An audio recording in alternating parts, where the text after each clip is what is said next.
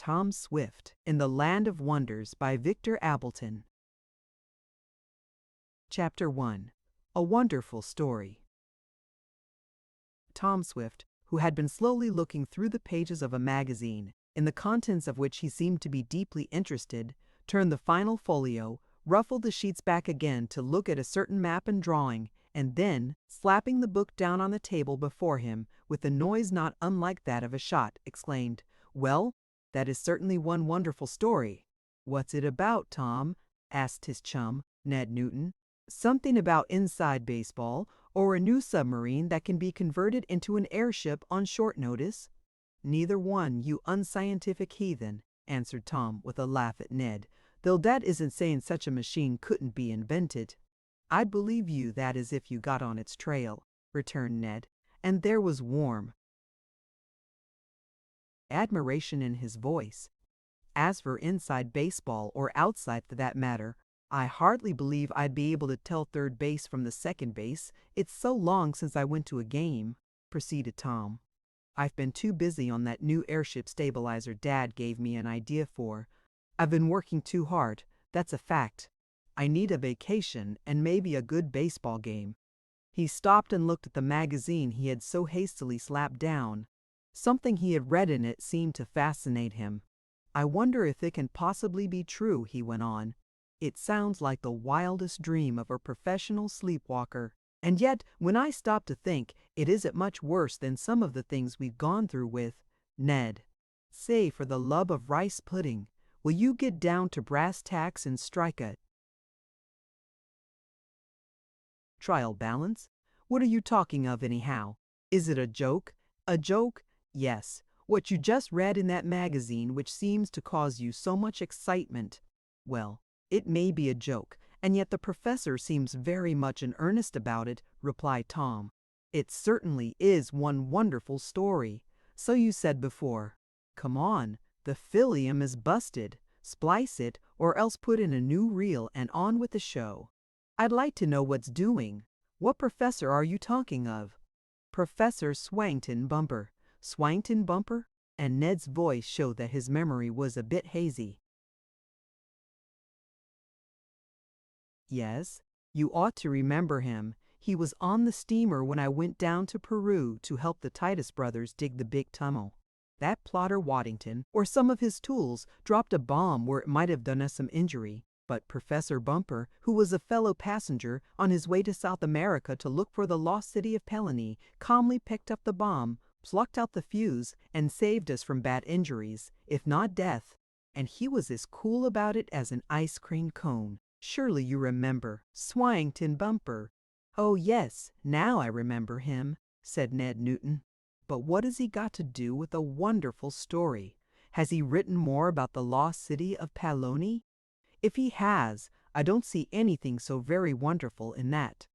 "There isn't," agreed Tom. "But this isn't that," and Tom picked up the magazine and leafed it to find the article he had been reading. "Let's have a look at it," suggested Ned. "You act as though you might be vitally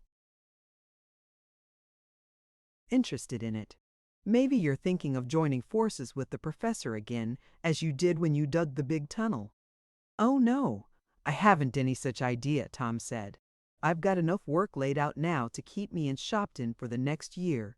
I have no notion of going anywhere with Professor Bumper." Yet I can't help being impressed by this. And, having found the article in the magazine to which he referred, he handed it to his chum. "Why, it's by Bumper himself!" exclaimed Ned. "Yes, though there's nothing remarkable in that, seeing that he is constantly contributing articles to various publications or writing books. It's the story itself that's so wonderful. To save you the trouble of wading through a lot of scientific detail, which I know you don't care about, I'll tell you that the story is about a queer idol of solid gold, weighing many pounds, and, in consequence, of great value." "Of solid gold, you say?" asked Ned eagerly. "That's it. Got on your banking air already," Tom laughed. "To sum it up for you, notice I use the word sum, which is very appropriate for a bank the professor has got on the track of another lost or hidden city. This one, the name of which doesn't appear, is in the Copan Valley of Honduras and Copan interrupted Ned. It sounds like the name of some new floor varnish. Well, it isn't, though it might be, laughed Tom. Copan is a city in the department of Copan, near the boundary between Honduras and Guatemala. A fact I learned from the article and not because I remembered my geography. I was going to say, remarked Ned with a smile, that you were coming it rather strong on the schoolbook stuff. Oh, it's all plainly written down there, and Tom waved toward the magazine, at which Ned was looking. As you'll see, if you take the trouble to go through it, as I did, Copan is, or maybe was, for all I know, one of the most important centers of the Mayan civilization. What's Mayan? Asked Ned. You see, I'm going to imbibe my information by the deductive rather than the excavative process, he added with a laugh. I see, laughed Tom. Well, Mayan refers to the Mayas, an aboriginal people of Yucatan. The Mayas had a peculiar civilization of their own thousands of years ago, and their calendar system was so involved. Never mind about dates, again interrupted Ned. Get down to brass tacks. I'm willing to take your word for it that there's a Copan Valley in Honduras. But what has your friend Professor Bumper to do with it? This. He has come across some old manuscripts or ancient document records referring to this valley, and they state, according to this article he has written for the magazine, that somewhere in the valley is a wonderful city, traces of which have been found 20 to 40 feet below the surface, on which great trees are growing, showing that the city was covered hundreds if not thousands of years ago. But where does the idol of gold come in? I'm coming to that, said Tom. Though if Professor Bumper has his way, the idol will be coming out instead of coming in. You mean he wants to get it and take it away from the Copan Valley, Tom? That's it, Ned. It has great value not only from the amount of pure gold that is in it, but as an antique. I fancy the professor is more interested in that aspect of it, but he's written a wonderful story telling how he happened to come across the ancient manuscripts in the tomb of some old Indian whose mummy he unearthed on a trip to Central America. Then he tells of the trouble he had in discovering how to solve the key to the translation code. But when he did, he found a great story unfolded to him. This story has to do with the hidden city and tells of the ancient civilization of those who lived in the Copan Valley thousands of years ago. The people held this idol of gold to be their greatest treasure, and they put to death many of other tribes who sought to steal it. Whew! Whistled Ned. That is some yarn. But what is Professor Bumper going to do about it? I don't know. The article seems to be written with an idea of interesting scientists and research societies, so that they will raise money to conduct a searching expedition. Perhaps by this time the party may be organized. This magazine is several months old. I have been so busy on my stabilizer patent that I haven't kept up with current literature. Take it home and read it, Ned. That is if you're through telling me about my affairs. For Ned, who had formerly worked in the Shopton Bank, had recently been made general financial manager of the interests of Tom and his father. The two were inventors and proverbially poor businessmen, though they had amassed a fortune. Your financial affairs are all right, Tom, said Ned. I have just been going over the books, and I'll submit a detailed report later. The telephone bell rang, and Tom picked up the instrument from the desk. As he answered in the usual way and then listened a moment, a strange look came over his face. Well, this certainly is wonderful, he exclaimed, in much the same manner as when he had finished reading the article about the idol. It certainly is a strange coincidence, he added, speaking in an aside to Ned while he himself still listened to what was being told to him over the telephone wire. Chapter 2. Professor Bumper A. Rise. What's the matter, Tom? What is it? Asked Ned Newton, attracted by the strange manner of his chum at the telephone. Has anything happened? But the young inventor was too busy listening to the unseen speaker to answer his chum, even if he heard what Ned remarked, which is doubtful. Well, I might as well wait until he is through, mused Ned as he started to leave the room. Then, as Tom motioned to him to remain, he murmured, "He may have something to say to me later, but I wonder who is talking to him." There was no way of finding out, however, until Tom had a chance to talk to Ned, and at present the young scientist was eagerly listening to what came over the wire. Occasionally Ned could hear him say, "You don't tell me. That is surprising. Yes, yes, of course if it's true it means a big thing. I can understand that. What's that? No, I couldn't make a promise like that. I'm sorry, but then the person at the other end of the wire must have plunged into something very interesting and absorbing, for Tom did not again interrupt by interjected remarks. Tom Swift, as has been said, was an inventor, as was his father. Mr. Swift was now rather old and feeble, taking only a nominal part in the activities of the firm made up of himself and his son. But his inventions were still used, many of them being vital to the business and trade of this country. Tom and his father lived in the village of Shopton, New York, and their factories covered many acres of ground. Those who wish to read of the earliest activities of Tom and the inventive line are referred to the initial volume, Tom Swift and His Motorcycle. From then on, he and his father had many and exciting adventures.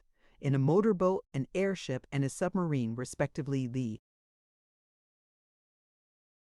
young inventor had gone through many perils. On some of the trips his chum, Ned Newton, accompanied him, and very often in the party was a Mr. Wakefield Damon who had a curious habit of blessing everything that happened to strike his fancy. Besides Tom and his father, the Swift household was made up of Eradicate Sampson, a colored man of all work, who, with his mule Boomerang, did what he could to keep the grounds around the house in order. There was also Mrs. Baggert, the housekeeper, Tom's mother being dead. Mr. Damon, living in a neighboring town, was a frequent visitor in the Swift home. Mary Nestor, a girl of Shopton, might also be mentioned. She and Tom were more than just good friends. Tom had an idea that someday. But there, I promised not to tell that part, at least until the young people themselves were ready to have a certain fact announced. From one activity to another had Tom Swift gone, now constructing some important invention for himself, as among others when he made the phototelephone or developed a great searchlight which he presented to the government for use in detecting smugglers on the border. The book immediately preceding this is called Tom Swift and His Big Tunnel, and deals with the efforts of the young inventor to help a firm of contractors penetrate a mountain in Peru. How this was done, and how, incidentally, the lost city of Peloni was discovered, bringing joy to the heart of Professor Swington Bumper, will be found fully set forth in the book. Tom had been back from the Peru trip for some months when we again find him interested in some of the work of Professor Bumper, as set forth in the magazine mentioned. Well, he certainly is having some conversation, reflected Ned as, after more than 5 minutes, Tom's ear was still at the receiver of the instrument, into the transmitter of which he had said only a few words. "All right," Tom finally answered as he hung the receiver up. "I'll be here."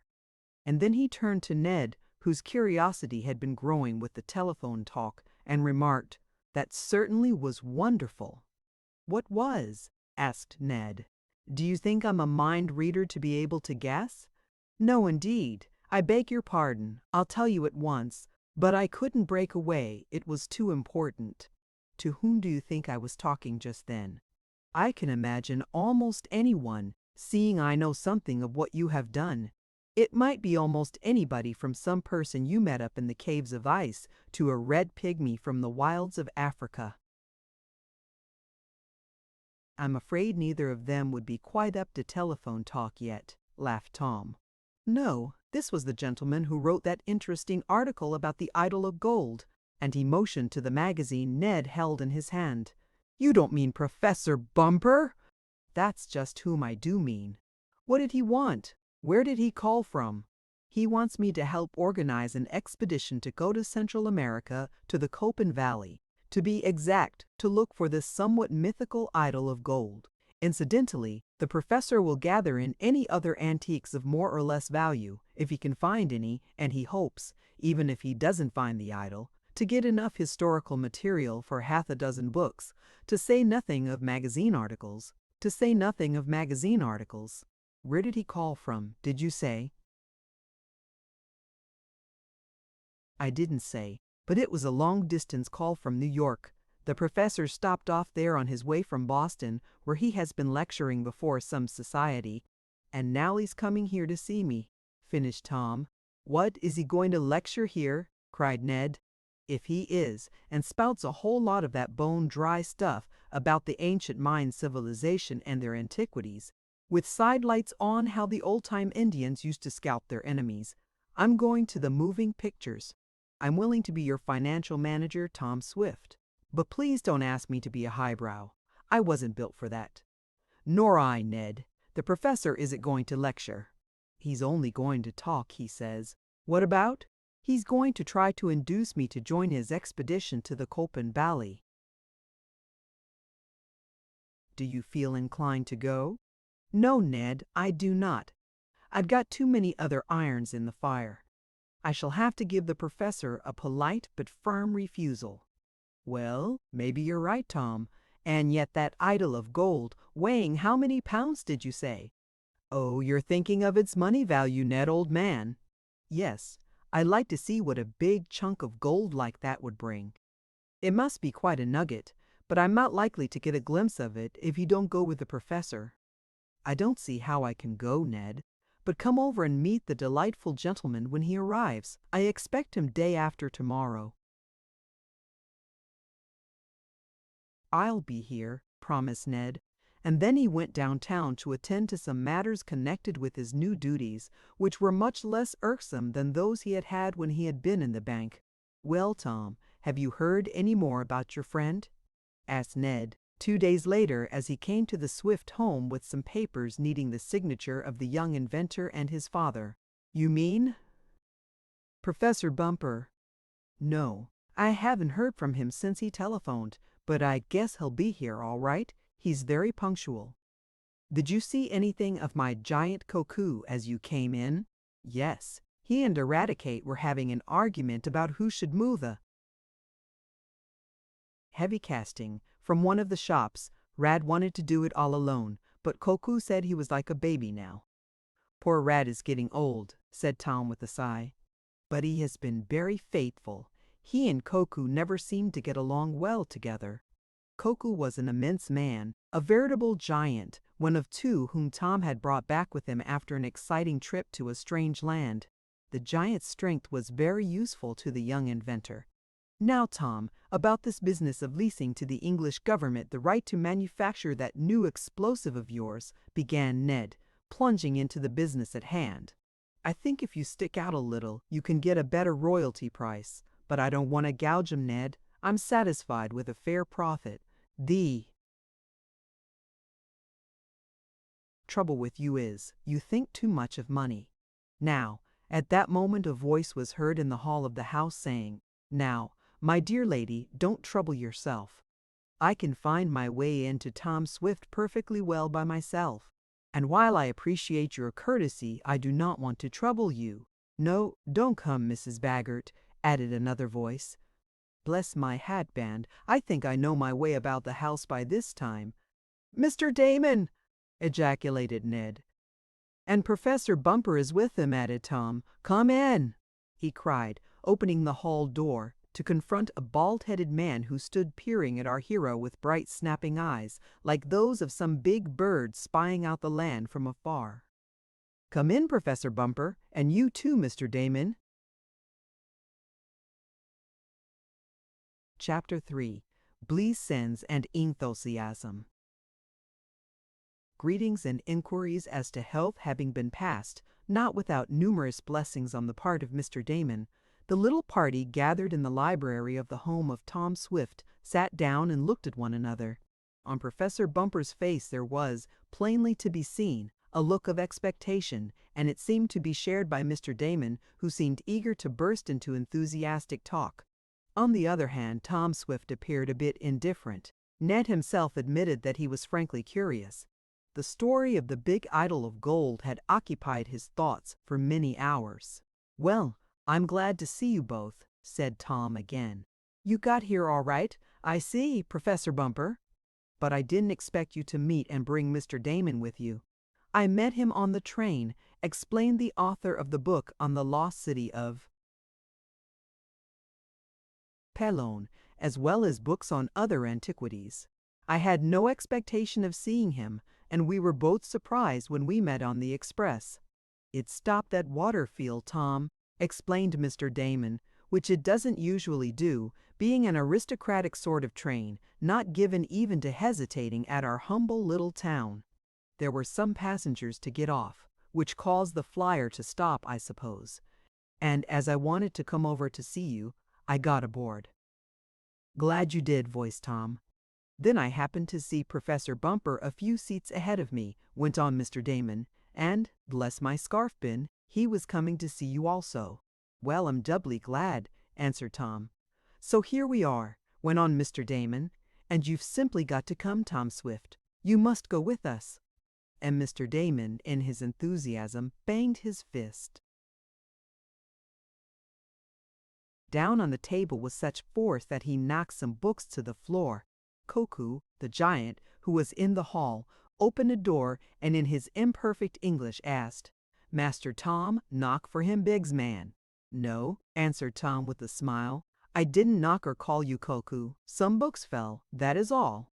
Massa Tom done called for me, that's what he done," broke in the petulant voice of Eradicate. "No, Rad, I don't need anything," Tom said. "Though you might make a pitcher of lemonade, it's rather warm. Right away, Massa Tom." "Right away!" cried the old colored man, eager to be of service. "Me help, too," rumbled Koku in his deep voice. "Me punch de lemons," and away he hurried after Eradicate, fearful lest the old servant do all the honors. "Same old Rad and Koku," observed Mr. Damon with a smile. "But now, Tom, while they're making the lemonade, let's get down to business. You're going with us, of course." "Where?" asked Tom, more from habit than because he did not know. "Where? Why, to Honduras, of course, after the idol of gold. Why, bless my fountain pen, it's the most wonderful story I ever heard of. You've read Professor Bumper's article, of course. He told me you had. I read it on the train coming over. He also told me about it, and, well, I'm going with him, Tom Swift. And think of all the adventures that may befall us. We'll get lost and buried. Cities, ride down raging torrents on a raft, fall over a cliff maybe, and be rescued. Why, it makes me feel quite young again." And Mr. Damon arose to pace excitedly up and down the room. Up to this time Professor Bumper had said very little. He had sat still in his chair, listening to Mr. Damon. But now that the latter had ceased, at least for a time, Tom and Ned looked toward the scientist. "I understand, Tom," he said, "that you read my article in the magazine about the possibility of locating some of the lost and buried cities of Honduras." "Yes, Ned and I each read it. It was quite wonderful." "And yet there are more wonders to tell," went on the professor. "I did not give all the details in that article. I will tell you some of them. I've brought copies of the documents with me," and he opened a small valise and took out several bundles tied with pink tape. As Mr. Damon said, he went on while arranging his papers. "He met me on the train, and he was so taken by the story of the idol of gold that he agreed to accompany me to Central America." "On one condition," put in the eccentric man. "What's that?" "You didn't make any conditions while we were talking," said the scientist. "Yes, I said I'd go if Tom Swift did." "Oh yes, you did say that. But I don't call that a condition, for of course Tom Swift will go. Now let me tell you something more than I could impart over the telephone. Soon after I called you up, Tom, and it was quite a coincidence that it should have been at a time when you had just finished my magazine article. Soon after that, as I was saying, I arranged to come on to Shopton. And now I'm glad we're all here together. But how comes it, Ned Newton, that you are not in the bank?" "I've left there," explained Ned. He's now general financial man for the Swift Company, Tom explained. My father and I found that we could not look after the inventing and experimental end, and money matters too. And as Ned had had considerable experience this way, we made him take over those worries, and Tom laughed genially. No worries at all as far as the Swift Company is concerned, returned Ned. Well, I guess you earn your salary, laughed Tom. But now, Professor Bumper, let's hear from you. Is there anything more about this idol of gold that you can tell us? Plenty, Tom, plenty. I could talk all day and not get to the end of the story, but a lot of it would be scientific detail that might be too dry for you in spite of this excellent lemonade. Between them, Koku and Eradicate had managed to make a pitcher of the beverage, though Mrs. Baggert, the housekeeper, told Tom afterward that the two had a quarrel in the kitchen as to who should squeeze the lemons, the giant insisting that he had the better right to punch them. So, not to go into too many details, went on the professor, I'll just give you a brief outline of this story of the idol of gold. Honduras, as you of course know, is a republic of Central America, and it gets its name from something that happened on the fourth voyage of Columbus.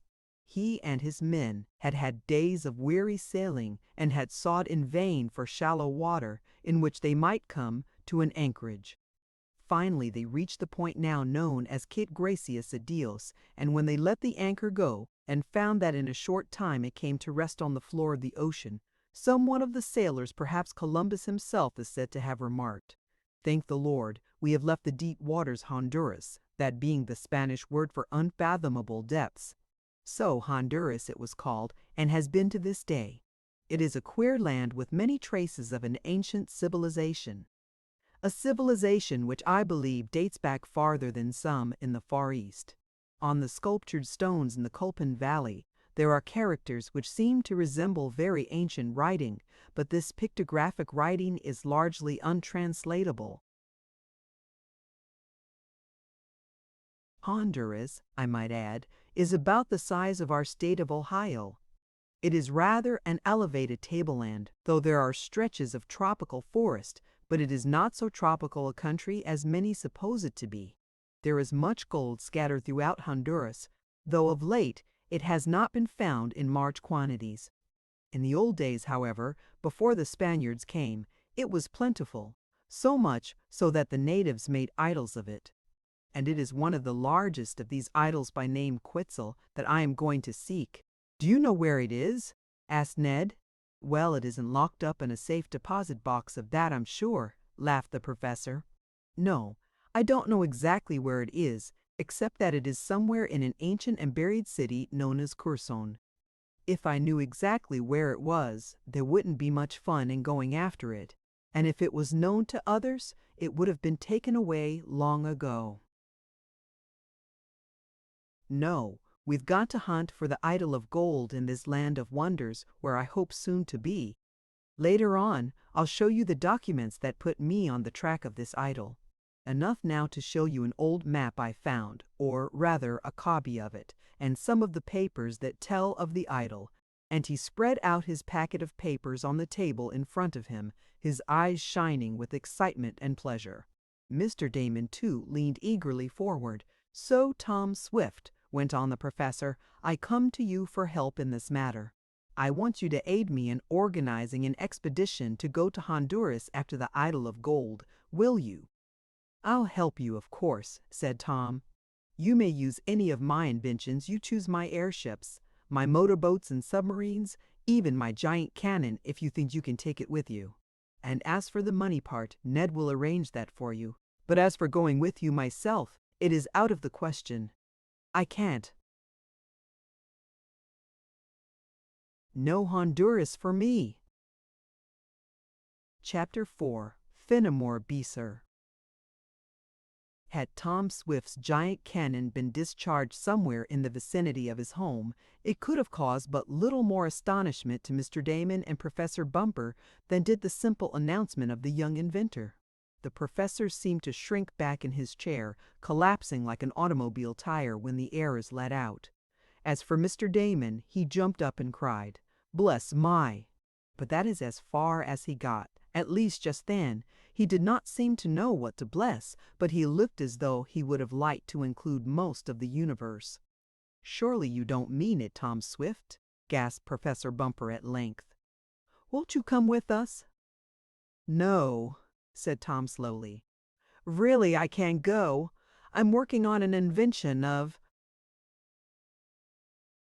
new aeroplane stabilizer, and if I go now, it will be just at a time when I am within striking distance of success. And the stabilizer is very much needed. If it's a question of making a profit on it, Tom," began Mr. Damon, "I can let you have some money until—" "Oh, no, it isn't the money," cried Tom. "Don't think that for a moment.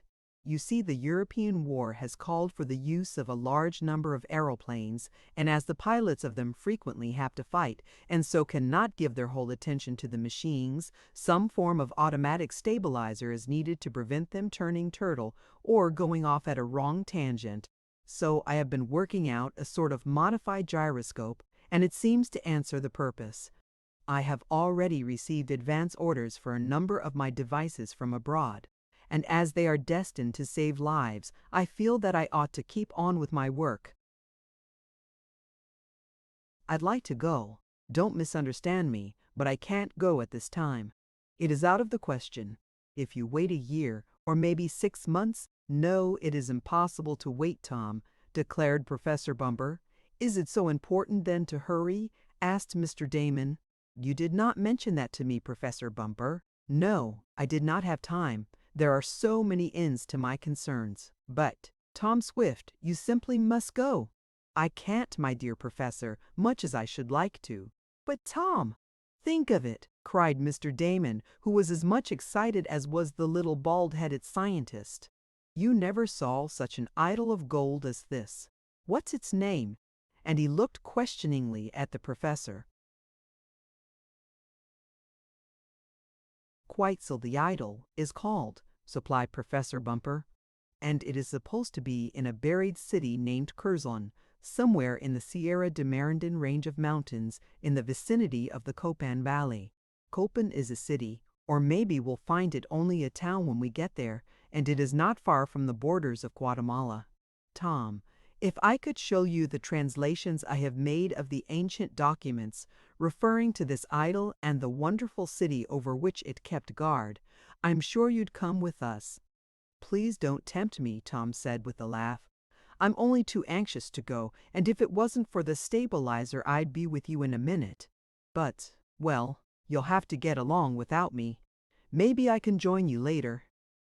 "What's this about the idol keeping guard over the ancient city?" asked Ned, for he was interested in strange stories.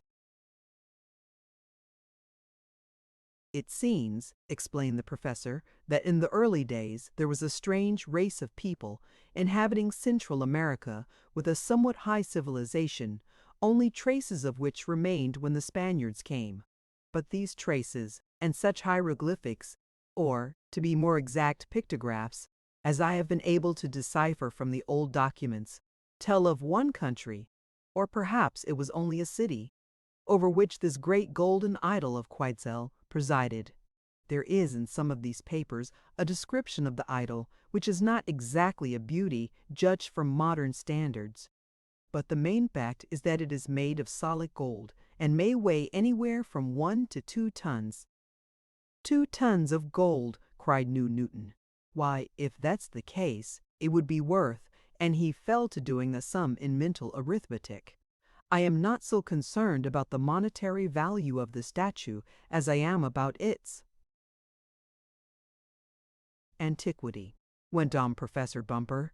"There are other statues in this buried city of Curzon, and though they may not be so valuable, they will give me a wealth of material for my research work." "How do you know there are other statues?" asked Mr. Damon. "Because my documents tell me so. It was because the people made other idols, in opposition, as it were, to Quetzal, that their city or country was destroyed. At least that is the legend. Quetzal, so the story goes, wanted to be the chief god, and when the image of a rival was set up in the temple near him, he toppled over in anger, and part of the temple went with him, the whole place being buried in ruins. All the inhabitants were killed, and trace of the ancient city was lost forever. No, I hope not forever, for I expect to find it.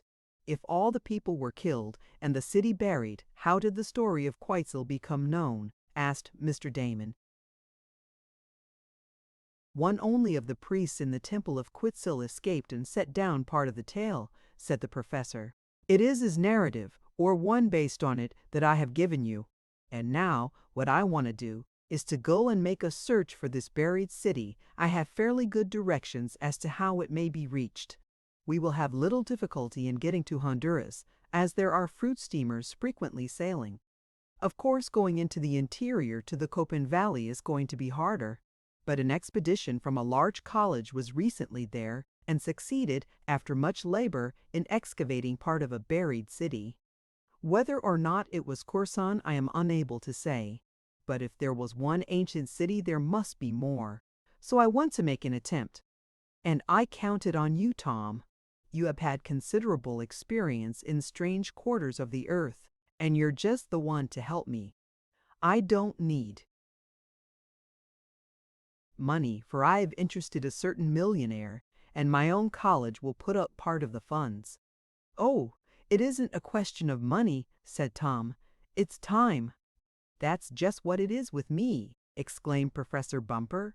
I haven't any time to lose. My rivals may, even now, be on their way to Honduras. Your rivals, cried Tom. You didn't say anything about them. No, I believe I didn't. There were so many other things to talk about. But there is a rival archaeologist who would ask nothing better than to get ahead of me in this matter. He is younger than I am, and youth is a big asset nowadays. Pooh! You're not old, cried Mr. Damon. You're no older than I am, and I'm still young. I'm a lot younger than some of these boys who are afraid to tackle a trip through a tropical wilderness, and he playfully nudged Tom in the ribs. I'm not a bit afraid, retorted the young inventor. No, I know you're not, laughed Mr. Damon, but I've got to say something, Tom, to stir you up. Ned, how about you? Would you go? I can't, unless Tom does. You see, I'm his financial man now. There you are, Tom Swift, cried Mr. Damon.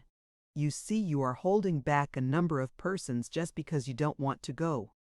I certainly wouldn't like to go without Tom, said the professor slowly.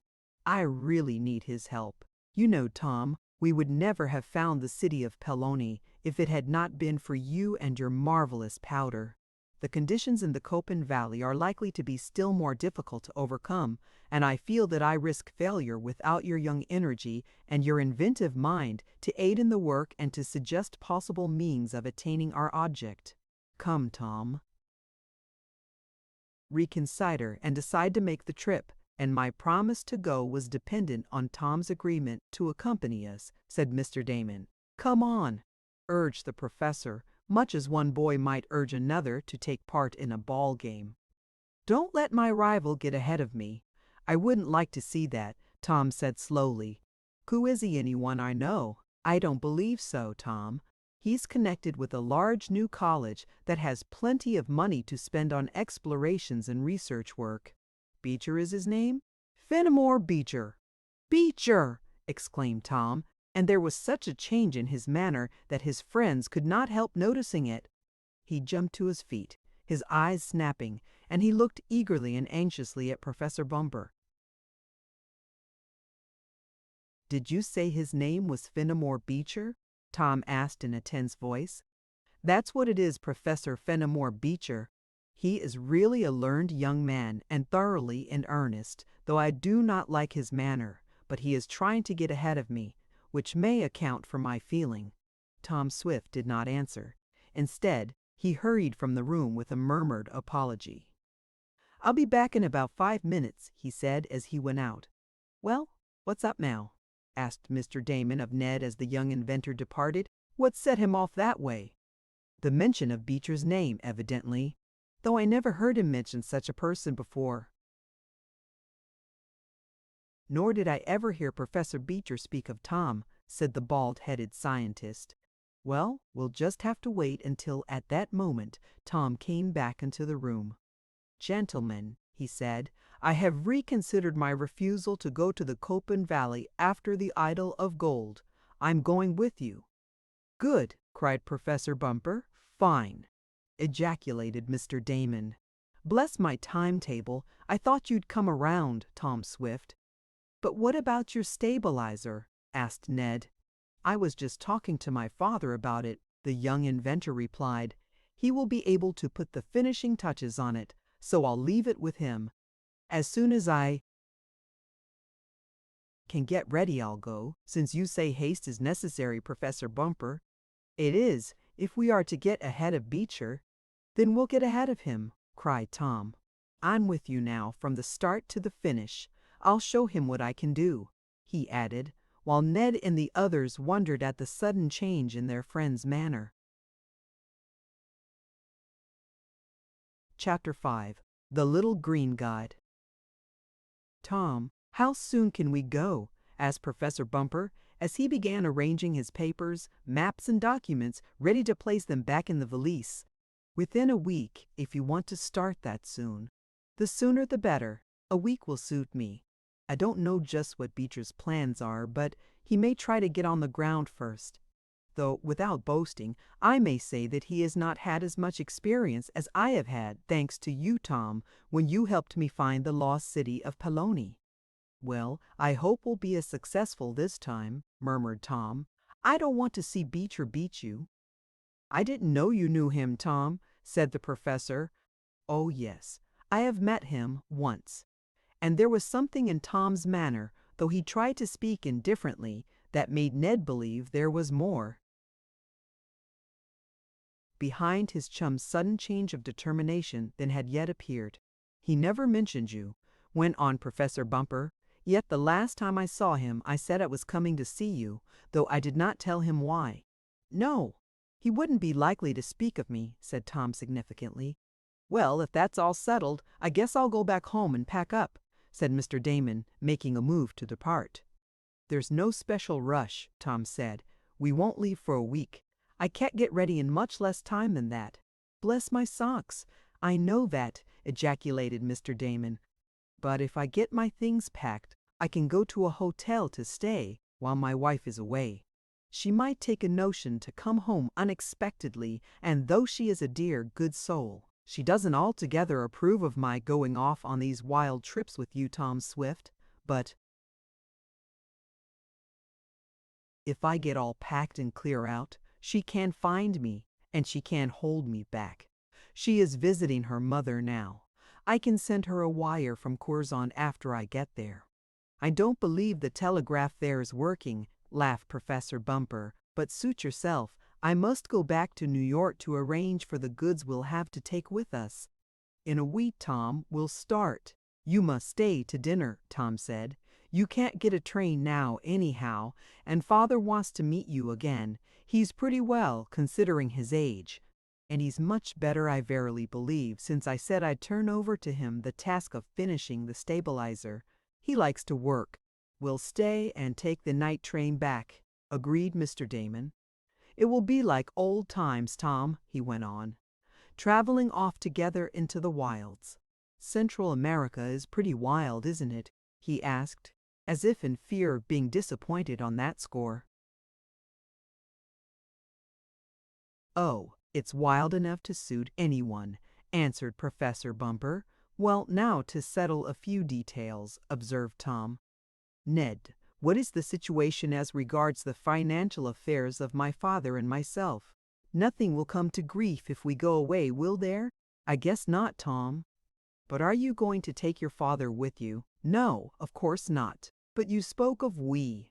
I meant you and I are going. Me, Tom? Sure you. I wouldn't think of leaving you behind. You want Ned along, don't you, Professor? Of course. It will be an ideal party, we four.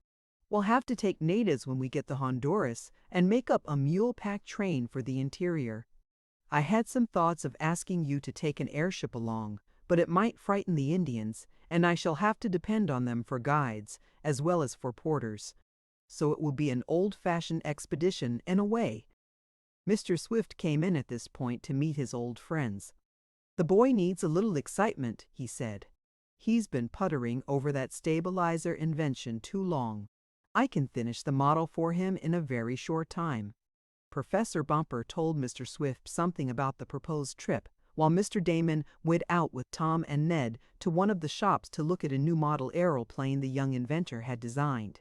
There was a merry party around the table at dinner, though now and then Ned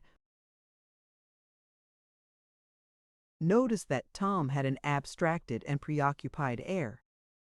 "Thinking about the idol of gold?"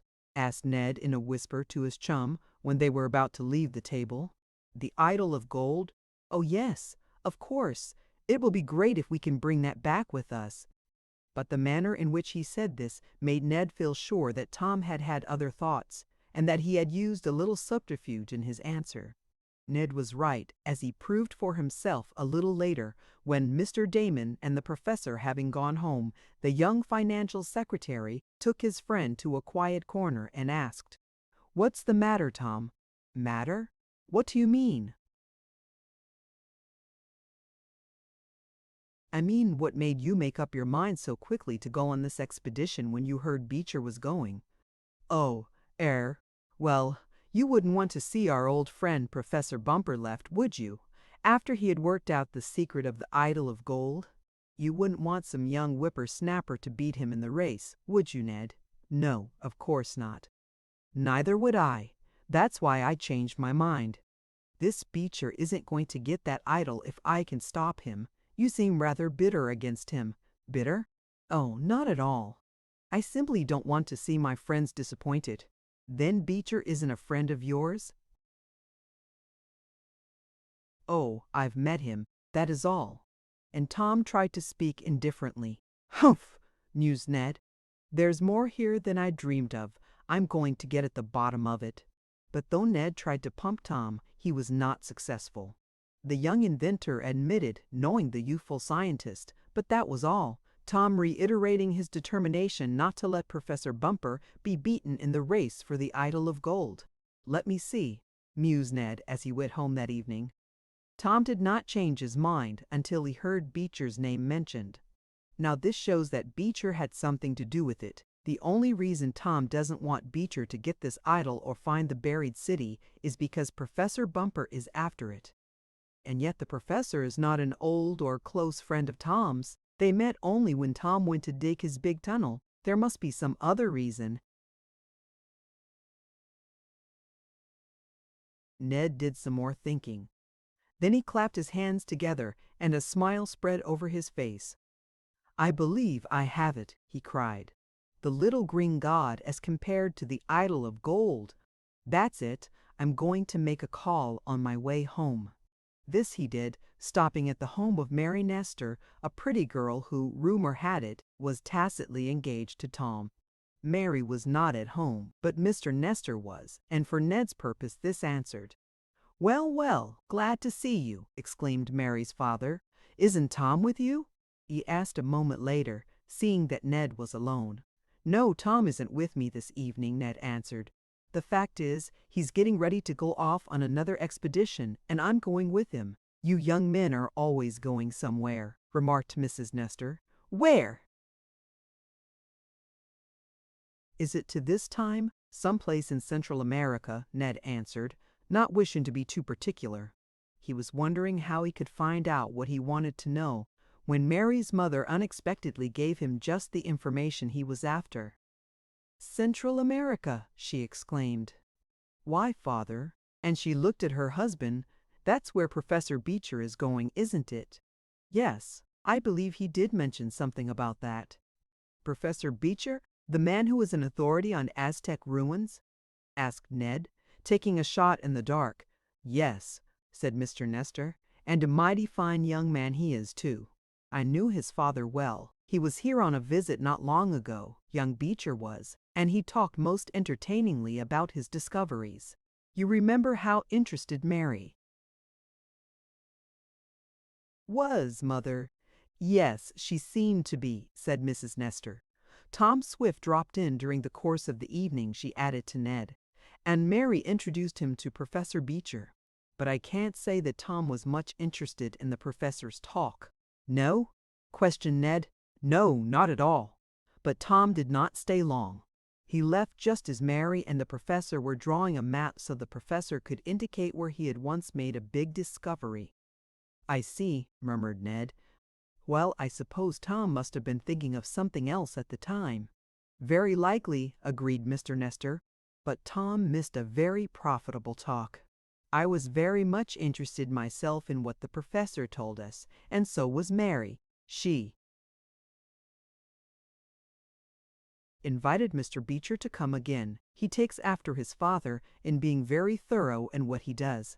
Sometimes I think, went on Mr. Nestor, that Tom isn't quite steady enough. He's thinking of so many things, perhaps, that he can't get his mind down to the commonplace. I remember he once sent something here in a box labeled dynamite. Though there was no explosive in it, it gave us a great fright. But Tom is a boy, in spite of his years. Professor Beecher seems much older. We all like him very much. That's nice, said Ned as he took his departure. He had found out what he had come to learn. I knew it, Ned exclaimed as he walked home. I knew something was in the wind. The little green god of jealousy has Tom in his clutches. That's why my inventive friend was so anxious to go on this expedition when he learned Beecher was to go. He wants to beat him. I guess the professor has plainly shown that he wouldn't like anything better than to cut Tom out with Mary. Phew! That's something to think about!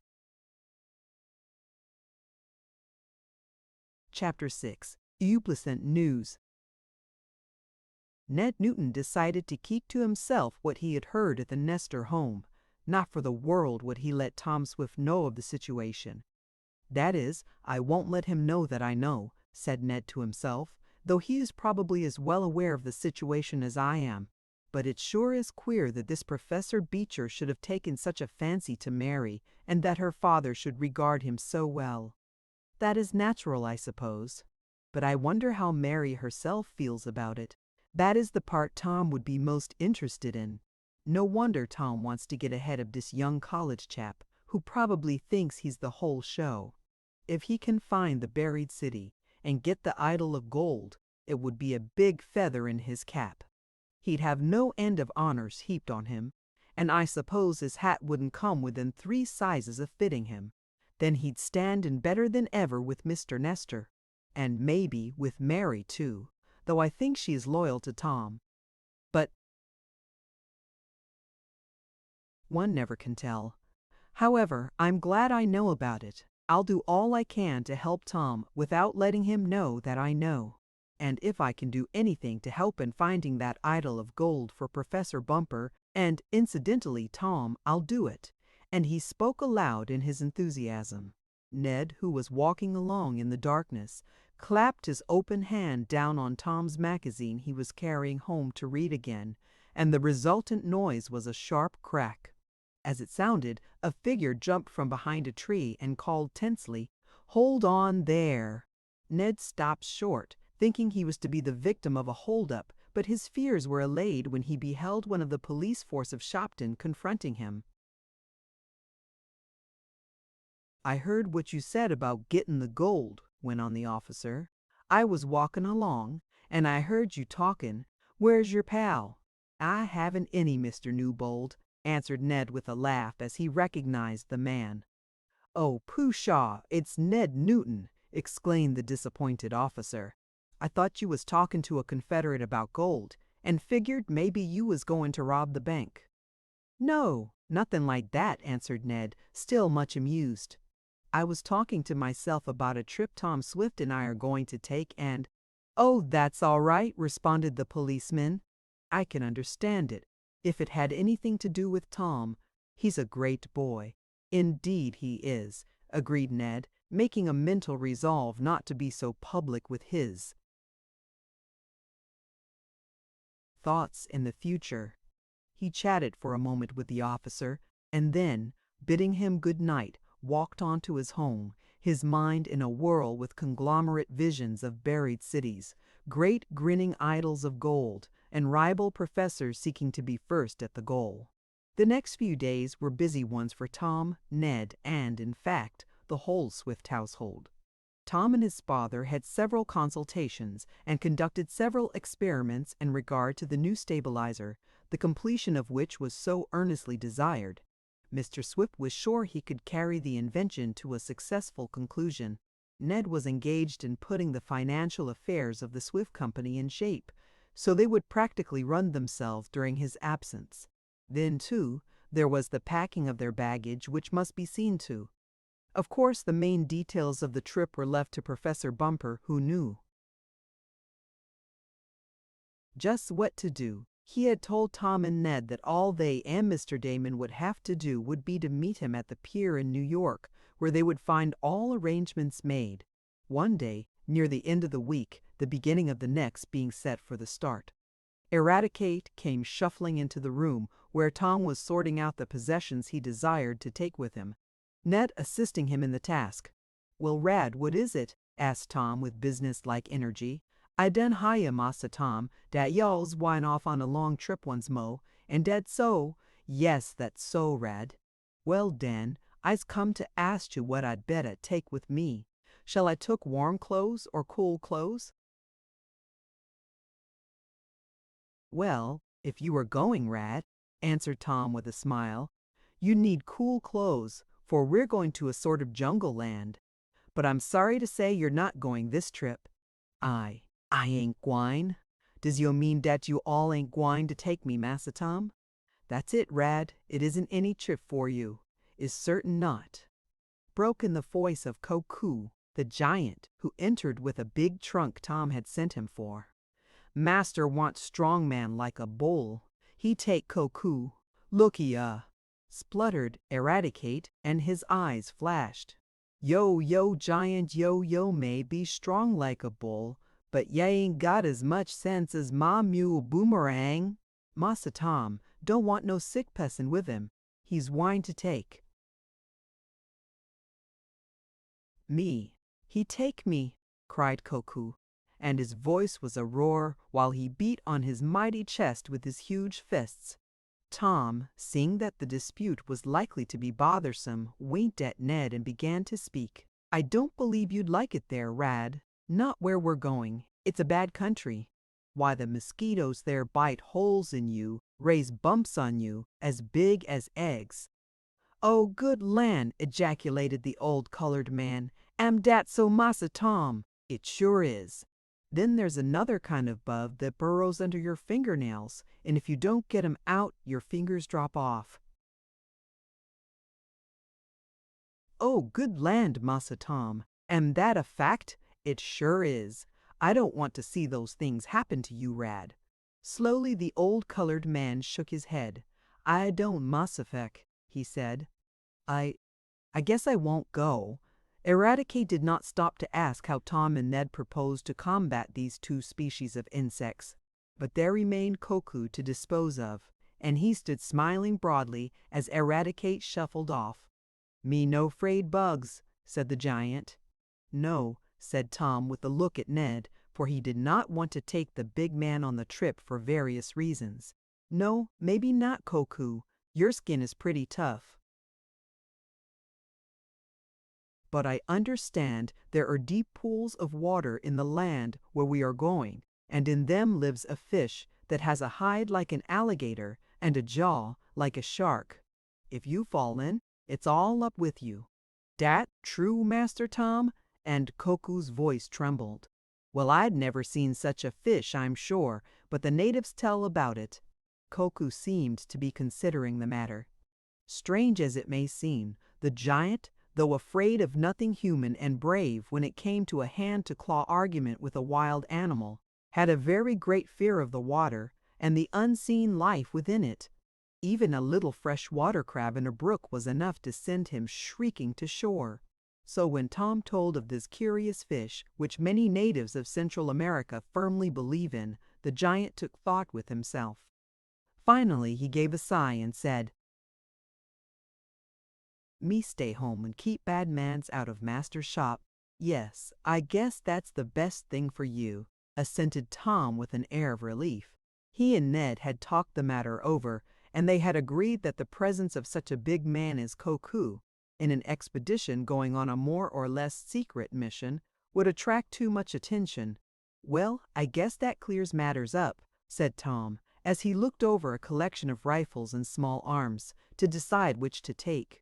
We won't have them to worry about. No, only Professor Beecher, remarked Ned with a sharp look at his chum. Oh, we'll dispose of him all right, asserted Tom boldly.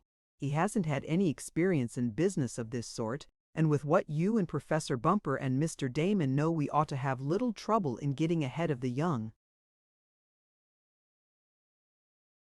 man. Not to speak of your own aid, added Ned. Oh, I'll do what I can, of course, said Tom with an air of indifference. But Ned knew his chum would work ceaselessly to help get the idol of gold. Tom gave no sign that there was any complication in his affair with Mary Nestor, and of course Ned did not tell anything of what he knew about it. That night saw the preparations of Ned and Tom about completed. There were one or two matters yet to finish on Tom's part in relation to his business, but these offered no difficulties. The two chums were in the Swift home, talking over the prospective trip, when Mrs. Baggert, answering a ring at the front door, announced that Mr. Damon was outside. Tell him to come in, ordered Tom. Bless my baggage check, exclaimed the excitable man as he shook hands with Tom and Ned and noted the packing evidences all about. You're ready to go to the Land of Wonders. The Land of Wonders, repeated Ned. Yes, that's what Professor Bumper calls the part of Honduras we're going to, and it must be wonderful, Tom. Think of whole cities, some of them containing idols and temples of gold, buried 30 and 40 feet under the surface. Wonderful is hardly the name for it. It'll be great, cried Ned. I suppose you're ready, Mr. Damon, you and the professor? Yes. But Tom, I have a bit of unpleasant news for you. Unpleasant news? Yes. You know Professor Bumper spoke of a rival, a man named Beecher, who is a member of the faculty of a new and wealthy college. I heard him speak of him, yes, and the way Tom said it, no one would have suspected that he had any personal interest in the matter. He isn't going to give his secret away, thought Ned. Well, this Professor Beecher, you know, went on Mr. Damon, also knows about the idol of gold, and is trying to get ahead of Professor Bumper in the search. He did say something of it, but nothing was certain, remarked Tom. But it is certain, exclaimed Mr. Damon. Bless my toothpick, it's all together. Too certain. How is that? Asked Tom. Is Beecher certainly going to Honduras? Yes, of course, but what is worse, he and his party will leave New York on the same steamer with us. Chapter 7. Tom Hears Smithing. On hearing Mr. Damon's rather startling announcement, Tom and Ned looked at one another. There seemed to be something back of the simple statement, an ominous and portending something. On the same steamer with us, is he? Mused Tom. How did you learn this? Asked Ned. Just got a wire from Professor Bumper telling me. He asked me to telephone to you about it as he was too busy to call up on the long distance from New York. But instead of phoning, I decided to come over myself. Glad you did, said Tom heartily. Did Professor Bumper want us to do anything special now that it is certain his rival will be so close on his trail? Yes. He asked me to warn you to be careful what you did and said in reference to the expedition. Then does he fear something? Asked Ned. Yes, in a way. I think he is very much afraid this young Beecher will not only be first on the site of the underground city, but that he may be the first to discover the idol of gold. It would be a great thing for a young archaeologist like Beecher to accomplish a mission of this sort and beat Professor Bumper in the race. Do you think that's why Beecher decided to go on the same steamer we are to take? Asked Ned. Yes, I do, said Mr. Damon. Though from what Professor Bumper said, I know he regards Professor Beecher as a perfectly honorable man, as well as a brilliant student. I do not believe Beecher or his party would stoop to anything dishonorable or underhand. though they would not hesitate, nor would we, to take advantage of every fair chance to win in the race. No, I suppose that's right, observed Tom. But there was a queer gleam in his eye, and his chum wondered if Tom did not have in mind the prospective race between himself and Fenimore Beecher for the regard of Mary Nestor. We'll do our best to win, and anyone is at liberty to travel on the same steamer we are to take, added the young inventor, and his tone became more incisive. It will be all the livelier with 2 expeditions after the same golden idol, remarked Ned. Yes, I think we're in for some excitement, observed Tom grimly. But even he did not realize all that lay before them ere they would reach Curzon. Mr. Damon, having delivered his message, and remarking that his preparations for leaving were nearly completed, went back to Waterfield, from there to proceed to New York in a few days with Tom and Ned, to meet Professor Bumper. Well, I guess we have everything in pretty good shape, remarked Tom to his chum a day or so after the visit of Mr. Damon. Everything is packed, and as I have a few personal matters to attend to, I think I'll take the afternoon off. Go to it, laughed Ned, guessing a thing of 2. I've got a raft of stuff myself to look after, but don't let that keep you. If there is anything I can do, began Tom. Don't hesitate to. Nonsense, exclaimed Ned. I can do it all alone. It's some of the company's business anyhow, and I'm paid for looking after that. All right, then I'll cut along, Tom said, and he wore a relieved air. He's going to see Mary, observed Ned with a grin, as he observed Tom hop into his trim little roadster, which, under his orders, Koku had polished and cleaned until it looked as though it had just come from the factory. A little later, the trim and speedy car drew up in front of the Nestor home, and Tom bounded up on the front porch, his heart not altogether as light as his feet. "No, I'm sorry, but Mary isn't in," said Mrs. Nestor, answering his inquiry after greeting him. "Not at home? No, she went on a little visit to her cousins at Fayetteville. She said something about letting you know she was going. She did drop me a card," answered Tom, and somehow he did not feel at all cheerful. "But I thought it wasn't until next week she was going." "That was her plan, Tom, but she changed it. Her cousin wired, asking her to advance the date, and this Mary did. There was something about a former school chum who was also to be at Myra's house. Myra is Mary's cousin, you know." "Yes, I know," assented the young inventor. "And so Mary is gone. How long is she going to stay?" "Oh, about 2 weeks. She wasn't quite certain. It depends on the kind of a time she has, I suppose." "Yes, I suppose so," agreed Tom. "Well, if you write before I do, you might say I called Mrs. Nestor." "I will, Tom. And I know Mary will be sorry she wasn't here to take a ride with you. It's such a nice day," and the lady smiled as she looked at the speedy roadster. Maybe you'd like to come for a spin?" asked Tom, half desperately. "No, thank you. I'm too old to be jounced around in one of those small cars." "Nonsense. She rides as easily as a Pullman sleeper." "Well, I have to go to a Red Cross meeting anyhow, so I can't come, Tom. Thank you, just the same." Tom did not drive back immediately to his home. He wanted to do a bit of thinking, and he believed he could do it best by himself.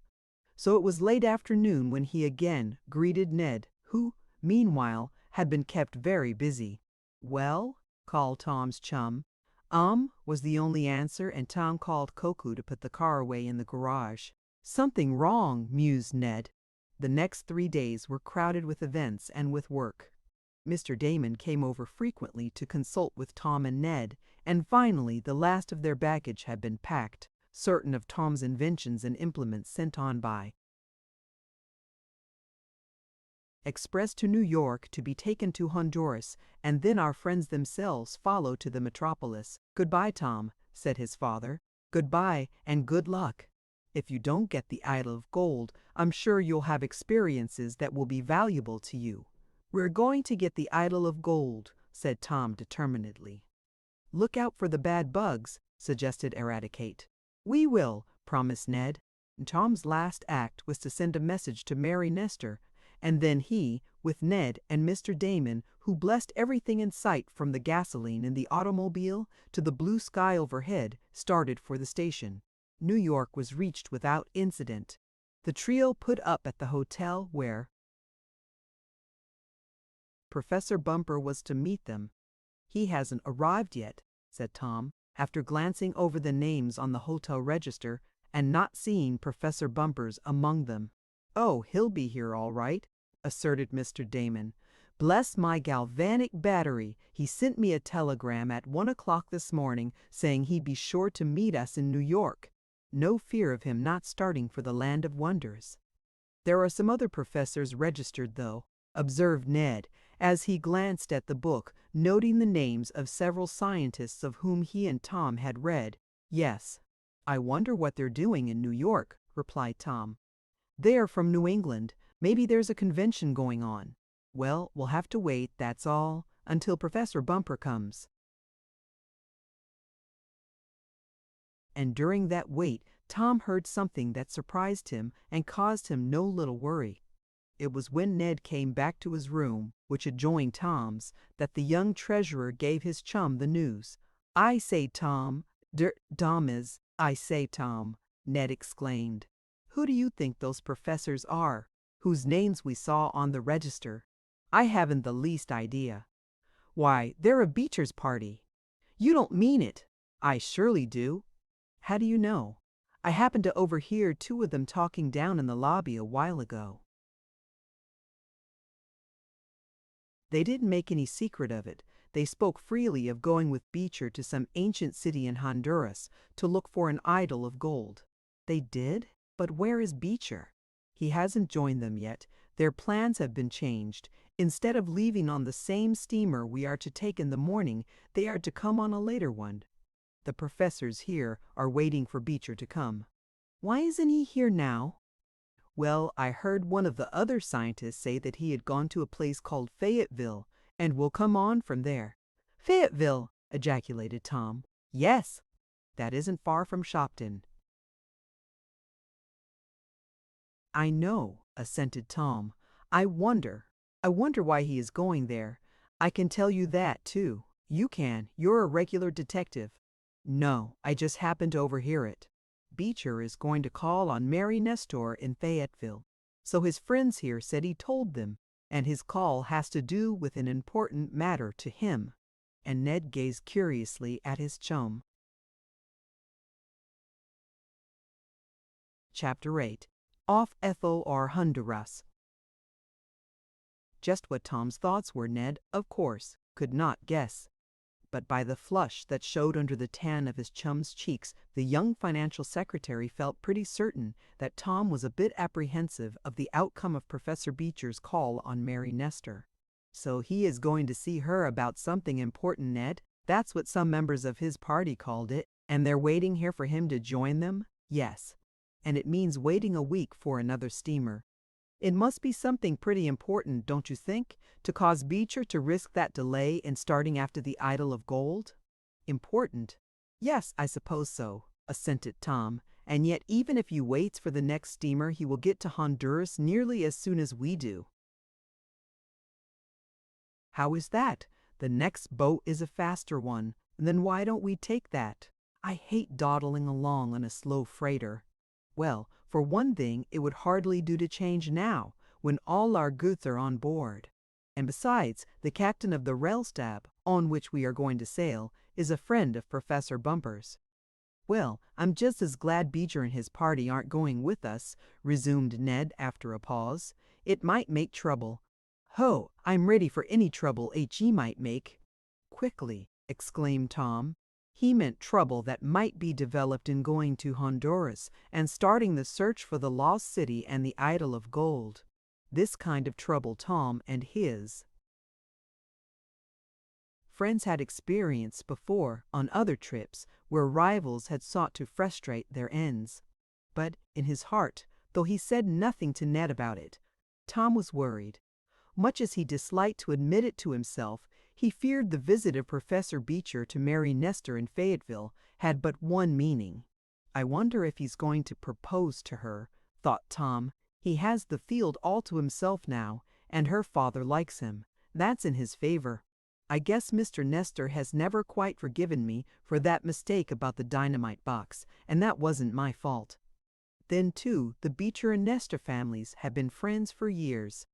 Yes, he surely has the inside edge on me, and if he gets her to throw me over, well, I won't give up without a fight. And Tom mentally girded himself for a battle of wits. He is relying on the prestige he'll get out of this idol of gold if his party finds it, thought on the young inventor. But I'll help find it first. I'm glad to have a little start of him anyhow, even if it isn't more than 2 days. Though if our vessel is held back much by storms, he may get on the ground first. However, that can't be helped. I'll do the best I can. These thoughts shot through Tom's mind even as Ned was asking his questions and making comments. Then the young inventor, shaking his shoulders as though to rid them of some weight, remarked, "Well, come on out and see the sights. It will be long before we look on Broadway again." When the chums returned from their sightseeing excursion, they found that Professor Bumper had arrived. "Where's Professor Bumper?" asked Ned the next day. "In his room, going over books, papers, and maps to make sure he has everything." "And Mr. Damon?" Tom did not have to answer that last question. Into the apartment came bursting the excited individual himself. "Bless my overshoes!" he cried. "I had been looking everywhere for you. Come on, there's no time to lose." "What's the matter now?" asked Ned. "Is the hotel on fire? Has anything happened to Professor Bumper?" Tom demanded, a wild idea forming in his head that perhaps someone of the Beecher party had tried to kidnap the discoverer of the lost city of Pelony. "Oh, everything is all right," answered Mr. Damon. "But it's nearly time for the show to start, and we don't want to be late. I have tickets." "For what?" asked Tom and Ned together. "The movies," was the laughing reply. "Bless my loose ribs, but I wouldn't miss him for anything. He's in a new play called Up in a Balloon, Boys. It's great, and Mr. Damon named a certain comic moving picture star in whose horseplay Mr. Damon took a curious interest."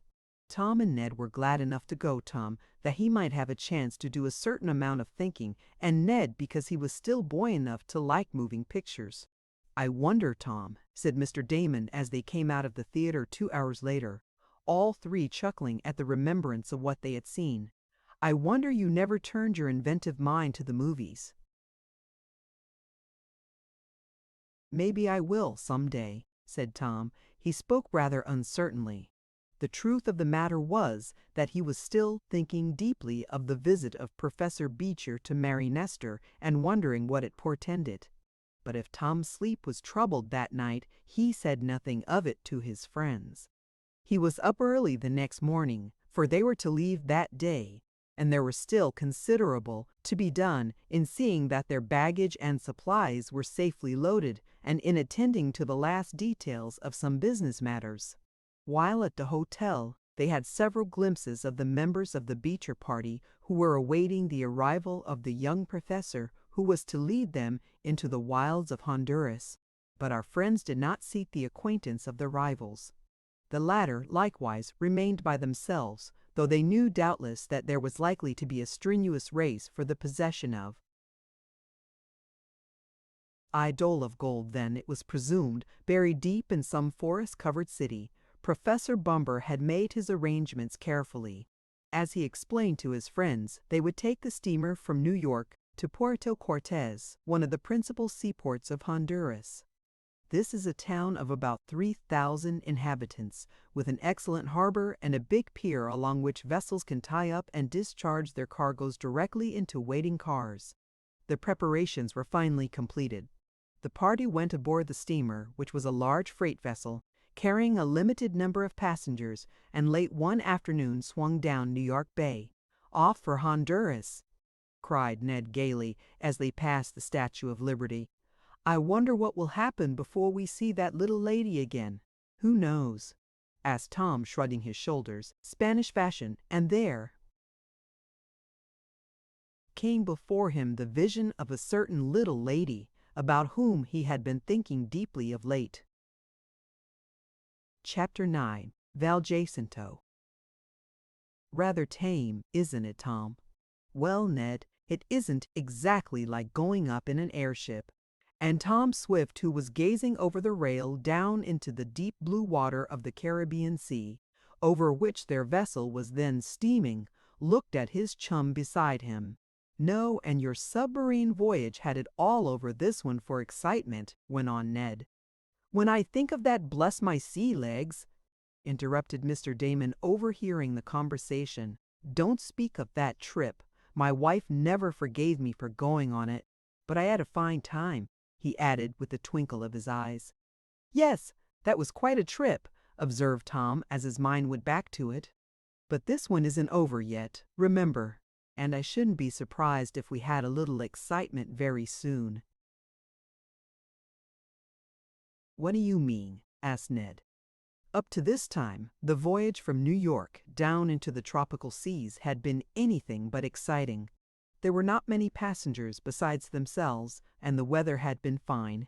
At first, used as they were to the actions of unscrupulous rivals in trying to thwart their efforts, Tom and Ned had been on the alert for any signs of hidden enemies on board the steamer. But aside from a little curiosity when it became known that they were going to explore little-known portions of Honduras, the other passengers took hardly any interest in our travelers. It was thought best to keep secret the fact that they were going to search for a wonderful idol of gold. Not even the mule and ox cart drivers, whom they would hire to take them into the wilds of the interior, would be told of the real object of the search. It would be given out that they were looking for interesting ruins of ancient cities, with a view to getting such antiquities as might be there. What do you mean? Asked Ned again, when Tom did not answer him immediately. What's the excitement? I think we're in for a storm, was the reply.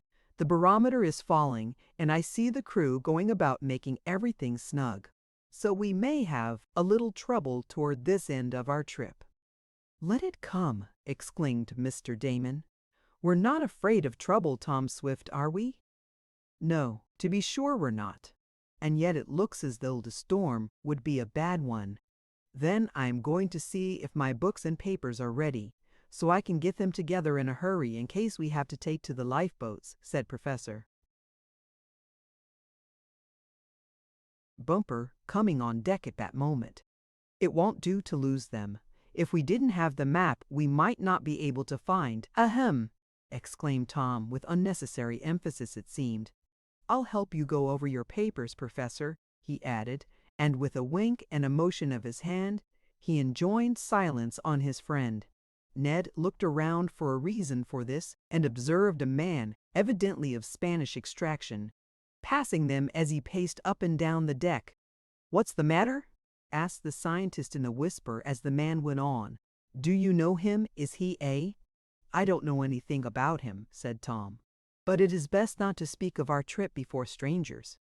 You are right, Tom, said Professor Bumper. I'll be more careful. A storm was brewing, that was certain. A dull, sickly yellow began to obscure the sky, and the water from a beautiful blue turned a slate color and ran along the sides of the vessel with a hissing sound, as though the sullen waves would ask nothing better than to suck the craft down into their depths. The wind, which had been freshening, now sang in louder tones as it hummed through the rigging and the funnel stays and bowled over the receiving conductors of the wireless. Sharp commands from the ship's officers hastened the work of the crew in making things snug, and lifelines were strung along deck for the safety of such of the passengers as might venture up when the blow began. The storm was not long in coming. The howling of the wind grew louder. Flecks of foam began to separate themselves from the crests of the waves, and the vessel pitched, rolled and tossed more violently. At first Tom and his friends thought they were in for no more than an ordinary blow. But as the storm progressed and the passengers became aware of the anxiety on the part of the officers and crew, the alarm spread among them. It really was a violent storm, approaching a hurricane in force, and at one time it seemed as though the craft, having been heeled far over under a staggering wave that swept her decks, would not come back to an even keel. There was a panic among some of the passengers, and a few excited men behaved in a way that caused prompt action on the part of the first officer, who drove them back to the main cabin under threat of a revolver. For the men were determined to get to the lifeboats, and a small craft would not have had a minute to live in such seas as were running. But the vessel proved herself sturdier than the timid ones had dared to hope, and she was soon running before the blast, going out of her course, it is true, but avoiding the danger among the many cays or small islands that dot the Caribbean Sea. There was nothing to do but to let the storm blow itself out, which it did in 2 days. Then came a period of delightful weather. The cargo had shifted somewhat, which gave the steamer a rather undignified list. This, as well as the loss of a deckhand overboard, was the effect of the hurricane, and though the end of the trip came amid sunshine and sweet-scented tropical breezes, many could not forget the dangers through which they had passed. In due time, Tom and his party found themselves safely housed in the small hotel at Puerto Cortes, their belongings stored in a convenient warehouse, and themselves, rather weary by reason of the stress of weather, ready for the start into the interior wilds of Honduras. "How are we going to make the trip?" asked Ned as they sat at supper, the first night after their arrival, eating of several dishes, the red pepper condiments of which caused frequent trips to the water pitcher. "We can go in 2 ways, and perhaps we shall find it to our advantage to use both means," said Professor Bumper. "To get to this city of Kherson," he proceeded in a low voice, so that none of the others in the dining room would hear them, "we will have to go either by muleback or boat to a point near Copan. As near as I can tell by the ancient maps, Kherson is in the Copan Valley. Now the Kamalakan River seems to run to within a short distance of there, but there is no telling how far up it may be navigable. If we can go by boat, it will be much more comfortable. Travel by mules and ox carts is slow and sure, but the roads are very bad, as I have heard from friends who have made explorations in Honduras. And, as I said, we may have to use both land and water travel to get us where we want to go. We can proceed as far as possible up the river and then take to the mules." "What about arranging for boats and animals?" asked Tom. "I should think he suddenly ceased talking and reached for the water, taking several large swallows. Whew!" he exclaimed, when he could catch his breath. "That was a hot one. What did you do?" asked Ned. "Bit into a nest of red pepper. Guess I'll have to tell that cook to scatter his hits. He's bunching 'em too much in my direction," and Tom wiped the tears from his eyes. "To answer your question," said Professor Bumper, "I will say that I have made partial arrangements for men and animals, and boats, if it is found feasible to use them. I've been in correspondence with one of the merchants here, and he promised to make arrangements for us." "When do we leave?" asked Mr. Damon. "As soon as possible. I am not going to risk anything by delay," and it was evident the professor referred to his young rival whose arrival might be expected almost any time. As the party was about to leave the table, they were approached by a tall, dignified Spaniard who bowed low, rather exaggeratedly low, Ned thought, and addressed them in fairly good English. "Your pardons, seniors," he began, "but if it will please you to avail yourself of the humble services of myself, I shall have great pleasure in guiding you into the interior. I have at my command both mules and boats." "How do you know we are going into the interior?" asked Tom, a bit sharply, for he did not like the assurance of the man.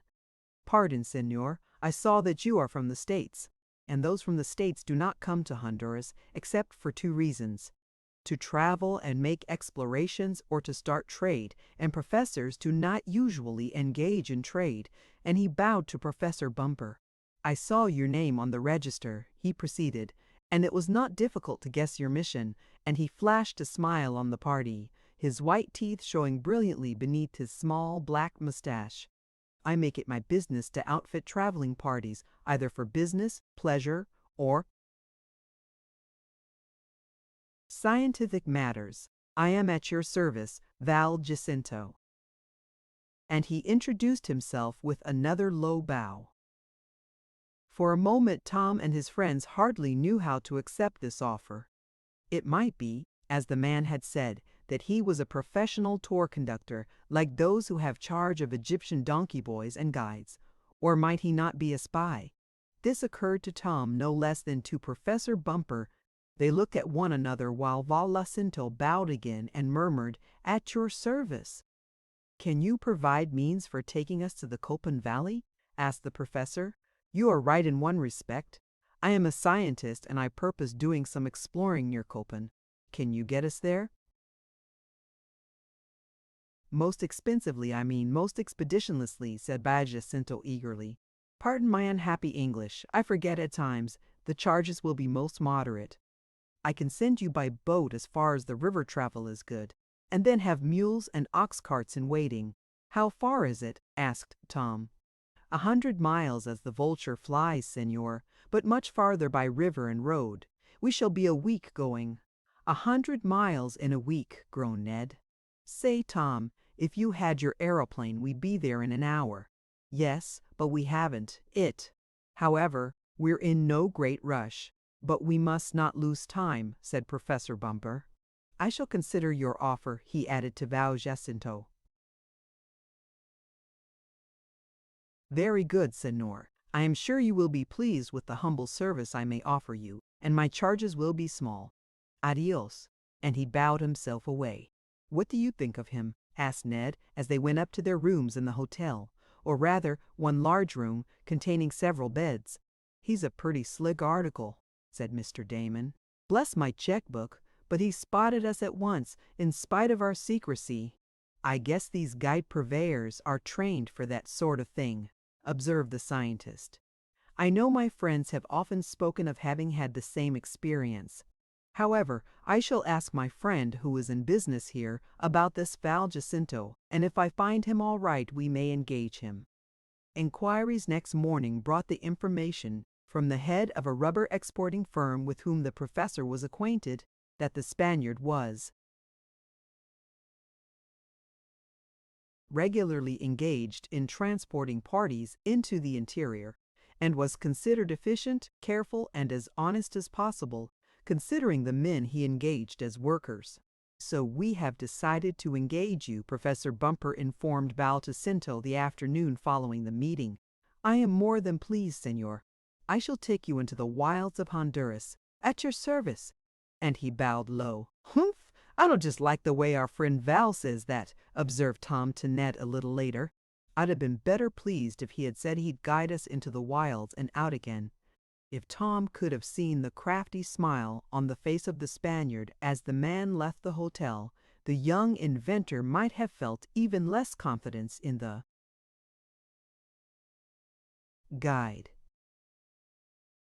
Chapter 10. On the Wilds. "All aboard. Step lively now.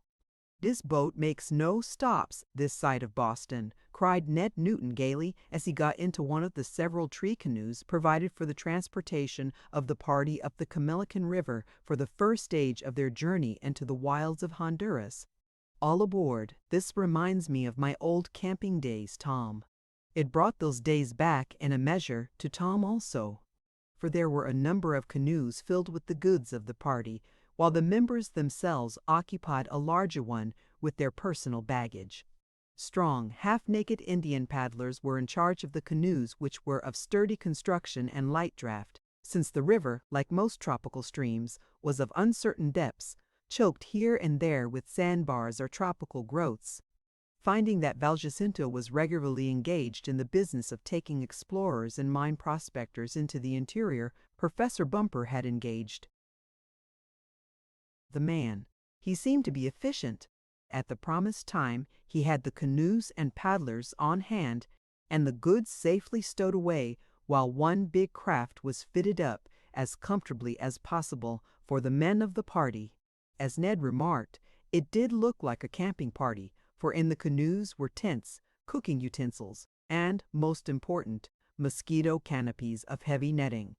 The insect pests of Honduras, as in all tropical countries, are annoying and dangerous, therefore it was imperative to sleep under mosquito netting. On the advice of Jacinto, who was to accompany them, the travelers were to go up the river about 50 miles. This was as far as it would be convenient to use the canoes, the guide told Tom and his friends, and from there on the trip to the Copan Valley would be made on the backs of mules, which would carry most of the baggage and equipment.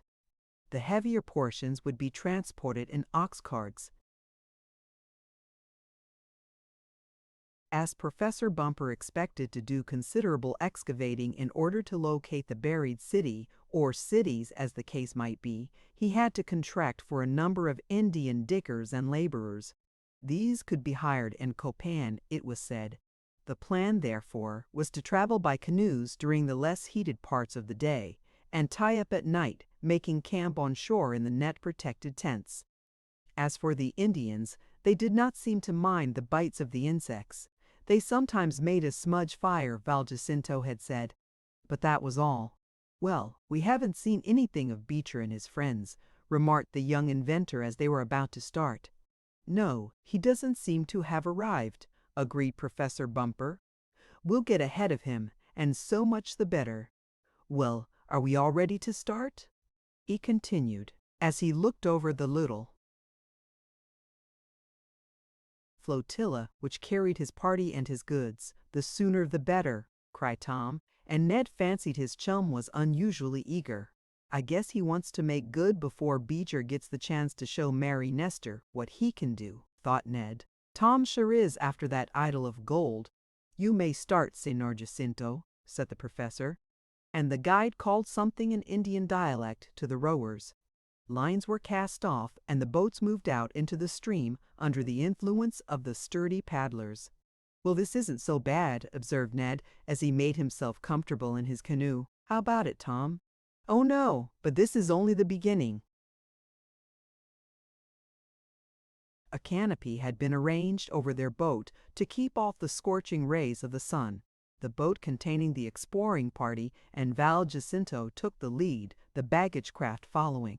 At the place where it flowed into the bay on which Puerto Cortes was built, the stream was wide and deep. The guide called something to the Indians, who increased their stroke.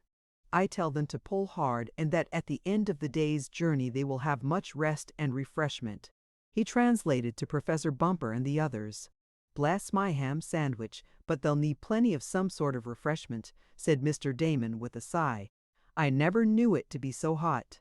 "Don't complain yet," advised Tom with a laugh. "The worst is yet to come." It really was not unpleasant traveling, aside from the heat, and they had expected that, coming as they had to a tropical land. But, as Tom said, what lay before them might be worse. In a little while, they had left behind them all signs of civilization. The river narrowed and flowed sluggishly between the banks, which were luxuriant with tropical growth. Now and then some lonely Indian hut could be seen, and occasionally a craft propelled by a man who was trying to gain a meager living from the rubber forest which hemmed in the stream on either side. As the canoe containing the men was paddled along, there floated down beside it what seemed to be a big, rough log. "I wonder if that is mahogany," remarked Mr. Damon, reaching over to touch it. "Mahogany is one of the most valuable woods of Honduras, and if this is a log of that nature, bless my watch chain," he suddenly cried. "It's alive!" And the log was indeed so, for there was a sudden flash of white teeth, a long red opening showed, and then came a click as an immense alligator, having opened and closed his mouth, sank out of sight in a swirl of water. Mr. Damon drew back so suddenly that he tilted the canoe, and the black paddlers looked around wonderingly. "Alligator," explained Jacinto succinctly in their tongue. "Ugh!" they grunted. Bless my," hesitated Mr. Damon, and for one of the very few times in his life his language failed him. "Are there many of them hereabouts?" asked Ned, looking back at the swirl left by the saurian. "Plenty," said the guide, with a shrug of his shoulders. He seemed to do as much talking that way and with his hands as he did in speech. "The river is full of them." "Dangerous?" queried Tom. "Don't go in swimming," was the significant advice.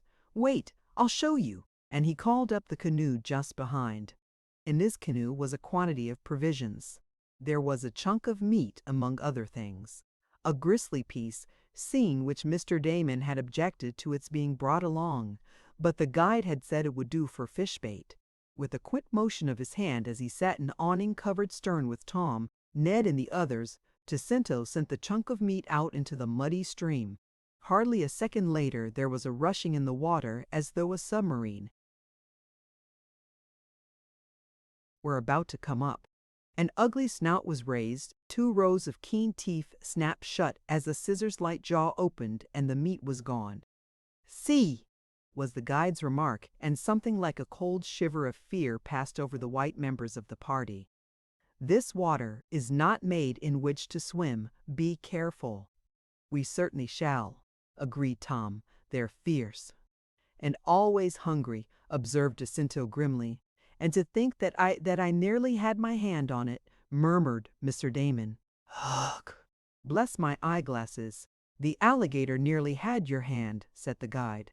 "They can turn in the water like a flash, wherefore it is not wise to pat one on the tail, lest it present its mouth instead."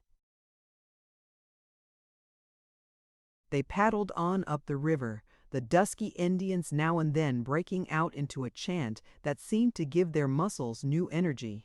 The song, if song it was, passed from one boat to the other, and as the chant boomed forth the craft shot ahead more swiftly. They made a landing about noon, and lunch was served. Tom and his friends were hungry in spite of the heat. Moreover, they were experienced travelers and had learned not to fret over inconveniences and discomforts. The Indians ate by themselves, 2 acting as servants to Jacinto and the professor's party. As is usual in traveling in the tropics, a halt was made during the heated middle of the day. Then, as the afternoon shadows were waning, the party again took to the canoes and paddled on up the river. "Do you know of a good place to stop during the night?" asked Professor Bumper of Jacinto.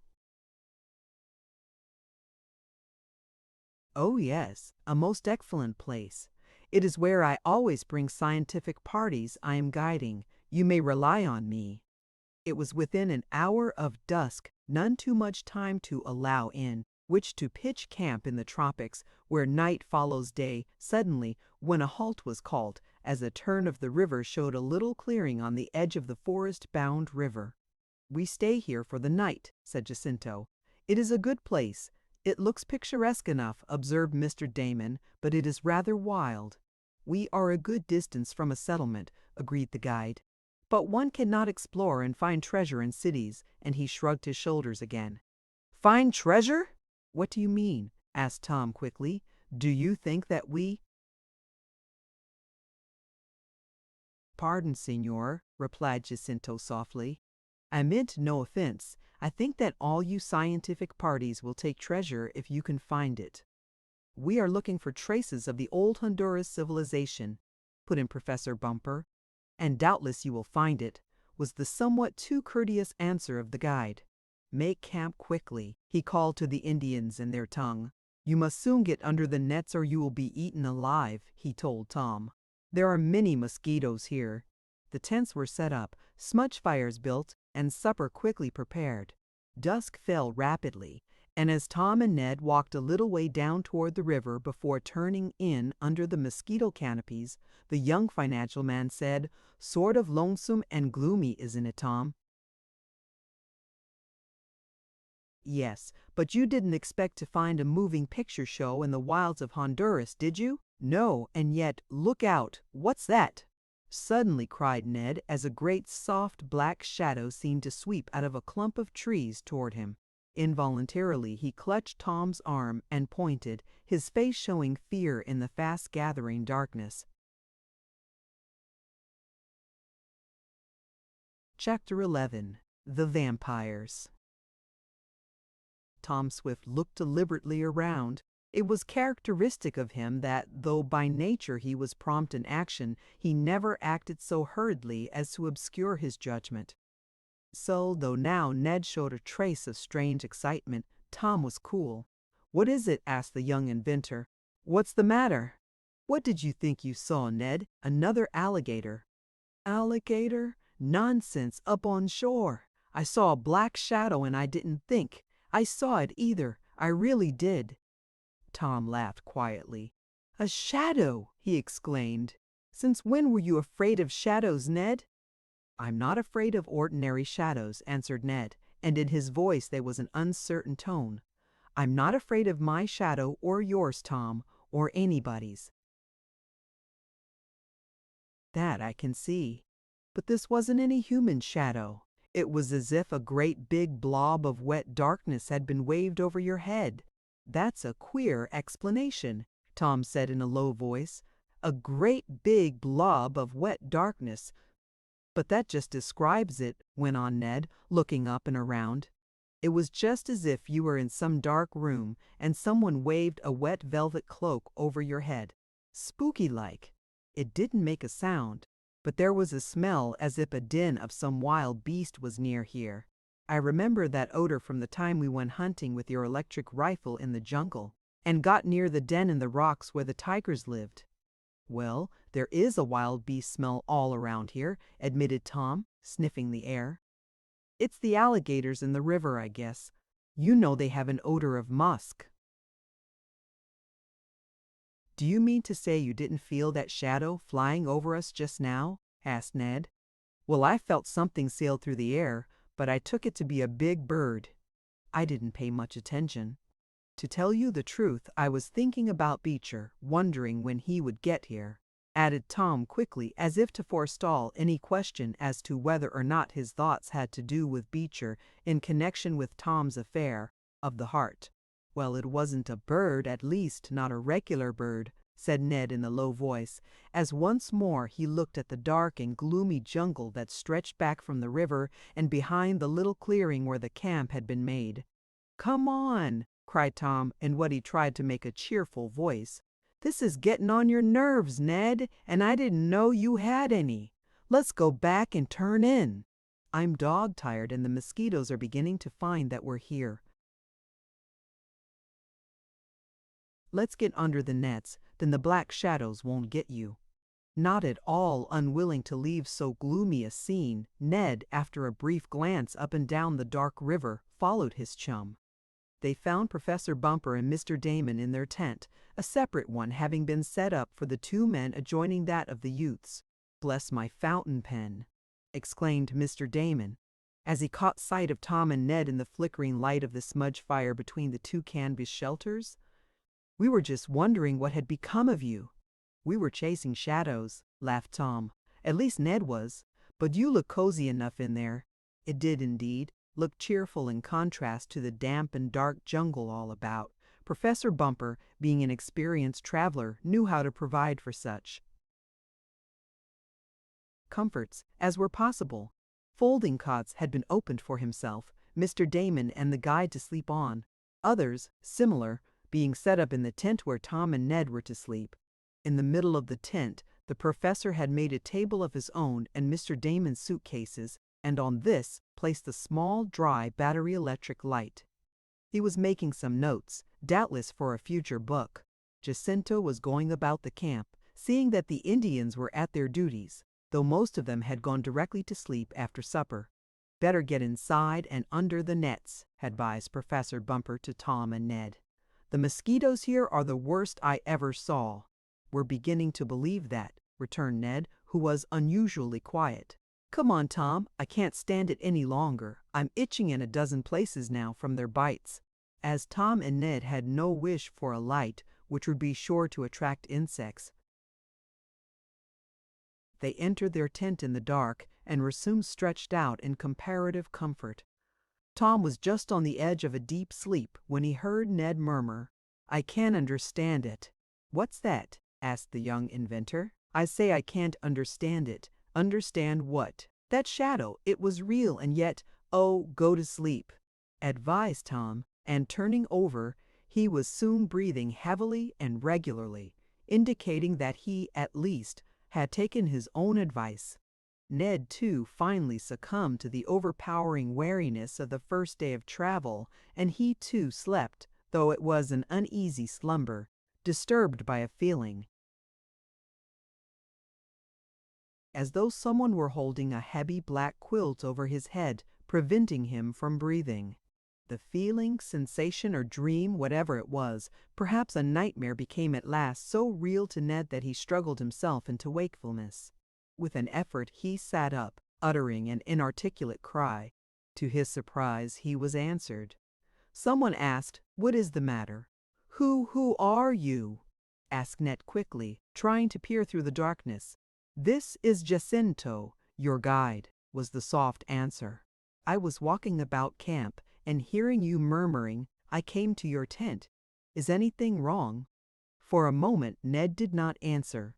He listened, and could tell by the continued heavy and regular breathing of his chum that Tom was still asleep. "Are you in our tent?" asked Ned at length. "Yes," answered Jacinto. "I came in to see what was the matter with you. Are you ill?" "No, of course not," said Ned, a bit shortly. I had a bad dream, that was all. All right now. For that I am glad. Try to get all the sleep you can, for we must start early to avoid the heat of the day." And there was the sound of the guide leaving and arranging the folds of the mosquito net behind him to keep out the night-flying insects. Once more Ned composed himself to sleep, and this time successfully, for he did not have any more unpleasant dreams. The quiet of the jungle settled down over the camp, at least the comparative quiet of the jungle, for there were always noises of some sort going on, from the fall of some rotten tree limb to the scream or growl of a wild beast, while now and again from the river came the pig-like grunts of the alligators. It was about 2 o'clock in the morning, as they ascertained later, when the whole camp, white travelers and all, was suddenly awakened by a wild scream. It seemed to come from one of the natives, who called out a certain word ever and over again. To Tom and Ned it sounded like "Oshdu, Oshdu, Oshdu, Oshdu," cried Professor Bumper. "The vampires," came the answering voice of Jacinto. "One of the Indians has been attacked by a big vampire bat. Look out, everyone! It may be a raid by the dangerous creatures. Be careful." Notwithstanding this warning, Ned stuck his head out of the tent. The same instant he was aware of a dark enfolding shadow passing over him, and, with a shudder of fear, he jumped back. Chapter 12. A False Friend. "What is it? What's the matter?" cried Tom, springing from his cot and hastening to the side of his chum in the tent. "What has happened, Ned?" "I don't know, but Jacinto is yelling something about vampires." "Vampires?" "Yes, big bats, and he's warning us to be careful. I stuck my head out just now, and I felt that same sort of shadow I felt this evening when we were down near the river." "Nonsense! I tell you I did." At that instant Tom flashed a pocket electric lamp he had taken from beneath his pillow, and in the gleam of it he and Ned saw fluttering about the tent some dark, shadow-like form, at the sight of which Tom's chum cried, "There it is! That's the shadow! Look out!" and he held up his hands instinctively to shield his face. "Shadow!" yelled Tom, unconsciously adding to the din that seemed to pervade every part of the camp. "That isn't a shadow, it's substance. It's a monster bat, and here goes for a strike at it." He caught up his camera tripod, which was near his cot, and made a swing with it at the creature that had flown into the tent through an opening it had made for itself. "Look out!" yelled Ned. "If it's a vampire it won't do anything to me," shouted Tom as he struck the creature, knocking it into the corner of the tent with a thud that told it must be completely stunned, if not killed. "But what's it all about, anyhow?" Tom asked. "What's the row?" From without the tent came the Indian cries of "Oshtu! Oshtu! Oshtu!" Mingled with them were calls of Jacinto, partly in Spanish, partly in the Indian tongue, and partly in English. "It is a raid by vampire bats," was all Tom and Ned could distinguish. "We shall have to light fires to keep them away, if we can succeed. Everyone grab up a club and strike hard. Come on," cried Tom, getting on some clothes by the light of his gleaming electric light which he had set on his cot. "You're not going out there, are you?" asked Ned. "I certainly am. If there's a fight I want to be in it, bats or anything else. Here, you have a light like mine. Flash it on and hang it somewhere on yourself. Then get a club and come on. The lights will blind the bats and we can see to hit 'em." Tom's plan seemed to be a good one. His lamp and Ned's had small hooks on them, so they could be carried in the upper coat pocket, showing a gleam of light and leaving the hands free for use. Out of the tents rushed the young men to find Professor Bumper and Mr. Damon before them. The two men had clubs and were striking about in the half-darkness, for now the Indians had set several fires aglow. And in the gleams, constantly growing brighter as more fuel was piled on, the young inventor and his chum saw a weird sight. Circling and wheeling about in the camp clearing were many of the black shadowy forms that had caused Ned such alarm. Great bats they were, and a dangerous species, if Jacinto was to be believed. The uncanny creatures flew in and out among the trees and tents, now swooping low near the Indians or the travelers. At such times clubs would be used, often with the effect of killing or stunning the flying pests. For a time it seemed as if the bats would fairly overwhelm the camp, so many of them were there. But the increasing lights and the attacks made by the Indians and the white travelers turned the tide of battle, and, with silent flappings of their soft, velvety wings, the bats flew back to the jungle whence they had emerged. "We are safe for the present," exclaimed Jacinto with a sigh of relief. "Do you think they will come back?" asked Tom. "They may, there is no telling. Bless my speedometer," cried Mr. Damon. "If those beasts or birds, whatever, they are come back, I'll go and hide in the river and take my chances with the alligators." "The alligators aren't much worse," asserted Jacinto with a visible shiver.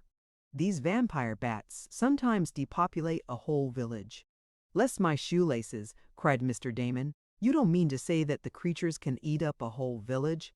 "Not quite, though they might if they got the chance," was the answer of the Spanish guide.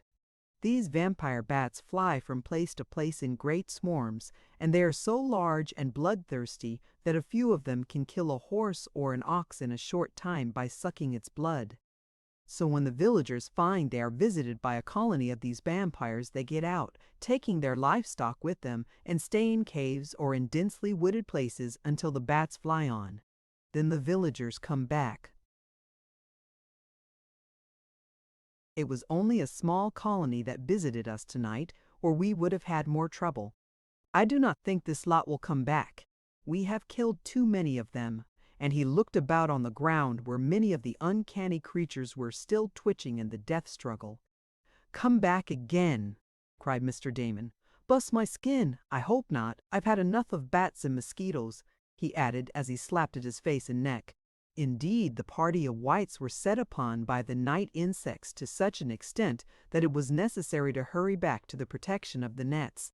Tom and Ned kicked outside the bat the former had killed in their tent, and then both went back to their cots. But it was some little time before they fell asleep, and they did not have much time to rest, for an early start must be made to avoid the terrible heat of the middle of the day. "Whew!"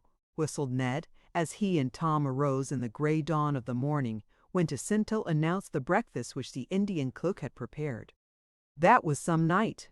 If this is a sample of the wilds of Honduras, gives me the tameness of Shopton." "Oh, we've gone through with worse than this," laughed Tom. "It's all in the day's work." "We've only got started. I guess we're a bit soft, Ned, though we had hard enough work in that tunnel digging." After breakfast, while the Indians were making ready the canoes, Professor Bumper, who, in a previous visit to Central America, had become interested in the subject, made a brief examination of some of the dead bats. They were exceptionally large, some almost as big as hawks, and were of the subfamily Desmatidae, the scientist said. "This is a true blood-sucking bat," went on the professor. "This and he" pointed to the nose leaves, "is the sucking apparatus. The bat makes an opening in the skin with its sharp teeth and proceeds to extract the blood. I can well believe 2 or 3 of them, attacking a steer or mule at once, could soon weaken it so the animal would die." "And a man, too?" asked Ned. "Well, a man has hands with which to use weapons, but a helpless quadruped has not. Though if a sufficient number of these bats attacked a man at the same time, he would have small chance to escape alive. Their bites, too, may be poisonous for all I know." The Indians seemed glad to leave the place of the bats, as they called the campsite. Jacinto explained that the Indians believed a vampire could kill them while they slept, and they were very much afraid of the blood-sucking bats. There were many other species in the tropics, Professor Bumper explained, most of which lived on fruit or on insects they caught. The blood-sucking bats were comparatively few, and the migratory sort fewer still. "Well, we're on our way once more," remarked Tom, as again they were in the canoes being paddled up the river. "How much longer does your water trip take, Professor?" "I hardly know," and Professor Bumper looked to Jacinto to answer. "We go 2 more days in the canoes," the guide answered, "and then we shall find the mules waiting for us at a place called Hideo. From then on, we travel by land until you get to the place where you are going. I suppose you know where it is?" he added, nodding toward the professor. "I am leaving that part to you. Oh, I have a map showing where I want to begin some excavations," was the answer. "We must first go to Copan and see what arrangements we can make for laborers. After that, well, we shall trust to luck for what we shall find. There are said to be many curious things," went on Jacinto, speaking as though he had no interest. "You have mentioned buried cities. Have you thought what may be in them great heathen temples, idols, perhaps?" For a moment, none of the professor's companions spoke. It was as though Jacinto had tried to get some information. Finally, the scientist said, "Oh yes, we may find an idol. I understand the ancient people, who were here long before the Spaniards came, worshipped idols. But we shall take whatever antiquities we find." "Huh," grunted Jacinto, and then he called to the paddlers to increase their strokes. The journey up the river was not very eventful. Many alligators were seen, and Tom and Ned shot several with the electric rifle. Toward the close of the 3rd day's travel there was a cry from one of the rear boats, and an alarm of a man having fallen overboard was given. Tom turned in time to see the poor fellow's struggles, and at the same time there was a swirl in the water and a black object shot forward. "An alligator is after him!" yelled Ned. "I see," observed Tom calmly. "Hand me the rifle, Ned." Tom took quick aim and pulled the trigger. The explosive electric bullet went true to its mark, and the great animal turned over in a death struggle. But the river was filled with them, and no sooner had the one nearest the unfortunate Indian been disposed of than another made a dash for the man. There was a wild scream of agony, and then a dark arm shot up above the red foam. The water seethed and bubbled as the alligators fought under it for possession of the paddler. Tom fired bullet after bullet from his wonderful rifle into the spot, but though he killed some of the alligators, this did not save the man's life. His body was not seen again, though search was made for it. The accident cast a little damper over the party, and there was a feeling of gloom among the Indians. Professor Bumper announced that he would see to it that the man's family did not want, and this seemed to give general satisfaction, especially to a brother who was with the party. Aside from being caught in a drenching storm and 1 or 2 minor accidents, nothing else of moment marked the remainder of the river journey. and at the end of the third day the canoes pulled to shore and a night camp was made. "But where are the mules we are to use in traveling tomorrow?" asked the professor of Jacinto. "In the next village. We shall march there in the morning. No use to go there at night when all is dark." "I suppose that is so." The Indians made camp as usual, the goods being brought from the canoes and piled up near the tents. Then night settled down. "Hello!"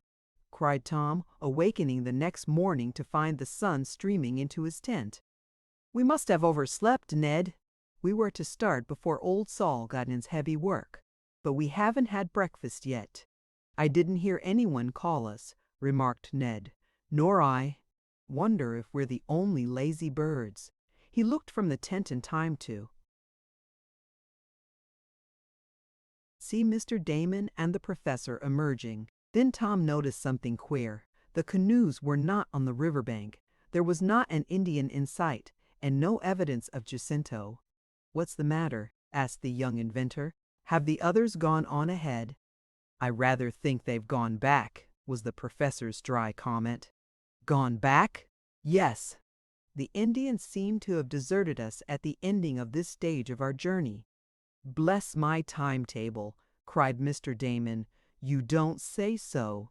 What does it mean? What has become of our friend Jacinto?"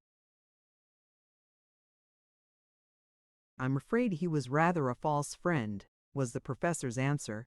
"This is the note he left. He has gone and taken the canoes and all the Indians with him," and he held out a paper on which was some scribbled writing. Chapter 13. Forward again. "What does it all mean?" asked Tom, seeing that the note was written in Spanish, a tongue which he could speak slightly but read indifferently. "This is some of Beecher's work," was Professor Bumper's grim comment. "It seems that Jacinto was in his pay." "In his pay?" cried Mr. Damon. "Do you mean that Beecher deliberately hired Jacinto to betray us?" "Well, no, not that exactly. Here, I'll translate this note for you," and the professor proceeded to read. "Sinners, I greatly regret the step I have to take, but I am a gentleman and, having given my word, I must keep it. No harm shall come to you. I swear it on my honor." "Queer idea of honor he has," commented Tom grimly. Professor Bumper read on. "Know then, that before I engaged myself to you, I had been engaged by Professor Beecher through a friend to guide him into the Copan Valley, where he wants to make some explorations, for what I know not, save maybe that it is for gold. I agreed, in case any rival expeditions came to lead them astray if I could. So, knowing from what you said that you were going to this place, I engaged myself to you, planning to do what I have done. I greatly regret it, as I have come to like you, but I had given my promise to Professor Beecher's friend that I would first lead him to the Copan Valley and would keep others away until he had had a chance to do his exploration. So I have led you to this wilderness. It is far from the Copan, but you are near an Indian village, and you will be able to get help in a week or so. In the meanwhile, you will not starve, as you have plenty of supplies. If you will travel northeast, you will come again to Puerto Cortez in due season. As for the money I had from you, I deposit it to your credit, Professor Beecher having made me an allowance for steering rival parties on the wrong trail. So I lose nothing, and I save my honor. I write this note as I am leaving in the night with the Indians. I put some harmless sedative in your tea that you might sleep soundly, and not awaken until we were well on our way. Do not try to follow us, as the river will carry us swiftly away. And, let me add, there is no personal animosity on the part of Professor Beecher against you. I should have done to any rival expedition the same as I have done with you, Jacinto." For a moment there was silence, and then Tom Swift burst out with, "Well, of all the mean, contemptible tricks of a human skunk, this is the limit. Bless my hairbrush, but he is a scoundrel," ejaculated Mr. Damon with great warmth. "I'd like to start after him, the biggest alligator in the river," was Ned's comment. Professor Bumper said nothing for several seconds. There was a strange look on his face, and then he laughed shortly, as though the humor of the situation appealed to him. "Professor Beecher has more gumption than I gave him credit for," he said. "It was a clever trick." "Trick!" cried Tom. "Yes. I can't exactly agree that it was the right thing to do, but he, or some friend acting for him, seems to have taken precautions that we are not to suffer or lose money. Beecher goes on the theory that all is fair in love and war, I suppose, and he may call this a sort of scientific war." Ned wondered, as he looked at his chum, how much love there was in it. Clearly Beecher was determined to get that idol of gold. "Well, it can't be helped, and we must make the best of it," said Tom, after a pause. "True. But now, boys, let's have breakfast, and then we'll make what goods we can't take with us as snug as possible until we can send the mule drivers after them," went on Professor Bumper. "Send the mule drivers after them?" questioned Ned. "What do you mean to?" Do? Why, keep on, of course. You don't suppose I'm going to let a little thing like this stand between me and the discovery of Kherson and the idol of gold, do you?" "But," began Mr. Damon, "I don't see how—" "Oh, we'll find a way," interrupted Tom. "It isn't the first time I've been pretty well stranded on an expedition of this kind, and sometimes from the same cause the actions of a rival. Now we'll turn the tables on the other fellows and see how they like it. The professor's right. Let's have breakfast. Jacinto seems to have told the truth. Nothing of ours is missing." Tom and Ned got the meal, and then a consultation was held as to what was best to be done. "We can't go on any further by water, that's sure," said Tom. "In the first place, the river is too shallow, and secondly, we have no canoes. So the only thing is to go on foot through the jungle." "But how can we carry all the stuff?" asked Ned. "We needn't carry it," cried Professor Bumper. "We'll leave it here, where it will be safe enough, and tramp on to the nearest Indian village. There we'll hire bearers to take our stuff on until we can get mules." "I'm not going to turn back."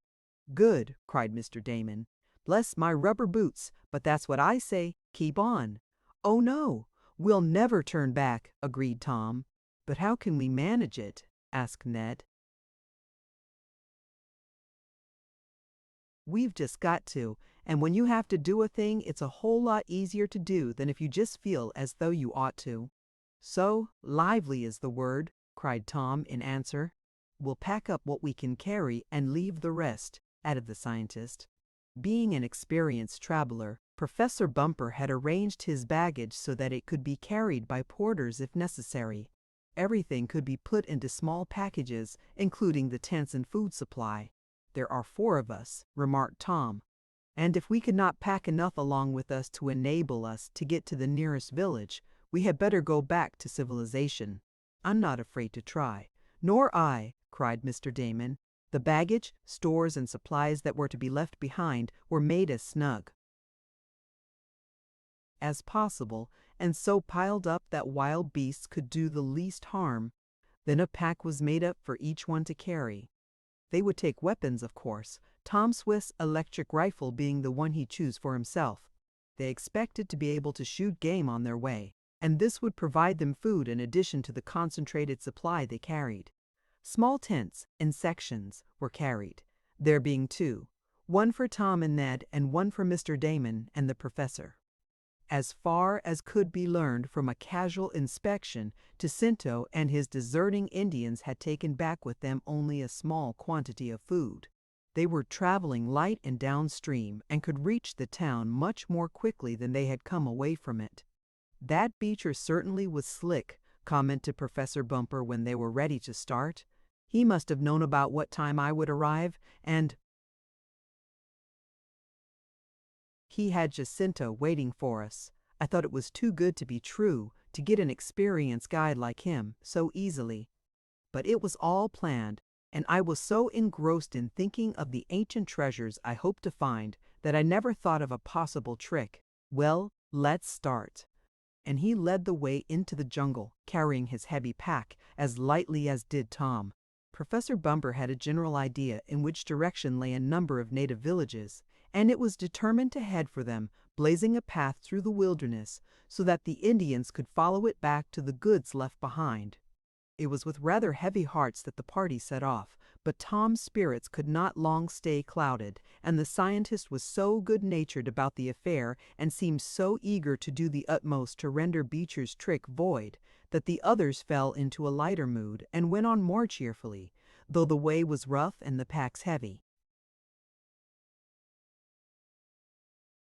They stopped at noon under a bower they made of palms, and, spreading the nets over them, got a little rest after a lunch. Then, when the sun was less hot, they started off again. "Forward is the word," cried Ned cheerfully. Forward. They had not gone more than an hour on the second stage of their tramp when Tom, who was in the lead, following the direction laid out by the compass, suddenly stopped and reached around for his electric rifle, which he was carrying at his back. "What is it?" asked Ned in a whisper. "I don't know, but it's some big animal there in the bushes," was Tom's low-voiced answer. "I'm ready for it." The rustling increased, and a form could be seen indistinctly. Tom aimed the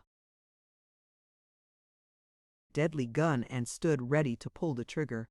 Ned, who had a side view into the underbrush, gave a sudden cry. "Don't shoot, Tom," he yelled. "It's a man." Chapter 14. A New Guide. In spite of Ned Newton's cry, Tom's finger pressed the switch trigger of the electric rifle, for previous experience had taught him that it was sometimes the best thing to awe the natives in out-of-the-way corners of the earth. But the young inventor quickly elevated the muzzle, and the deadly missile went hissing through the air over the head of a native Indian who, at that moment, stepped from the bush. The man, startled and alarmed, shrank back and was about to run into the jungle whence he had emerged. Small wonder if he had, considering the reception he so unwittingly met with. But Tom, aware of the necessity for making inquiries of one who knew that part of the jungle, quickly called to him. "Hold on," he shouted. "Wait a minute. I didn't mean that. I thought at first you were a tapir or a tiger. No harm intended." "I say, Professor," Tom called back to the savant, "you'd better speak to him in his lingo. I can't manage it. He may be useful in guiding us to that Indian village Jacinto told us of." This Professor Bumper did, being able to make himself understood in the queer part Spanish dialect used by the native Hondurians, though he could not, of course, speak it as fluently as had Jacinto. Professor Bumper had made only a few remarks to the man who had so unexpectedly appeared out of the jungle, when the scientist gave an exclamation of surprise at some of the answers made. "Bless my moving picture," cried Mr. Damon. "What's the matter now? Is anything wrong? Does he refuse to help us?" "No, it isn't that," was the answer. "In fact, he came here to help us. Tom, this is the brother of the Indian who fell overboard and who was eaten by the alligators. He says you were very kind to try to save his brother with your rifle, and for that reason he has come back to help us." "Come back?" queried Tom. "Yes. He went off with the rest of the Indians when Jacinto deserted us, but he could not stand being a traitor after you had tried to save his brother's life. These Indians are queer people. They don't show much emotion, but they have deep feelings. This one says he will devote himself to your service from now on. I believe we can count on him. He is deeply grateful to you, Tom." "I'm glad of that for all our sakes." "But what does he say about Jacinto?" The professor asked some more questions, receiving answers, and then translated them. "This Indian, whose name is Tolpec, says Jacinto is a fraud," exclaimed Professor Bumper. "He made all the Indians leave us in the night, though many of them were willing to stay and fill the contract they had made, but Jacinto would not let them, making them desert. Tolpec went away with the others, but because of what Tom had done, he planned to come back at the first chance and be our guide. Accordingly, he jumped ashore from one of the canoes and made his way to our camp. He got there, found it deserted, and followed us, coming up just now. "Well, I'm glad I didn't frighten him off with my gun," remarked Tom grimly. "So he agrees with us that Jacinto is a scoundrel, does he? I guess he might as well classify Professor Beecher in the same way." "I am not quite so sure of that," said Professor Bumper slowly. "I cannot believe Beecher would play such a trick as this, though some overzealous friend of his might." "Oh, of course Beecher did it," cried Tom. "He heard we were coming here. Figured out that we'd start ahead of him and he wanted to sidetrack us. Well, he did it all right," and Tom's voice was bitter. "He has only sidetracked us for a while," announced Professor Bumper in cheerful tones. "What do you mean?" asked Mr. Damon. "I mean that this Indian comes just in the nick of time. He is well acquainted with this part of the jungle, having lived here all his life, and he offers to guide us to a place where we can get mules to transport ourselves and our baggage to Copan." "Fine," cried Ned. "When can we start?" Once more the professor and the native conversed in the strange tongue, and then Professor Bumper announced, "He says it will be better for us to go back where we left our things and camp there. He will stay with us tonight, and in the morning go on to the nearest Indian town, and come back with porters and helpers."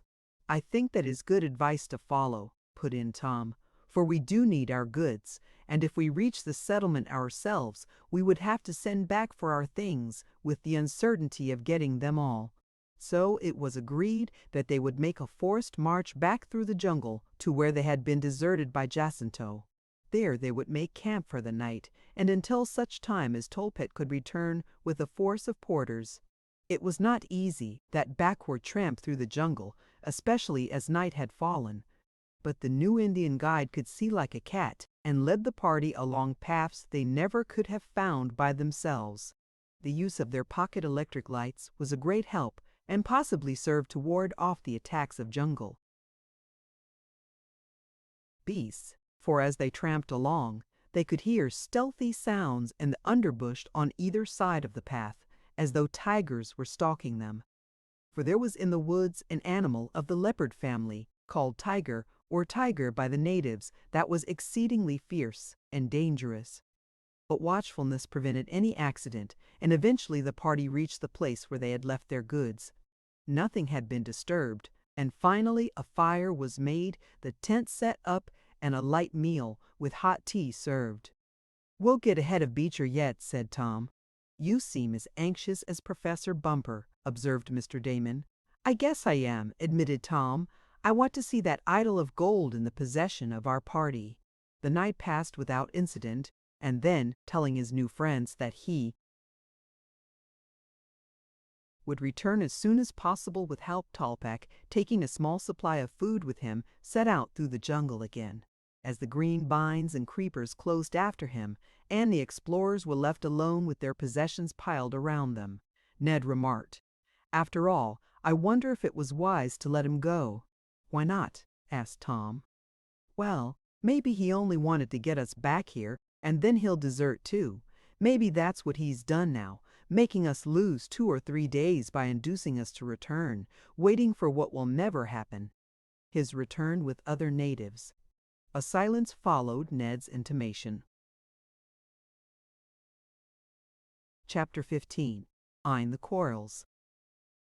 "Ned, do you really think Tolpec is going to desert us?" asked Tom. "Well, I don't know," was the slowly given reply. "It's a possibility, isn't it?" "Yes, it is," broke in Professor Bumper. "But what if it is? We might as well trust him, and if he proves true, as I believe he will, we'll be so much better off. If he proves a traitor, we'll only have lost a few days, for if he doesn't come back, we can go on again in the way we started." "But that's just it," complained Tom. "We don't want to lose any time with that Beecher chap on our trail." "I am not so very much concerned about him," remarked Professor Bumper dryly. "Why not?" snapped out Mr. Damon. Well, because I think he'll have just about as hard work locating the hidden city and finding the idol of gold as we'll have. In other words, it will be an even thing unless he gets too far ahead of us or keeps us back, and I don't believe he can do that now. So I thought it best to take a chance with this Indian. He would hardly have taken the trouble to come all the way back and run the risks he did, just to delay us a few days. However, we'll soon know. Meanwhile, we'll take it easy and wait for the return of Tolpec and his friends. Though none of them liked to admit it, Ned's words had caused his three friends some anxiety, and though they busied themselves about the camp, there was an air of waiting impatiently for something to occur. And waiting is about the hardest work there is. But there was nothing for it but to wait, and it might be at least a week. Professor Bumper said, before the Indian could return with the party of porters and mules to move their baggage.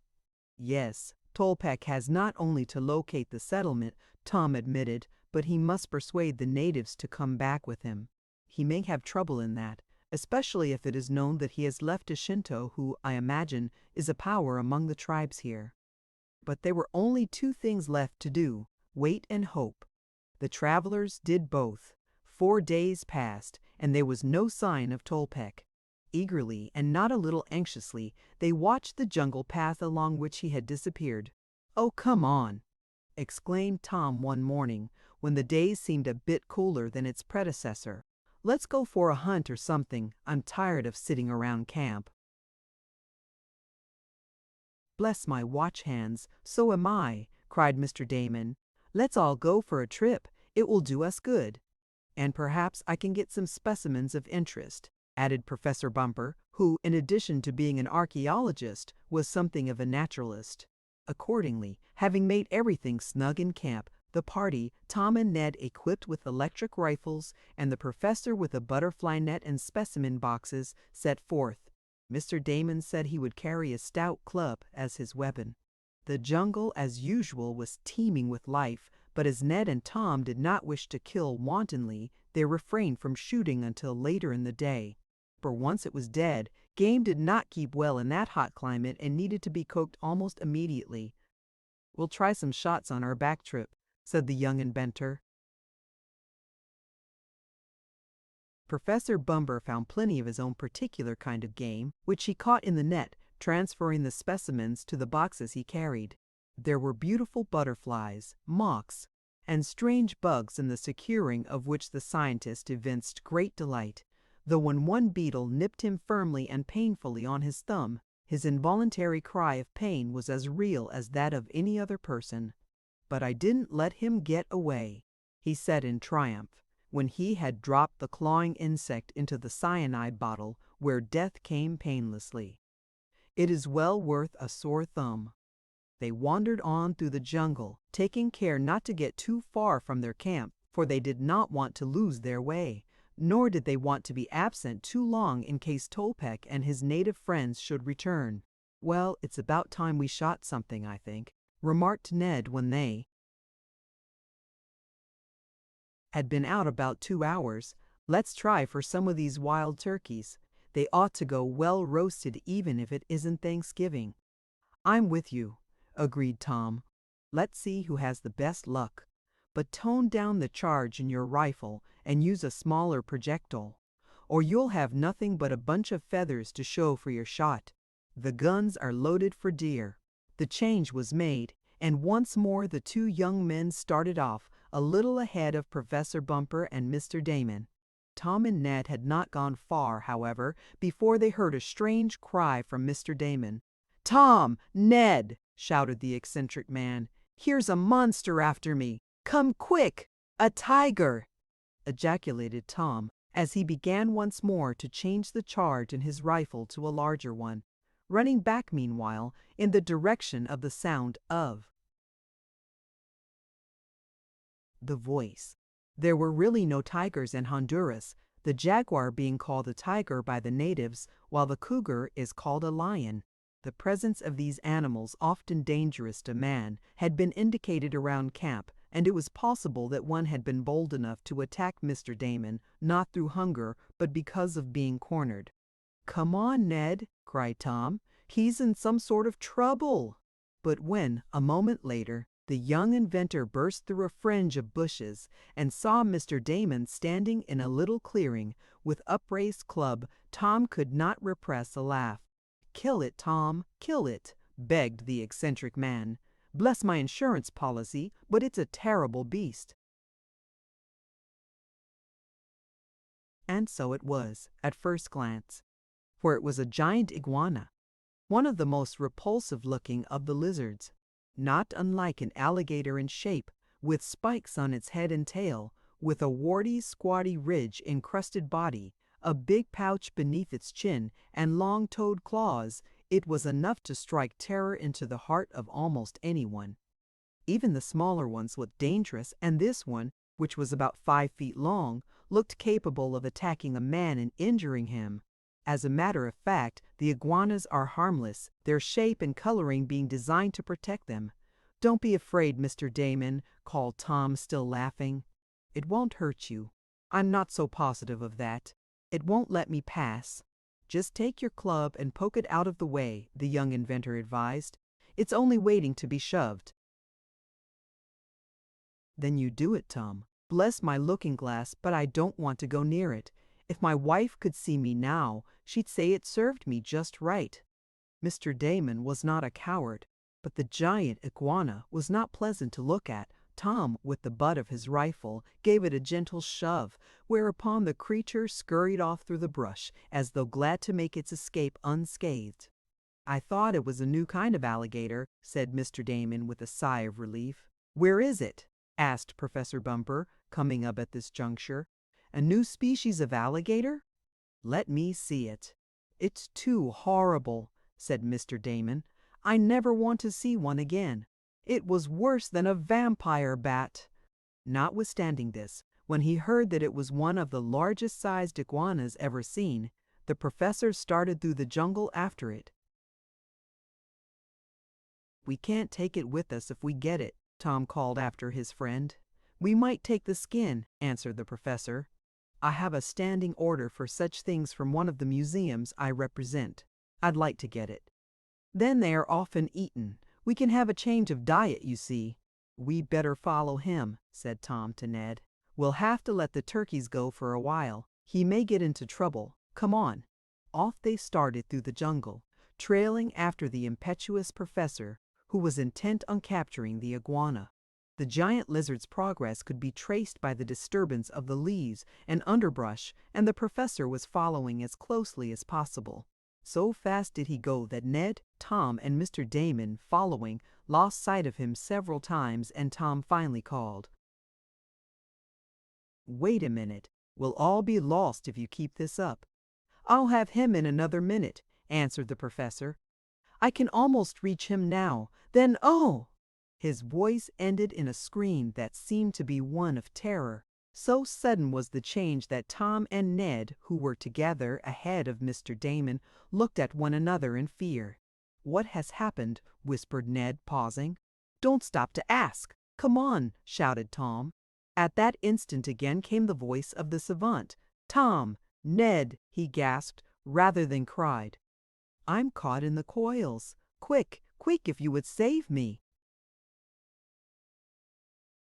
"In the coils," repeated Ned. "What does he mean? Can the giant iguana—" Tom Swift did not stop to answer. With his electric rifle in readiness, he leaped forward through the jungle. Chapter 16. A Meetenden Gundle. Before Tom and Ned reached the place whence Professor Bumper had called, they heard strange noises other than the imploring voice of their friend. It seemed as though some great body was threshing about in the jungle, lashing the trees, bushes, and leaves about, and when the two young men, followed by Mr. Damon, reached the scene, they saw that, in a measure, this really accounted for what they heard.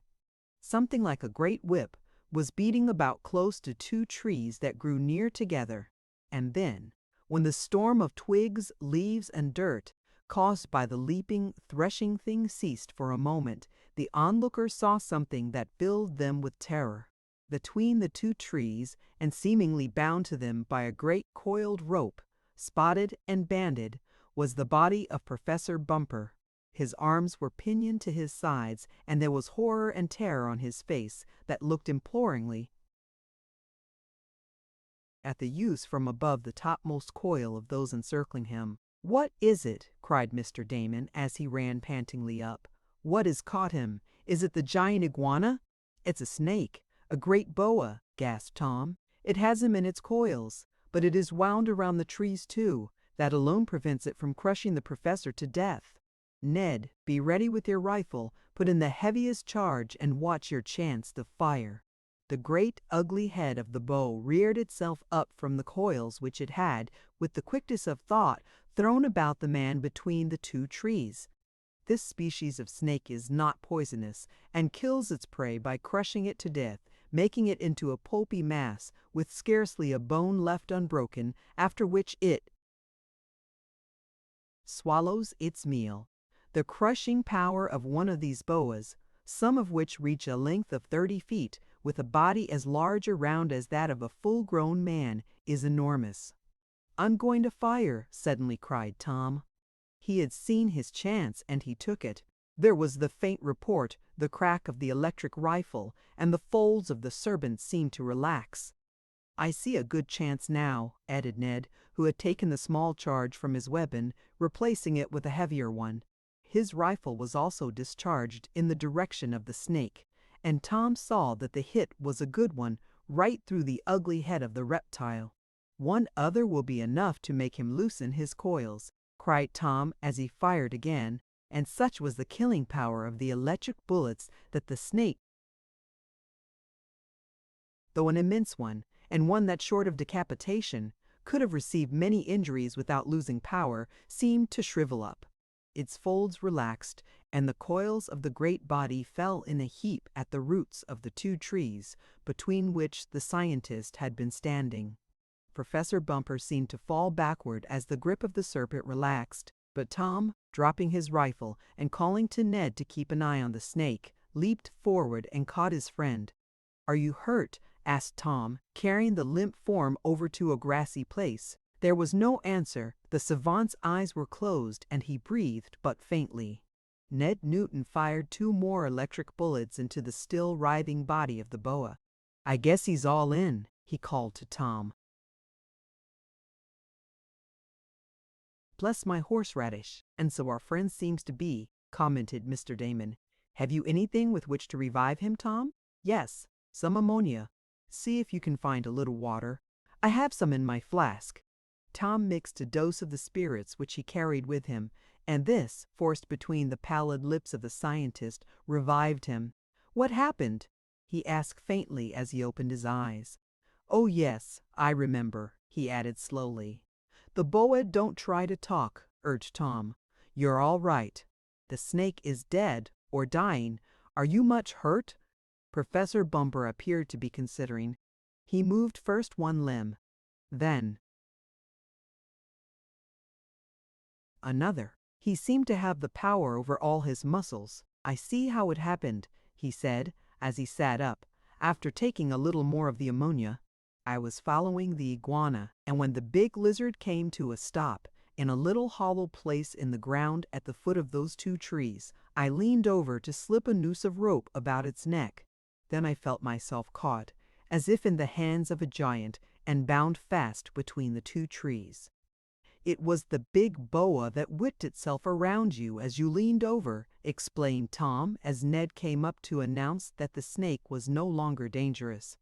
"But when it coiled around you, it also coiled around the 2 trees, you, fortunately, slipping between them.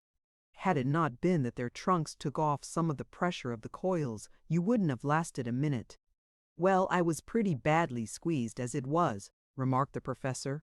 "I hardly had breath enough left to call to you. I tried to fight off the serpent, but it was of no use." "I should say not," cried Mr. Damon.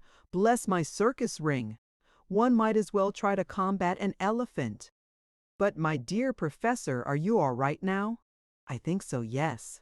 Though I shall be lame and stiff for a few days, I fear. I can hardly walk." Professor Bumper was indeed unable to go about much for a few days after his encounter with the great serpent. He stretched out in a hammock under trees in the camp clearing and with his friends waited for the possible return of Tolpec and the porters. Ned and Tom made 1 or 2 short hunting trips, and on these occasions they kept a lookout in the direction the Indian had taken when he went away. "For he's sure to come back that way if he comes at all," declared Ned, "which I am beginning to doubt." "Well, he may not come," agreed Tom, who was beginning to lose some of his first hope, "but he won't necessarily come from the same direction he took. He may have had to go in an entirely different way to get help. We'll hope for the best." A week passed. Professor Bumper was able to be about, and Tom and Ned noticed that there was an anxious look on his face. Was he, too, beginning to despair? "Well, this isn't hunting for golden idols very fast," said Mr. Damon, the morning of the 8th day after their desertion by the faithless Jacinto. "What do you say, Professor Bumper? Ought we not to start off on our own account?" "We had better if Tolpec does not return today," was the answer. They had eaten breakfast, had put their camp in order, and were about to have a consultation on what was best to do, when Tom suddenly called to Ned, who was whistling "Hark!"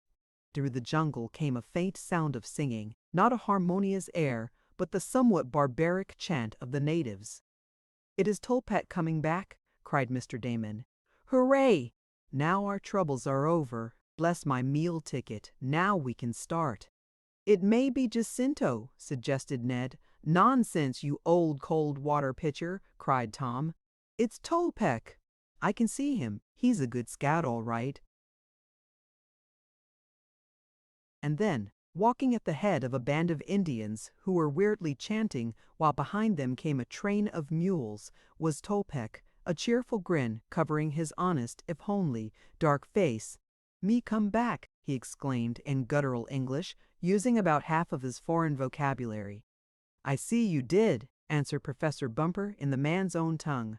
"Glad to see you. Is everything all right?" "All right," was the answer. "These Indians will take you where you want to go and will not leave you as Jacinto did. We'll start in the morning," exclaimed the savant, his own cheerful self again, now that there was a prospect of going further into the interior. "Tell the men to get something to eat, Tolpec. There is plenty for all." "Good," grunted the new guide, and soon the hungry Indians, who had come far, were satisfying their hunger.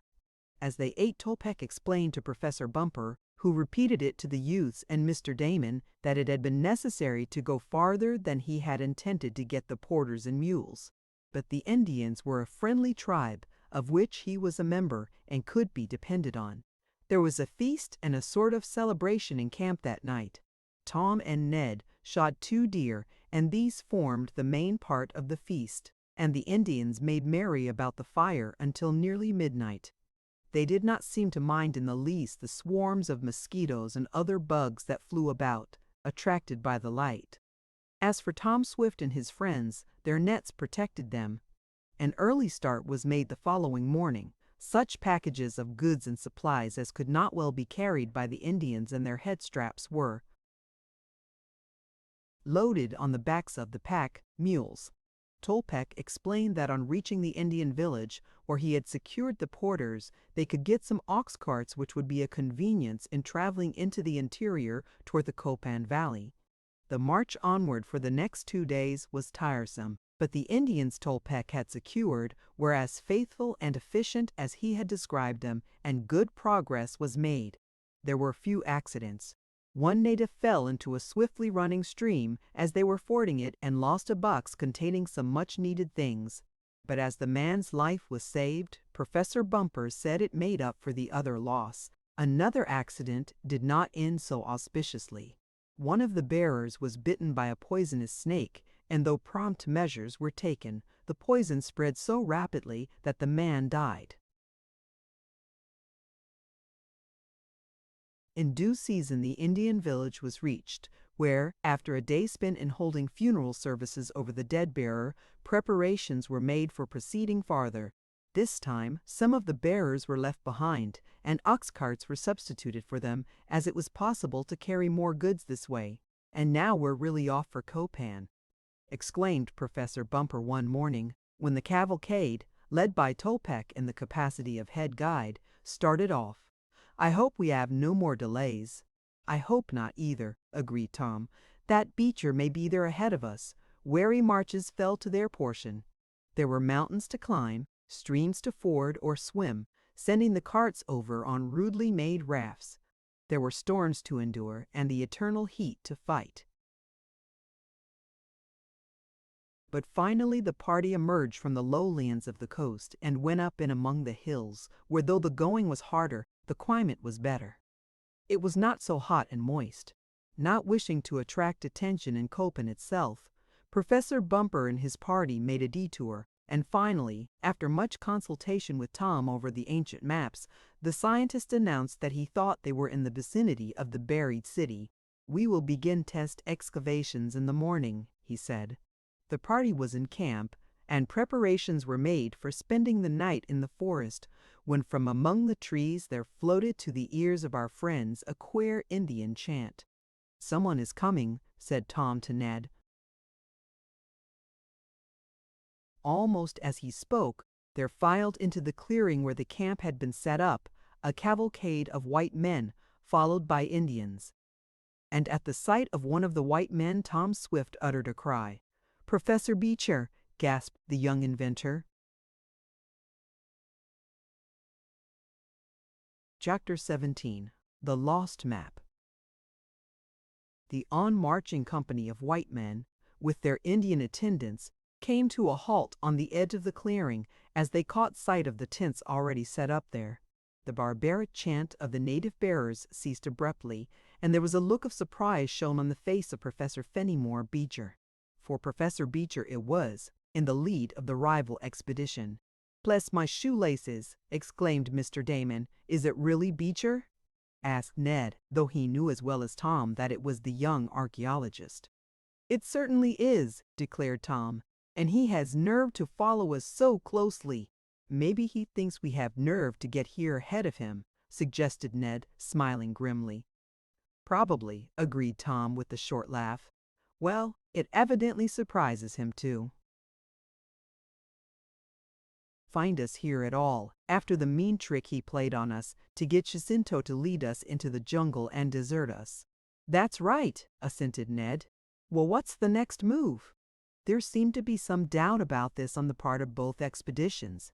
At the sight of Professor Beecher, Professor Bumper, who had come out of his tent, hurriedly turned to Tom and asked him what he thought it best to do. "Do!" exclaimed the eccentric Mr. Damon, not giving Tom time to reply. "Why, stand your ground, of course. Bless my house and lot, but we're here first. For the matter of that, I suppose the jungle is free and we can no more object to his coming here than he can to our coming. First come, first served, I suppose, is the law of the forest." Meanwhile, the surprise occasioned by the unexpected meeting of their rivals seemed to have spread something like consternation among the white members of the Beecher party. As for the natives, they evidently did not care one way or the other. There was a hasty consultation among the professors accompanying Mr. Beecher, and then the latter himself advanced toward the tents of Tom and his friends and asked, "How long have you been here?" "I don't see that we are called upon to answer that question," replied Professor Bumper stiffly. "Perhaps not, and yet there is no perhaps about it," said Professor Bumper quickly. "I know what your object is, as I presume you do mine. And after what I may term your disgraceful and unsportsmanlike conduct toward me and my friends, I prefer not to have anything further to do with you. We must meet as strangers hereafter." "Very well," and Professor Beecher's voice was as cold and uncompromising as was his rival's. "Let it be as your wish. But I must say I don't know what you mean by unsportsmanlike conduct. An explanation would be wasted on you," said Professor Bumper stiffly. "But in order that you may know I fully understand what you did, I will say that your efforts to thwart us, through your tool Jacinto, came to nothing. We are here ahead of you." "Jacinto!" cried Professor Beecher in real or simulated surprise. "Why, he was not my tool, as you term it." Your denial is useless in the light of his confession, asserted Professor Bumper. Confession? Now look here, exclaimed the older professor. I do not propose to lower myself by quarreling with you. I know certainly what you and your party tried to do to prevent us from getting here. But we got out of the trap you set for us, and we are on the ground first. I recognize your right to make explorations as well as ourselves, and I presume you have not fallen so low that you will not recognize the unwritten law in a case of this kind, the law which says the right of discovery belongs to the one who first makes it. I shall certainly abide by such conduct as is usual under the circumstances, said Professor Beecher more stiffly than before. At the same time, I must deny having set a trap. And as for Jacinto, it will be useless to discuss it further, broke in Professor Bumper. Then no more need be said, retorted the younger man. I shall give orders to my friends, as well as to the natives, to keep away from your camp, and I shall expect you to do the same regarding mine. I should have suggested the same thing myself, came from Tom's friend, and the two rival scientists barely glared at one another, the others of both parties looking on with interest. Professor Bumper turned and walked defiantly back to his tent. Professor Beecher did the same thing. Then, after a short consultation among the white members of the latter's organization, their tents were set up in another clearing, removed and separated by a screen of trees and bushes from those of Tom Swift's friends. The natives of the Beecher party also withdrew a little way from those of Professor Bumper's organization, and then preparations for spending the night in the jungle went on in the rival headquarters. Well, he certainly had nerve to deny practically that he had set Jacinto up to do what he did, commented Tom. I should say so, agreed Ned. How do you imagine he got here nearly as soon as we did, when he did not start until later? Asked Mr. Damon. He did not have the unfortunate experience of being deserted in the jungle, replied Tom. He probably had Jacinto or some of that unprincipled scoundrel's friends show him a short route to Copan, and he came on from there. Well, I did hope we might have the ground to ourselves, at least for the preliminary explorations and excavations, but it is not to be. My rival is here, sighed Professor Bumper. Don't let that discourage you, exclaimed Tom. We can fight all the better. Now the foe is in the open, and we know where he is. Yes, Tom Swift, that is true, agreed the scientist. I am not going to give up, but I shall have to change my plans a little. Perhaps you will come into the tent with me, and he nodded to Tom and Ned. I want to talk over certain matters with you and Mr. Damon. Please to, assented the young inventor, and his financial secretary nodded. A little later, supper having been eaten, the camp made shipshape, and the natives settled down. Tom, Ned, Mr. Damon, and Professor Bumper assembled in the tent of the scientist, where a dry battery lamp gave sufficient illumination to show a number of maps and papers scattered over an improvised table. Now, gentlemen, said the professor, I have called you here to go over my plans more in detail than I have hitherto done. Now we are on the ground. You know in a general way what I hope to accomplish, but the time has come when I must be specific. Aside from being on the spot, below which, or below the vicinity where, I believe, lies the lost city of Curzon, and I hope the idol of gold, a situation has arisen, an unexpected situation, I may say, which calls for different action from that I had counted on. I refer to the presence of my rival, Professor Beecher. I will not dwell now on what he has done. It is better to consider what he may do. That's right, agreed Ned. He may get up in the night, dig up this city, and skip with that golden image before we know it. Hardly, grinned Tom.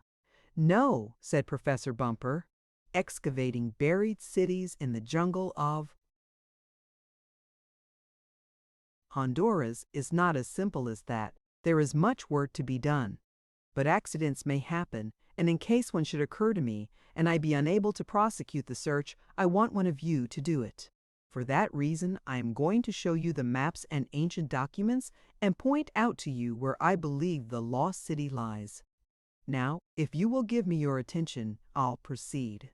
The professor went over in detail the story of how he had found the old documents relating to the lost city of Cruzon, and of how, after much labor and research, he had located the city in the Copan Valley. The great idol of gold was one of the chief possessions of Curzon, and it was often referred to in the old papers, copies and translations of which the professor had with him.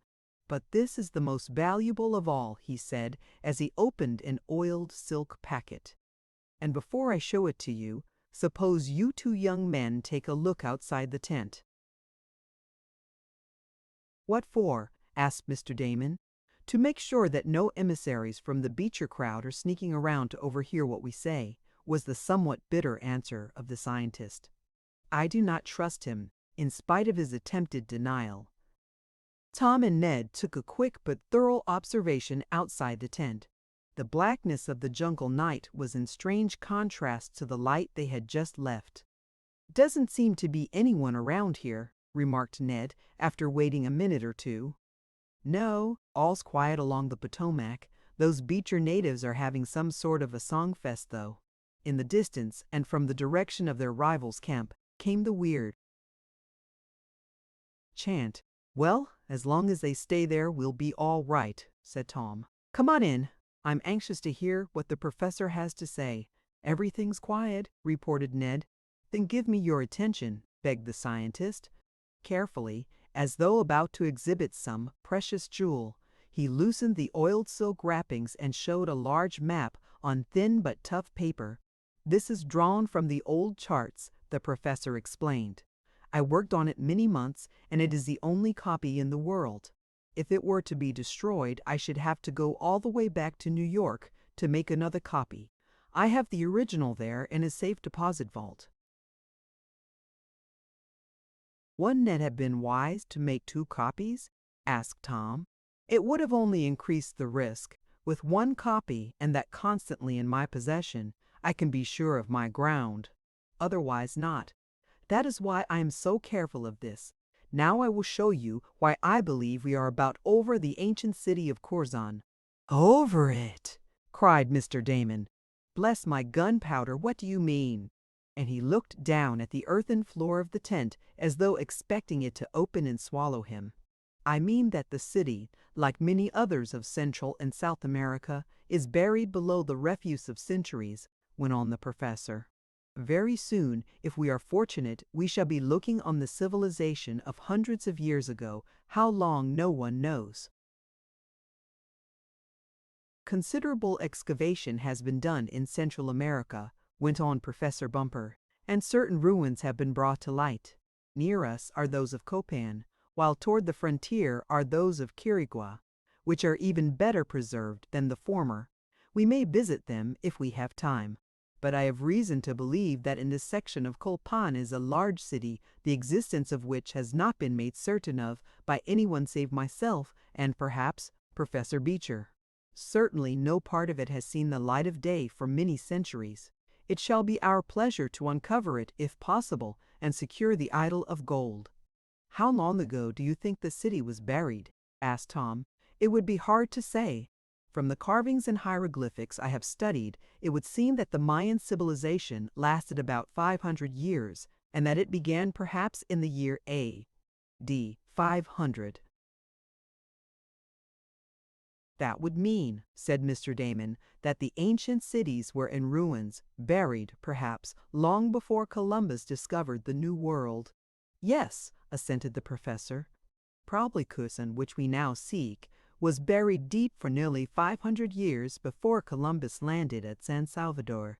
The specimens of writing and architecture heretofore disclosed indicate that. But as a matter of fact, it is very hard to decipher the Mayan pictographs. So far, little but the ability to read their calendars and numerical system is possessed by us, though we are gradually making headway. Now this is the map of the district, and by the markings you can see where I hope to find what I seek. We shall begin digging here," and he made a small mark with a pencil on the map.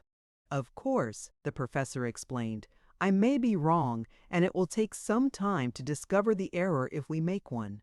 When a city is buried 30 or 40 feet deep beneath earth and great trees have grown over it, it is not easy to dig down to it. How do you ever expect to find it? Asked Ned. Well, we will sink shafts here and there. If we find carved stones, the remains of ancient pottery and weapons, parts of buildings or building stones, we shall know we are on the right track, was the answer. And now that I have shown you the map and explained how valuable it is, I will put it away again. We shall begin our excavations in the morning. At what point? Asked Tom. At a point I shall indicate after a further consultation of the map. I must see the configuration of the country by daylight to decide. And now let's get some rest. We have had a hard day. The 2 tents housing the 4 white members of the bumper party were close together, and it was decided that the night would be divided into 4 watches to guard against possible treachery on the part of the Beecher crowd.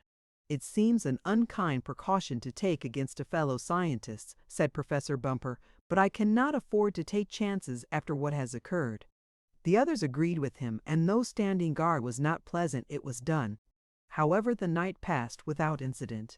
And then came morning and the excitement of getting breakfast, over which the Indians made merry. They did not like the cold and darkness, and always welcomed the sun, no matter how hot. And now, cried Tom when the meal was over, let us begin the work that has brought us here. Yes, agreed Professor Bumper. I will consult the map and start the diggers where I think the city lies, far below the surface. Now, gentlemen, if you will give me your attention. He was seeking through his outer coat pockets after an ineffectual search in the inner one. A strange look came over his face. What's the matter? Asked Tom. The map, gasped the professor. The map I was showing you last night. The map that tells where we are to dig for the idol of gold. It's gone. The map gone? Gasped Mr. Damon. I'm afraid so, faltered the professor. I put it away carefully, but now he ceased speaking to make a further search in all his pockets. Maybe you left it in another coat, suggested Ned. Or maybe some of the Beecher crowd took it, snapped Tom. Chapter 18. Yield Tiger. The 4 men gazed at one another. Consternation showed on the face of Professor Bumper, and was reflected more or less on the countenances of his companions. Are you sure the map is gone? Asked Tom. I know how easy it is to mislay anything in a camp of this sort. I couldn't at first find my safety razor this morning, and when I did locate it, the hole was in one of my shoes. I'm sure a rat or some jungle animal must have dragged it there. Now maybe they took your map, Professor. That oiled silk in which it was wrapped might have appealed to the taste of a rat or a snake. It is no joking matter, said Professor Bumper, but I know you appreciate the seriousness of it as much as I do, Tom. But I have the map in the pocket of this coat, and now it is gone. When did you put it there? Asked Ned. This morning, just before I came to breakfast. Oh, then you have had it since last night, Tom ejaculated. Yes, I slept with it under my clothes that I rolled up for a pillow, and when it was my turn to stand guard, I took it with me. Then I put it back again and went to sleep. When I awoke and dressed, I put the packet in my pocket and ate breakfast. Now when I look for it, why, it's gone. The map or the oiled silk package? Asked Mr. Damon, who, once having been a businessman, was sometimes a stickler for small points. Both, answered the professor. I opened the silk to tie it more smoothly, so it would not be such a lump in my pocket, and I made sure the map was inside. Then the whole thing has been taken, or you have lost it, suggested Ned. I am not in the habit of losing valuable maps, retorted the scientist, and the pocket of my coat I had made deep for the purpose of carrying the long map. It could not drop out. Well, we mustn't overlook any possible chances, suggested Tom. Come on now, We'll search every inch of the ground over which you traveled this morning, Professor. It must be found," murmured the scientist. "Without it all our work will go for naught." They all went into the tent where the professor and Mr. Damon had slept when they were not on guard. The camp was a busy place, with the Indians finishing their morning meal and getting ready for the work of the day, for word had been given out that there would be no more long periods of travel.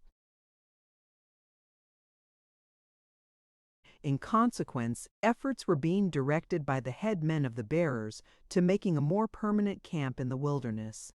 Shelters of palm-thatched huts were being built, a site for cooking fires made, and, at the direction of Mr. Damon, to whom this part was entrusted, some sanitary regulations were insisted on.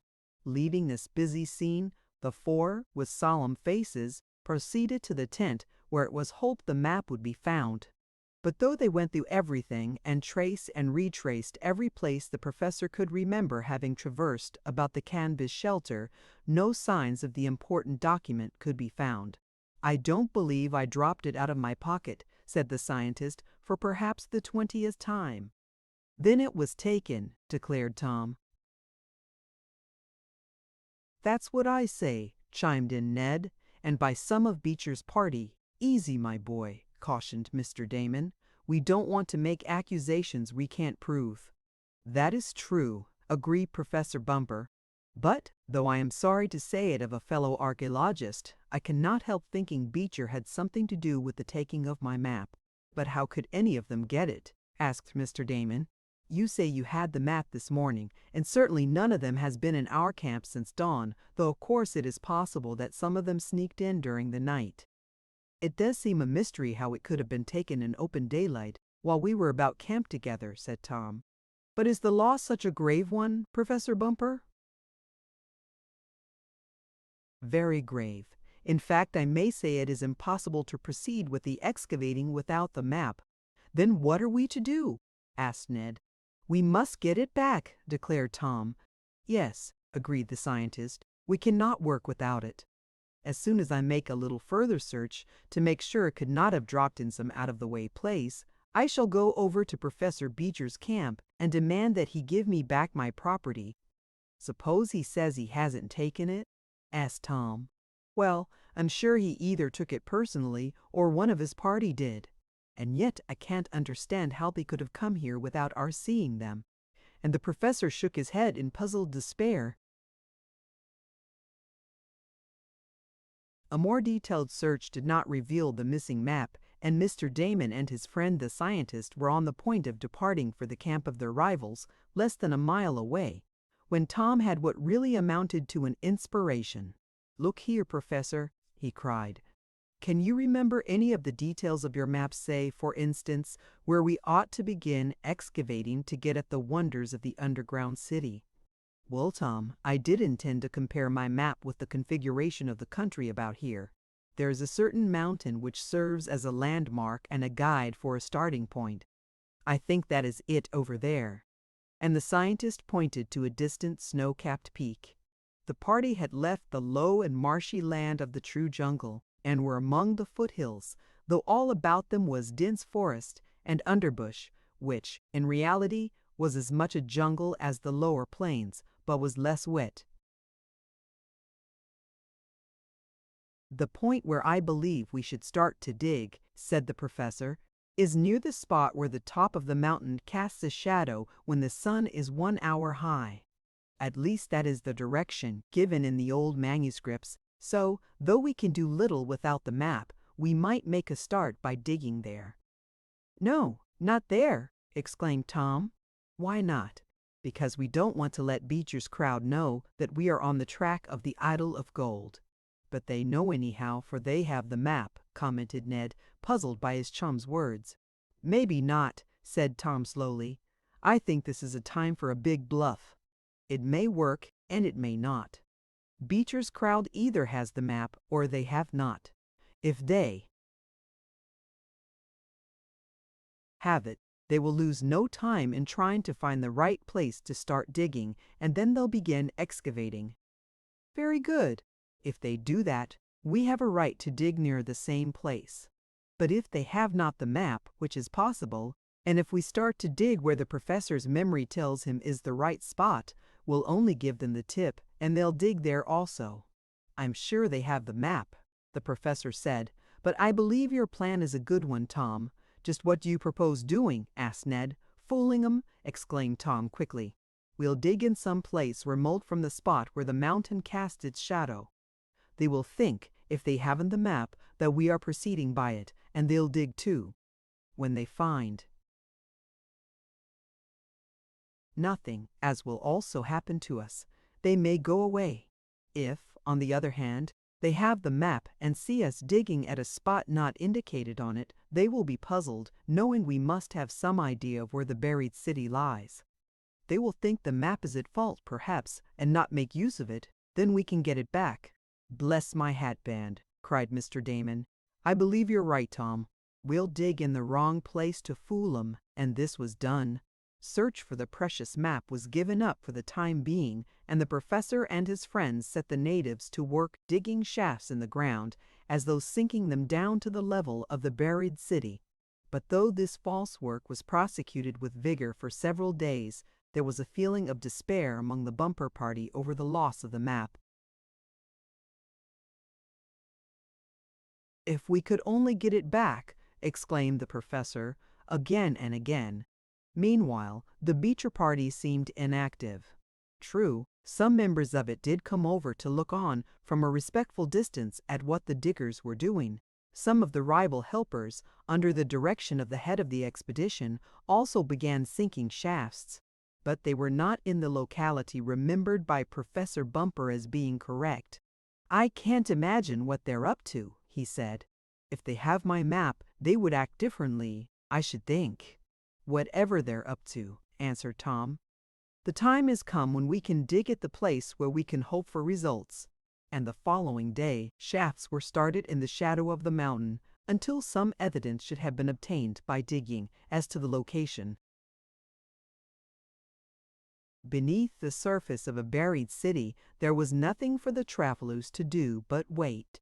Turns were taken in directing the efforts of the diggers, and an occasional inspection was made of the shafts. What do you expect to find first? Asked Tom of Professor Bumper one day, when the latter was at the top of a shaft, waiting for a bucket load of dirt to be hoisted up. Potsherds and artifacts was the answer. What sort of bugs are they? Asked Ned with a laugh. He and Tom were about to go hunting with their electric rifles. Artifacts are things made by the Indians, or whatever members of the race who built the ancient cities were called, such as household articles, vases, ornaments, tools, and so on. Anything made by artificial means is called an artifact. And potsherds are things with those Chinese laundry ticket scratches on them, added Tom. Exactly, said the professor, laughing, though some of the strange-appearing inscriptions give much valuable information. As soon as we find some of them say a broken bit of pottery with hieroglyphics on, I will know I am on the right track. And while the scientist and Mr. Damon kept watch at the top of the shaft, Tom and Ned went out into the jungle to hunt. They had killed some game and were stalking a fine big deer, which would provide a feast for the natives, when suddenly the silence of the lonely forest was broken by a piercing scream, followed by an agonized cry of El Tigre, El Tigre. Chapter 19. Poisoned Arrows. Did you hear that, Tom? Asked Ned in a hoarse whisper. Surely, was the cautious answer. Keep still and I'll try for a shot. Better be quick, advised Ned in a tense voice. The chap who did that yelling seems to be in trouble. And as Ned's voice trailed off into a whisper, again came the cry, this time in frenzied pain. El Tigre! El Tigre! Then there was a jumble of words. It's over this way. And this time Ned shouted, seeing no need for low voices since the other was so loud. Tom looked to where Ned had parted the bushes alongside a jungle path. Through the opening the young inventor saw, in a little glade, that which caused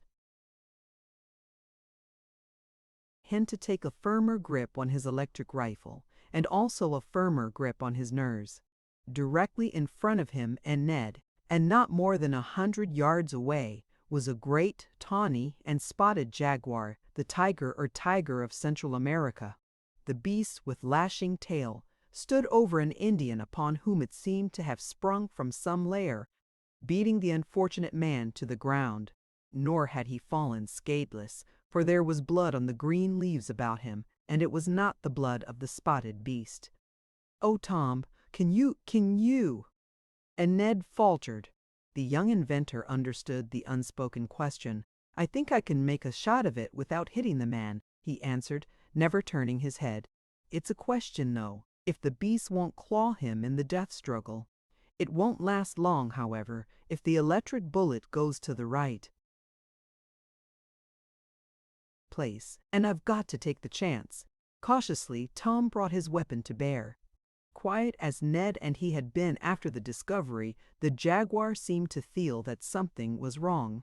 Intent on his prey, for a time he had stood over it, gloating. Now the brute glanced uneasily from side to side, its tail nervously twitching, and it seemed trying to gain, by a sniffing of the air, some information as to the direction in which danger lay. For Tom and Ned had stooped low, concealing themselves by a screen of leaves. The Indian, after his first frenzied outburst of fear, now lay quiet as though fearing to move, moaning in pain. Suddenly the jaguar, attracted either by some slight movement on the part of Ned or Tom, or perhaps by having winded them, turned his head quickly and gazed with cruel eyes straight at the spot where the two young men stood behind. "The bushes. He's seen us," whispered Ned. "Yes," assented Tom, "and it's a perfect shot. Hope I don't miss." It was not like Tom Swift to miss, nor did he on this occasion. There was a slight report from the electric rifle, a report not unlike the crackle of the wireless, and the powerful projectile sped true to its mark. Straight through the throat and chest, under the uplifted jaw of the jaguar, it went through heart and lungs. Then, with a great coughing, sighing snarl, the beast reared up, gave a convulsive leap forward toward its newly discovered enemies, and fell dead in a limp heap, just beyond the native over which it had been crouching before it delivered the death stroke, now never to fall. "You did it, Tom, you did it!" cried Ned, springing up from where he had been, kneeling to give his chum a better chance to shoot. "You did it, and saved the man's life." And Ned would have rushed out toward the still twitching body. "Just a minute," interposed Tom. "Those beasts sometimes have as many lives as a cat. I'll give it one more for luck." Another electric projectile through the head of the jaguar produced no further effect than to move the body slightly, and this proved conclusively that there was no life left. It was safe to approach, which Tom and Ned did. Their first thought, after a glance at the jaguar, was for the Indian. It needed but a brief examination to show that he was not badly hurt. The jaguar had leaped on him from a low tree as he passed under it, as the boys learned afterward, and had crushed the man to earth by the weight of the spotted body more than by a stroke of the paw. The American jaguar is not so formidable a beast as the native name of tiger would cause one to suppose, though they are sufficiently dangerous, and this one had rather badly clawed the Indian. Fortunately, the scratches were on the fleshy parts of the arms and shoulders, where, though painful, they were not necessarily serious. "But if you hadn't shot just when you did, Tom, it would have been all up with him," commented Ned. "Oh well, I guess you'd have hit him if I hadn't," returned the young inventor. "But let's see what we can do for this chap." The man sat up wonderingly, hardly able to believe that he had been saved from the dreaded tiger. His wounds were bleeding rather freely, and as Tom and Ned carried with them a first aid kit, they now brought it into use. The wounds were bound up, the man was given water to drink, and then, as he was able to walk, Tom and Ned offered to help him wherever he wanted to go. "Blessed if I can tell whether he's one of our Indians or whether he belongs to the Beecher crowd," remarked Tom. "Senor Beecher, said the Indian, adding in Spanish that he lived in the vicinity and had only lately been engaged by the young professor who hoped to discover the idol of gold before Tom's scientific friend could do so. Tom and Ned knew a little Spanish, and with that, and simple but expressive signs on the part of the Indian, they learned his story. He had his palm-thatched hut not far from the Beecher camp in a small Indian village, and he, with others, had been hired on the arrival of the Beecher party to help with the excavations. These, for some reason, were delayed. Delayed because they daren't use the map they stole from us, commented Ned. Maybe, agreed Tom. The Indian, whose name, it developed, was Tall, as nearly as Tom and Ned could master it, had left camp to go to visit his wife and child in the jungle hut, intending to return to the Beecher camp at night. But as he passed through the forest, the jaguar had dropped on him, bearing him to earth. "But you saved my life, Senor," he said to Tom, dropping on one knee and trying to kiss Tom's hand, which our hero avoided. "And now my life is yours," added the Indian. "Well, you'd better get home with it and take care of it," said Tom. "I'll have Professor Bumper come over and dress your scratches in a better and more careful way. The bandages we put on are only temporary. My wife, she make a poultice of leaves, they cure me," said the Indian. "I guess that will be the best way," observed Ned. "These natives can doctor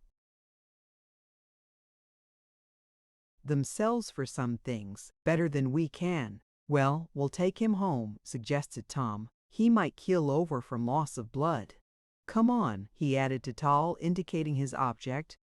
It was not far to the native's hut from the place where the jaguar had been killed, and there Tom and Ned underwent another demonstration of affection as soon as those of Tal's immediate family and the other natives understood what had happened.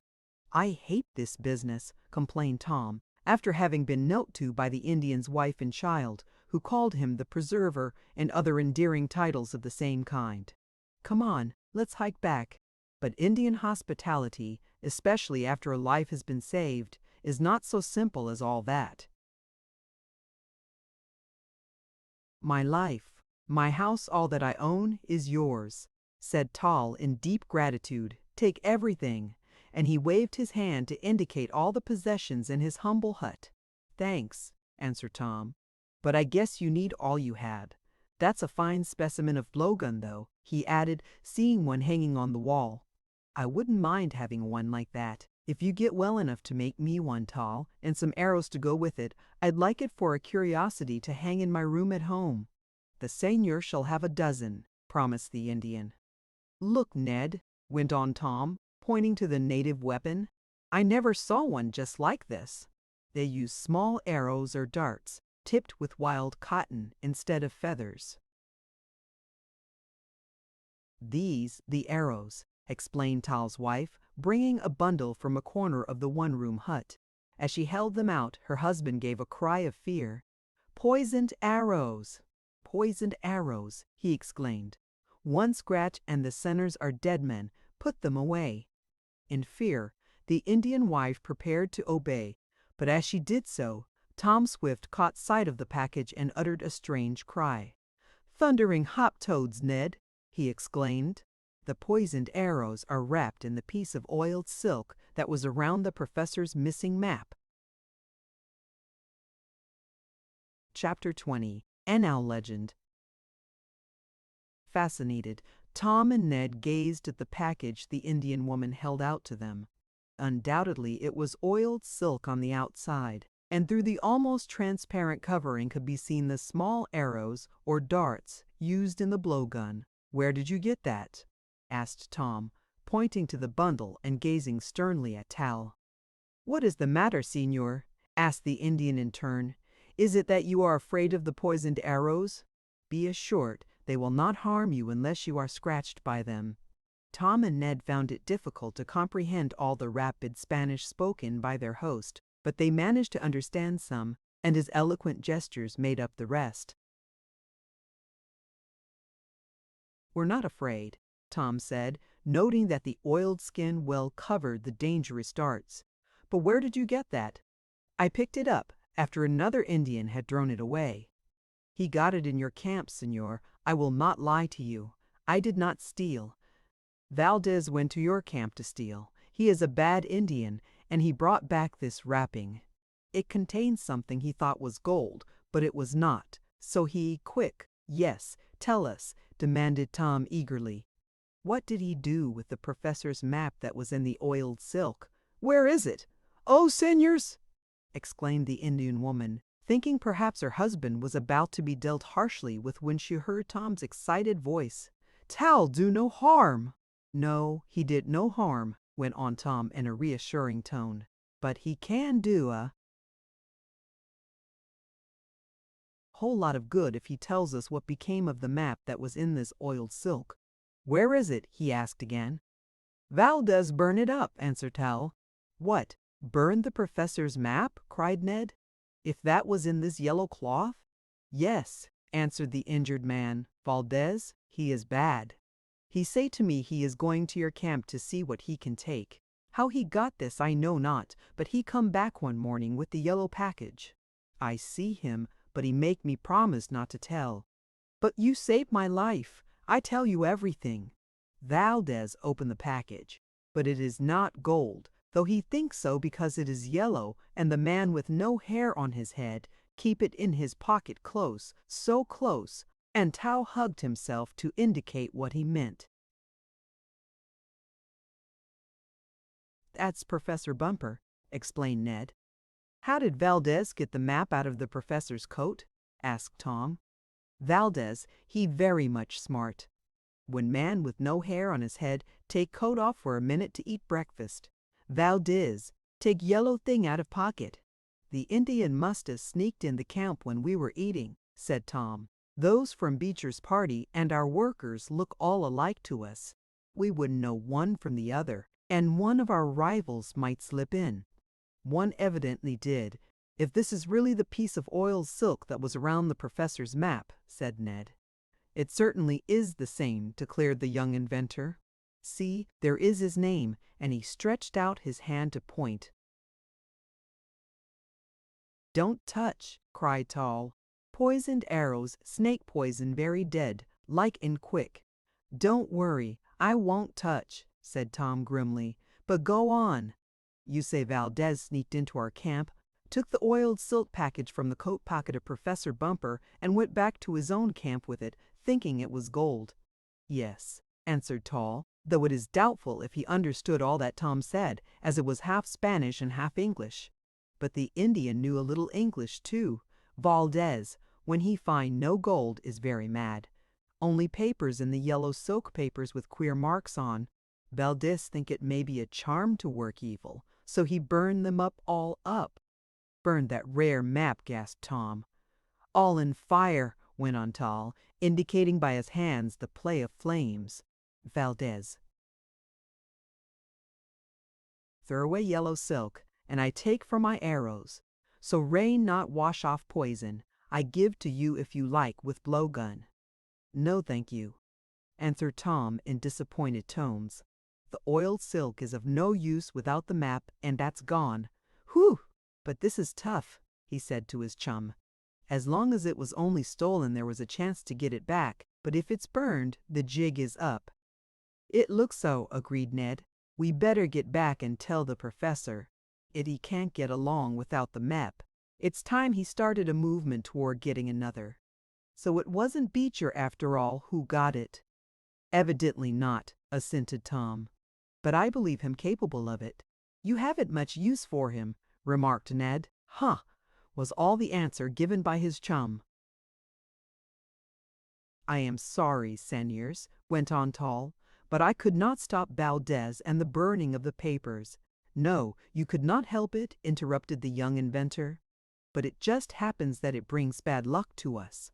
You see, Tal, the papers in this yellow covering told of an old buried city that the bald-headed professor, the man with no hair on his head, is very anxious to discover. It is somewhere under the ground, and he waved to the jungle all about them, pointing earthwards. Paper Valdez burn tell of Lost City? Asked Tal, his face lighting up.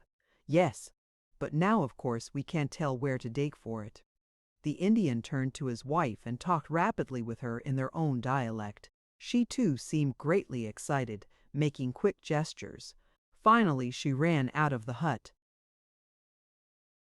"Where is she going?" asked Tom suspiciously. "To get her grandfather. He very old Indian. He knows story of buried cities under trees. Very old story what you call legend, maybe. But Goose'll know. He tell same as his grandfather told him. You wait. Goose'll come and you listen." "Good, Ned," suddenly cried Tom. "Maybe we'll get on the track of lost Curzon after all, through some ancient Indian legend. Maybe we won't need the map." "It hardly seems possible," said Ned slowly. "What can these Indians know of buried cities that were out of existence before Columbus came here? Why, they haven't any written history."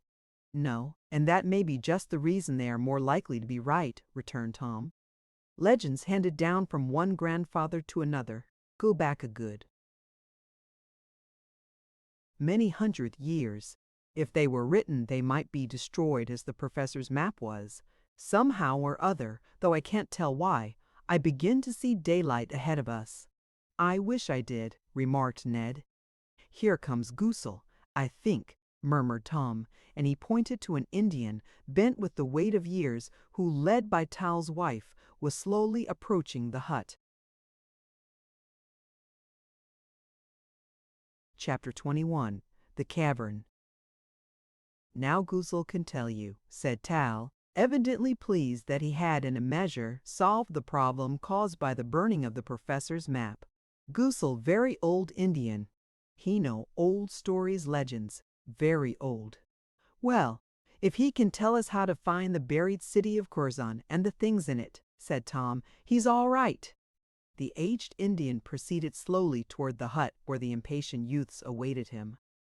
"I know what you seek in the buried city," remarked Tal. "Do you?" cried Tom, wondering if someone had indiscreetly spoken of the idol of gold. "Yes, you want pieces of rock, with strange writings on them, old weapons, broken pots. I know.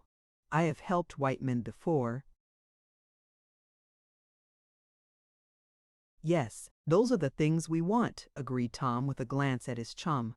"That is some of them. But does your wife's grandfather talk our language?" "No, but I can tell you what he says." By this time the old man, led by Mrs. Tal as the young man called the wife of the Indian they had helped, entered the hut. He seemed nervous and shy, and glanced from Tom and Ned to his grandson-in-law as the latter talked rapidly in the Indian dialect. Then Goosel made answer, but what it was all about the boys could not tell. "Goosel say," translated Tal, "that he know a story of a very old city away down underground." "Tell us about it," urged Tom eagerly.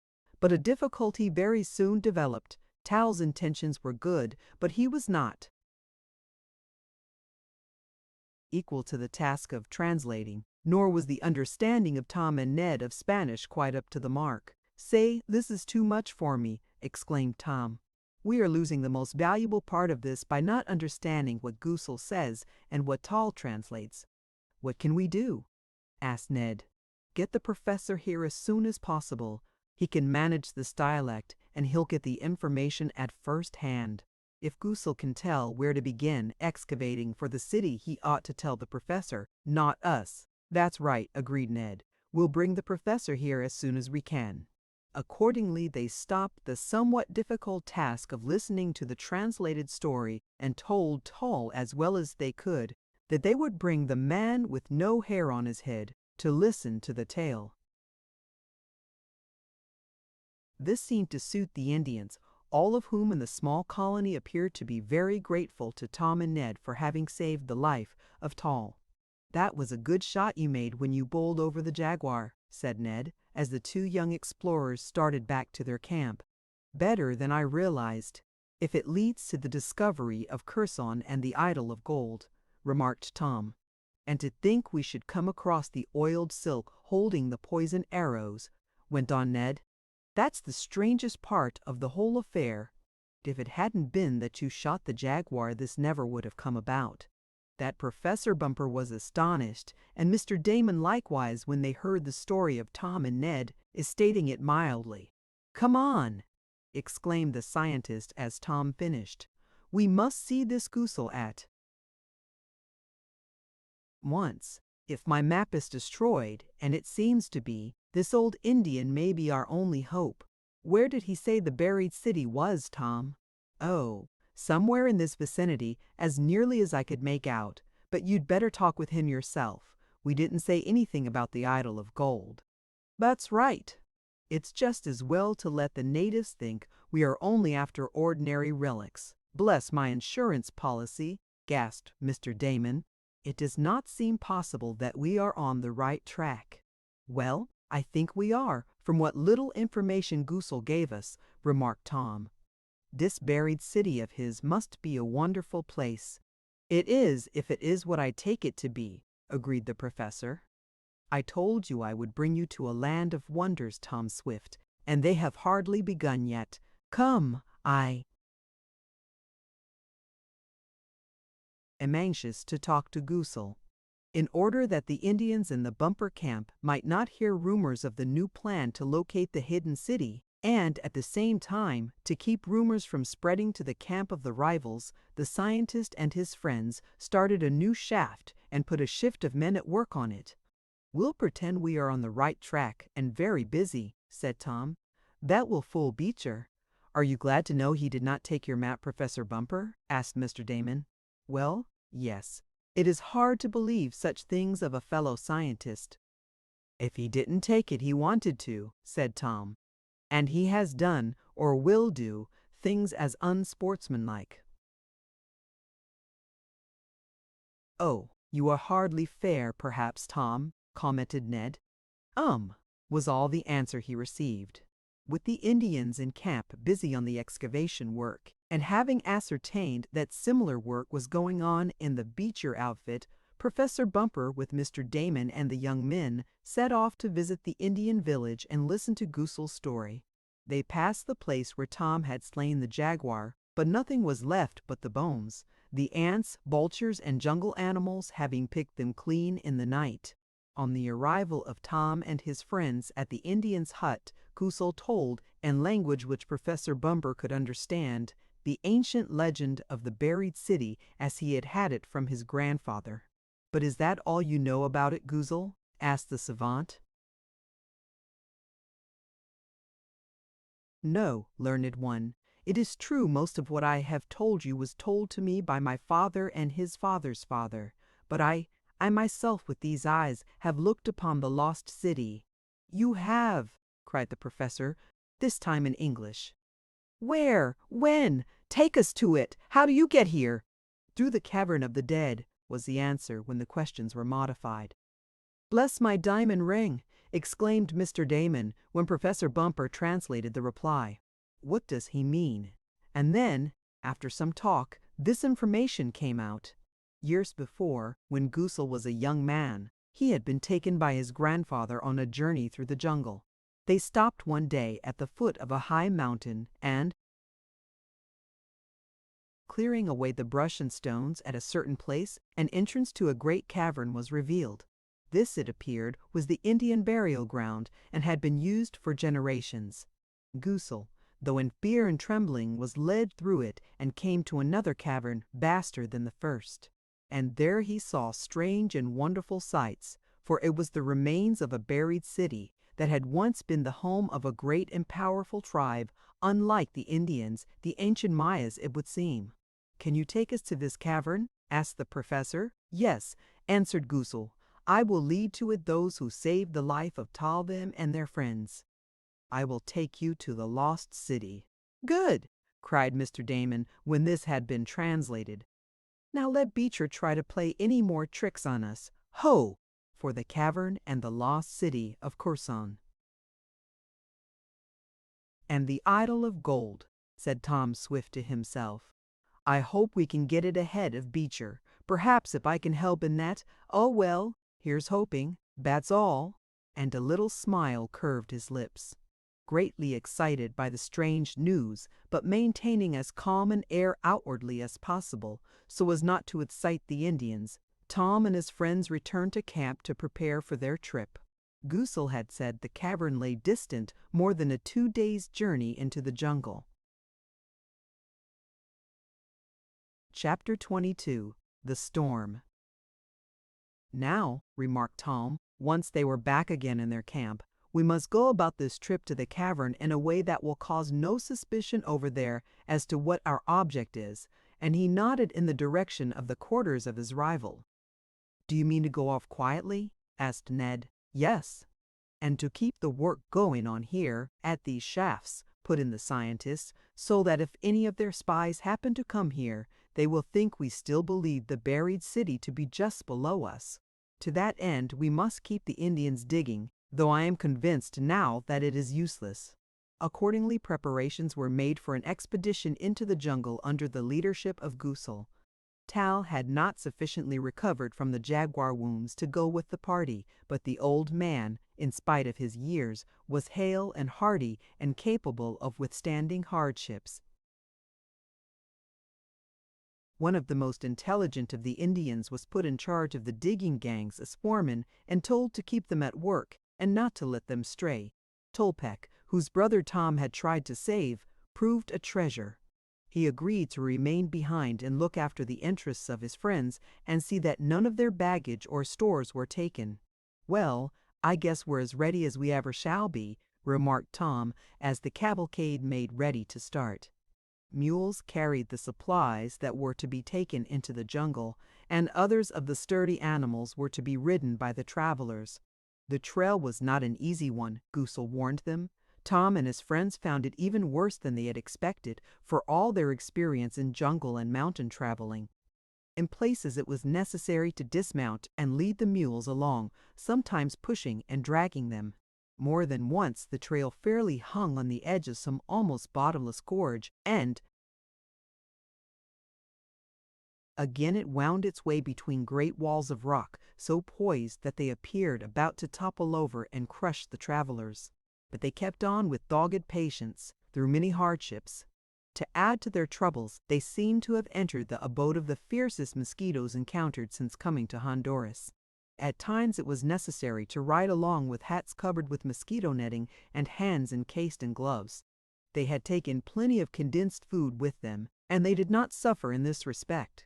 Game, too, was plentiful, and the electric rifles of Tom and Ned added to the larder. One night, after a somewhat sound sleep induced by hard travel on the trail that day, Tom awoke to hear someone or something moving about among their goods, which included their provisions. "Who's there?" asked the young inventor sharply as he reached for his electric rifle. There was no answer but a rattling of the pans. "Speak, or I'll fire," Tom warned, adding this in such Spanish as he could muster, for he thought it might be one of the Indians. No reply came, and then seeing by the light of the stars a dark form moving in front of the tent occupied by himself and Ned, Tom fired. There was a combined grunt and squeal of pain, then a savage growl, and Ned yelled, "What's the matter, Tom?" for he had been awakened and heard the crackle of the electrical discharge. "I don't know," Tom answered, "but I shot something or somebody." "Maybe some of Beecher's crowd," ventured his chum. But when they got their electric torches and focused them on the inert black object, it was found to be a bear which had come to nose about the camp for dainty morsels. Bruin was quite dead, and as he was in prime condition, there was a feast of bear meat at the following dinner. The white travelers found it rather too strong for their palates, but the Indians reveled in it.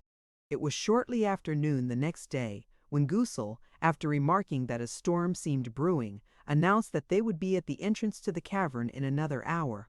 "Good," cried Professor Bumper. "At last we are near the buried city." "Don't be too sure," advised Mr. Damon. "We may be disappointed, though I hope not for your sake, my dear Professor."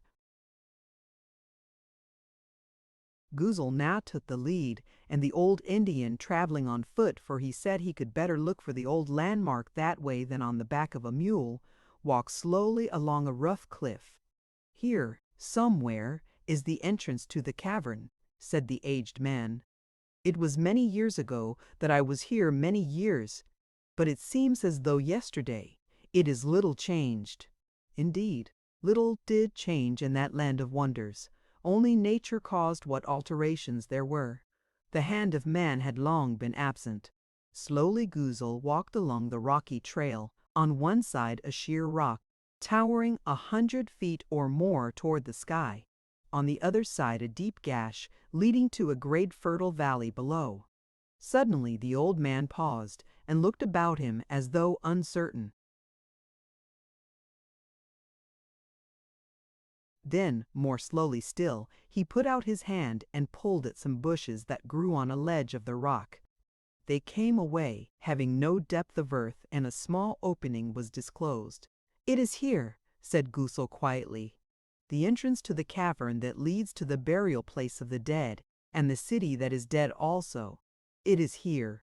He stood aside while the others hurried forward.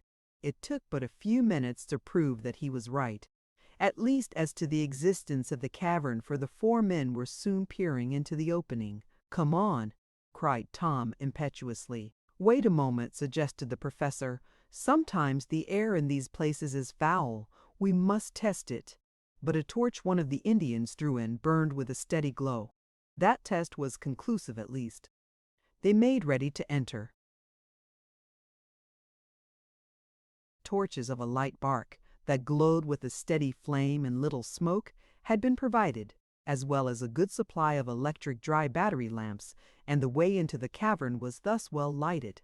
At first the Indians were afraid to enter, but a word or two from Guzel reassured them, and they followed Professor Bumper, Tom, and the others into the cavern. For several 100 feet there was nothing remarkable about the cave.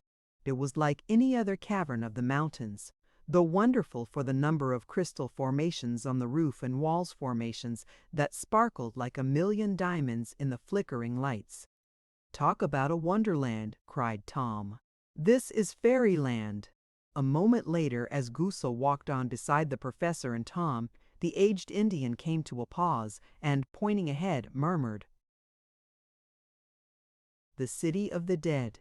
They saw the niches cut in the rock walls, niches that held the countless bones of those who had died many, many years before.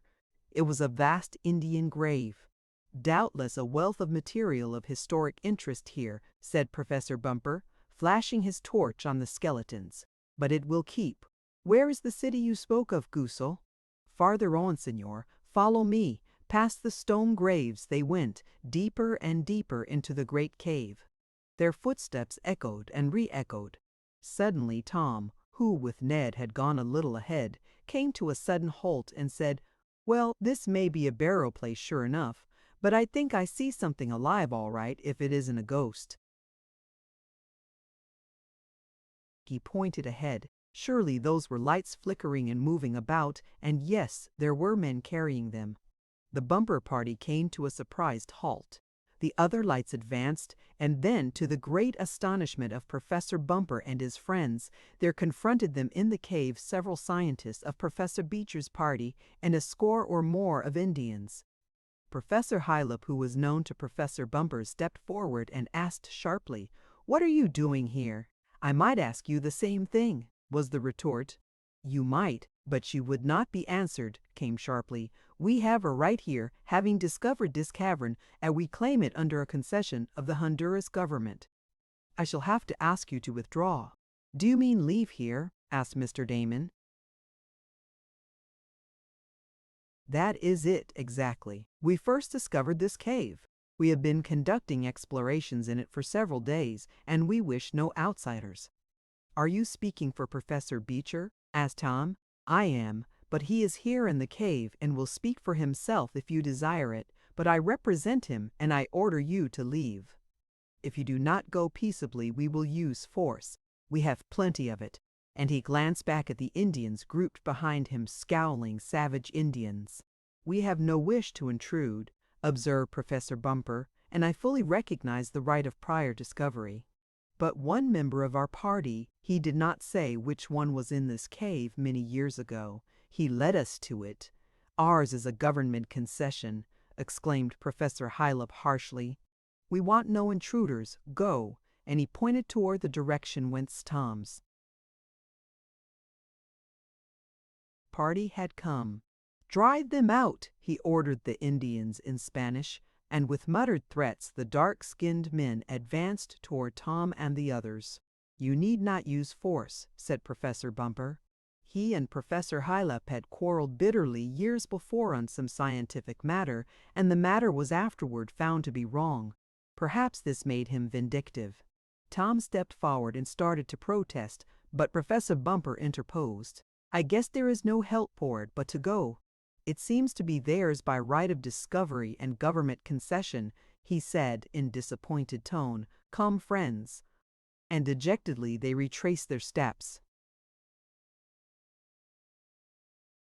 Followed by the threatening Indians, the Bumper party made its way back to the entrance. They had hoped for great things, but if the cavern gave access to the buried city, the ancient city of Curzon, on the chief altar of which stood the golden idol, Quetzal, it looked as though they were never to enter it. "We'll have to get our Indians and drive those fellows out," declared Tom. "I'm not going to be beaten this way and by Beecher." "It is galling," declared Professor Bumper. "Still he has right on his side, and I must give in to priority as I would expect him to. It is the unwritten law." "Then we failed," cried Tom bitterly. "Not yet," said Professor Bumper. "If I cannot unearth that buried city, I may find another in this wonderland. I shall not give up." "Hark! What's that noise?" asked Tom as they approached the entrance to cave. "Sounds like a great wind blowing," commented Ned. It was. As they stood in the entrance, they looked out to find a fierce storm raging. The wind was sweeping down the rocky trail, the rain was falling in veritable bucketfuls from the overhanging cliff, and deafening thunder and blinding lightning roared and flashed. "Surely you would not drive us out in this storm," said Professor Bumper to his former rival. "You cannot stay in the cave. You must get out," was the answer, as a louder crash of thunder than usual seemed to shake the Berry Mountain. Chapter 23. Ian Tombed Alive. For an instant, Tom and his friends paused at the entrance to the wonderful cavern and looked at the raging storm. It seemed madness to venture out into it, yet they had been driven from the cave by those who had every right of discovery to say who, and who should not, partake of its hospitality.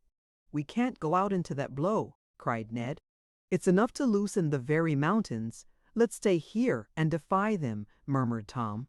If what we seek is here, we have as good a right to it as they have." "We must go out," said Professor Bumper simply. "I recognize the right of my rival to dispossess us." "He may have the right, but it isn't human," said Mr. Damon. "Bless my overshoes. If Beecher himself were here, he wouldn't have the heart to send us out in this storm." "I would not give him the satisfaction of appealing to him," remarked Professor Bumper. "Come, we will go out. We have our ponchos, and we are not fair-weather explorers. If we can't get to the lost city one way, we will another. Come, my friends." And despite the downpour, the deafening thunder, and the lightning that seemed ready to sear one's eyes, he walked out of the cave entrance, followed by Tom and the others. "Come on," cried Tom in a voice he tried to render confident, as they went out into the terrible storm. "We'll beat 'em yet." The rain fell harder than ever. Small torrents were now rushing down the trail, and it was only a question of a few minutes before the place where they stood would be a raging river, so quickly does the rain collect in the mountains and speed toward the valleys. "We must take to the forest," cried Tom. "There'll be some shelter there, and I don't like the way the geography of this place is behaving. There may be a landslide at any moment." As he spoke, he motioned upward through the mist of the rain to the sloping side of the mountain towering above them. Loose stones were beginning to roll down, accompanied by patches of earth loosened by the water. Some of the patches carried with them bunches of grass and small bushes. "Yes, it will be best to move into the jungle," said the professor. "Goosal, you had better take the lead." It was wonderful to see how well the aged Indian bore up in spite of his years, and walked on ahead. They had left their mules tethered some distance back, in a sheltering clump of trees, and they hoped the animals would be safe. The guide found a place where they could leave the trail, though going down a dangerous slope, and take to the forest. As carefully as possible they descended this, the rain continuing to fall, the wind to blow, the lightning to sizzle all about them, and the thunder to boom in their ears. They went on until they were beneath the shelter of the thick jungle growth of trees, which kept off some of the pelting drops. "This is better," exclaimed Ned, shaking his poncho and getting rid of some of the water that had settled on it. "Bless my overcoat," cried Mr. Damon. "We seem to have gotten out of the frying pan into the fire." "How?" asked Tom. "We are partly sheltered here, though had we stayed in the cave, in spite of a deafening crash interrupted him, and following the flash, one of the giant trees of the forest was seen to blaze up and then topple over." "Struck by lightning!" yelled Ned. "Yes, and it may happen to us," exclaimed Mr. Damon. "We were safer from the lightning in the open." "Maybe." Again came an interruption, but this time a different one. The very ground beneath their feet seemed to be shaking and trembling. "What is it?" gasped Ned, while Goosal fell on his knees and began fervently to pray. "It's an earthquake," yelled Tom Swift. As he spoke there came another sound, the sound of a mass of earth in motion. It came from the direction of the mountain trail they had just left. They looked toward it, and their horror-stricken eyes saw the whole side of the mountain sliding down. Slowly at first the earth slid down, but constantly gathering force and speed.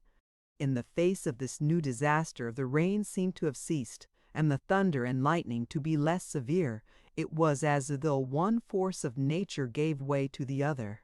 "Look! Look!" gasped Ned. In silence, which was broken now only by a low and ominous rumble, more menacing than had been the awful fury of the elements, the travelers looked. Suddenly there was a quicker movement of seemingly one whole section of the mountain. Great rocks and trees, carried down by the appalling force of the landslide, were slipping over the trail, obliterating it as though it had never existed. "There goes the entrance to the cavern," cried Ned, and as the others looked to where he pointed, they saw the hole in the side of the mountain, the mouth of the cave that led to the lost city of Curzon, completely covered by thousands of tons of earth and stones. "That's the end of them," exclaimed Tom, as the rumble of the earthquake died away. Ned stopped, his eyes staring. "Of Professor Beecher's party. They're entombed alive." Chapter 24. The Revelant Stone. Stunned, not alone by the realization of the awfulness of the fate of their rivals, but also by the terrific storm and the effect of the earthquake and the landslide, Tom and his friends remained for a moment gazing toward the mouth of the cavern, now completely out of sight, buried by a mass of broken trees, tangled bushes, rocks, and earth.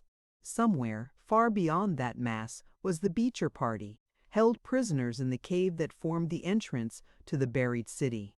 Tom was the first to come to a realization of what was needed to be done. "We must help them," he exclaimed, and it was characteristic of him that he harbored no enmity. "How?" asked Ned. "We must get a force of Indians and dig them out," was the prompt answer. At Tom's vigorous words, Professor Bumper's forces were energized into action, and he stated, "Fortunately, we have plenty of excavating tools. We may be in time to save them. Come on." The storm seems to have passed as suddenly as it came up, and the earthquake, which, after all, did not cover a wide area, seems to be over. We must start the work of rescue at once. We must go back to camp and get all the help we can muster. The storm, indeed, seemed to be over, but it was no easy matter to get back over the soggy, rain-soaked ground to the trail they had left to take shelter in the forest. Fortunately, the earthquake had not involved that portion where they had left their mules. But most of the frightened animals had broken loose, and it was some little time before they could all be caught. "It is no use to try to get back to camp tonight," said Tom, when the last of the pack and saddle animals had been corralled. It is getting late, and there is no telling the condition of the trail. We must stay here until morning." "But what about them?" And Mr. Damon nodded in the direction of the entombed ones. "We can help them best by waiting until the beginning of a new day," said the professor. "We shall need a large force, and we could not bring it up tonight. Besides, Tom is right, and if we try to go along the trail after dark, torn and disturbed as it is bound to be by the rain, we might get into difficulties ourselves. No, we must camp here until morning and then go for help." They all decided finally this was best. The professor, too, pointed out that their rivals were in a large and roomy cave, not likely to suffer from lack of air nor food or water, since they must have supplies with them. "The only danger is that the cave has been crushed in," added Tom. "But in that event we would be of no service to them anyhow." The night seemed very long, and it was a most uncomfortable one because of the shock and exertions through which the party had passed. Added to this was the physical discomfort caused by the storm. But in time there was the light in the east that meant morning was at hand, and with it came action. A hasty breakfast, cups of steaming coffee forming a most welcome part, put them all in better condition, and once more they were on their way, heading back to the main camp where they had left their force of Indians. "My!" exclaimed Tom as they made their way slowly along. "It surely was some storm. Look at those big trees uprooted over there. They're almost as big as the giant redwoods of California, and yet they were bowled over as if they were 10 pins. I wonder if the wind did it or the earthquake," ventured Mr. Damon. "No wind could do that," declared Ned. "It must have been the landslide caused by the earthquake. The wind could do it if the ground was made soft by the rain, and that was probably what did it," suggested Tom. "There is no harm in settling the point," commented Professor Bumper. "It is not far off our trail, and will take only a few minutes to go over to the trees. I should like to get some photographs to accompany an article that perhaps I shall write on the effects of sudden and severe tropical storms. We will go to look at the overturned trees, and then we'll hurry on to camp to get the rescue party." The uprooted trees lay on one side of the mountain trail, perhaps a mile from the mouth of the cave which had been covered over, entombing the Beecher party. Leaving the mules in charge of one of the Indians, Professor Bumper and his friends, accompanied by Goosal, approached the fallen trees. As they neared them, they saw that in falling the trees had lifted with their roots a large mass of earth and embedded rocks that had clung to the twisted and gnarled fibers. This mass was as large as a house. "Look at the hole left when the roots pulled out," cried Ned. "Why, it's like the crater of a small volcano," he added. And, as they stood on the edge of it, looking curiously at the hole made, the others agreed with Tom's chum. Professor Bumper was looking about, trying to ascertain if there were any evidences of the earthquake in the vicinity, when Tom, who had cautiously gone a little way down into the excavation caused by the fallen trees, uttered a cry of surprise. "Look!" he shouted. "Isn't that some sort of tunnel or underground passage?" And he pointed to a square opening, perhaps 7 feet high and nearly as broad, which extended no one knew where, downward and onward from the side of the hole made by the uprooting of the trees. "It's an underground passage all right," said Professor Bumper eagerly, "and not a natural one either. That was fashioned by the hand of man, if I am any judge. It seems to go right under the mountain, too. Friends, we must explore this. It may be of the utmost importance. Come, we have our electric torches, and we shall need them, for it's very dark in there." And he peered into the passage in front of which they all stood now. It seemed to have been tunneled through the earth, the sides being lined by either slabs of stone or walls made by a sort of concrete. "But what about the rescue work?" asked Mr. Damon. "I am not forgetting Professor Beecher and his friends," answered the scientist.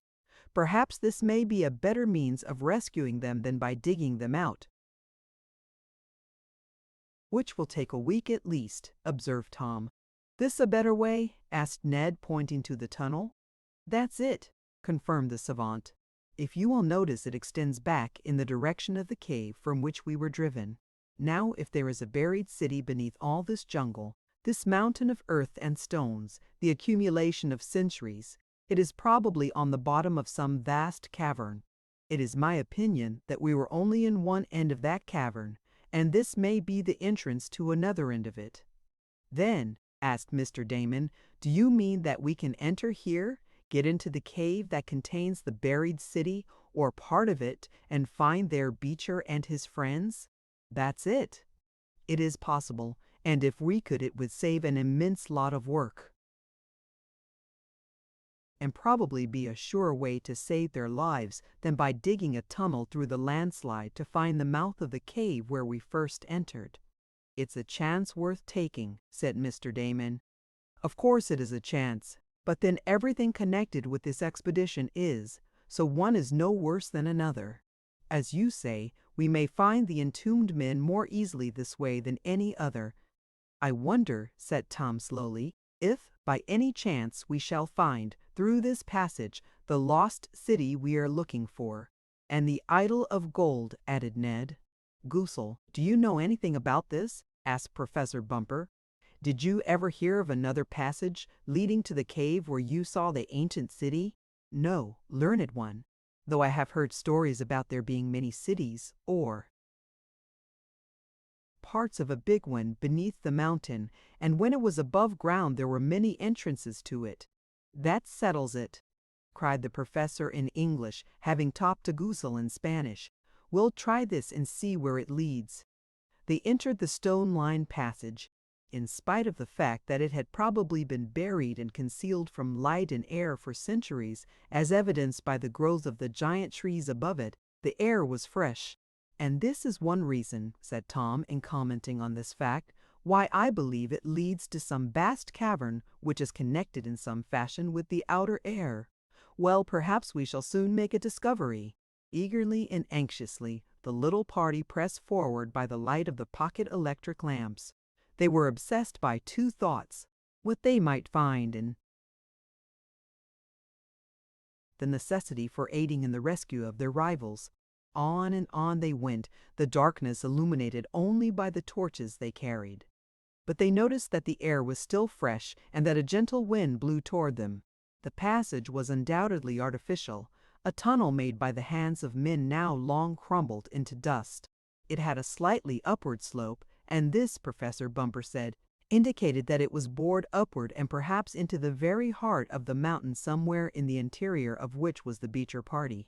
Just how far they went they did not know, but it must have been more than 2 miles. Yet they did not tire, for the way was smooth. Suddenly Tom, who with Professor Bumper was in the lead, uttered a cry as he held his torch above his head and flashed it about in a circle. "We're blocked!" he exclaimed. "We're up against a stone wall." It was but too true. Confronting them and extending from side to side across the passage and from roof to floor was a great rough stone. Immense and solid it seemed when they pushed on it in vain. "Nothing short of dynamite will move that," said Ned in despair. "This is a blind lead. We'll have to go back." "But there must be something on the other side of that stone," cried Tom. "See, it is pierced with holes, and through them comes a current of air. If we could only move the stone." "I believe it is an ancient door," remarked Professor Bumper. Eagerly and frantically they tried to move it by their combined weight. The stone did not give the fraction of the breadth of a hair. "We'll have to go back and get some of your big tunnel blasting powder, Tom," suggested Ned. As he spoke, old Goosal glided forward. He had remained behind them in the passage while they were trying to move the rock. Now he said something in Spanish. "What does he mean?" asked Ned. "He asked that he be allowed to try," translated Professor Bumper. "Sometimes, he says, there is a secret way of opening stone doors in these underground caves. Let him try."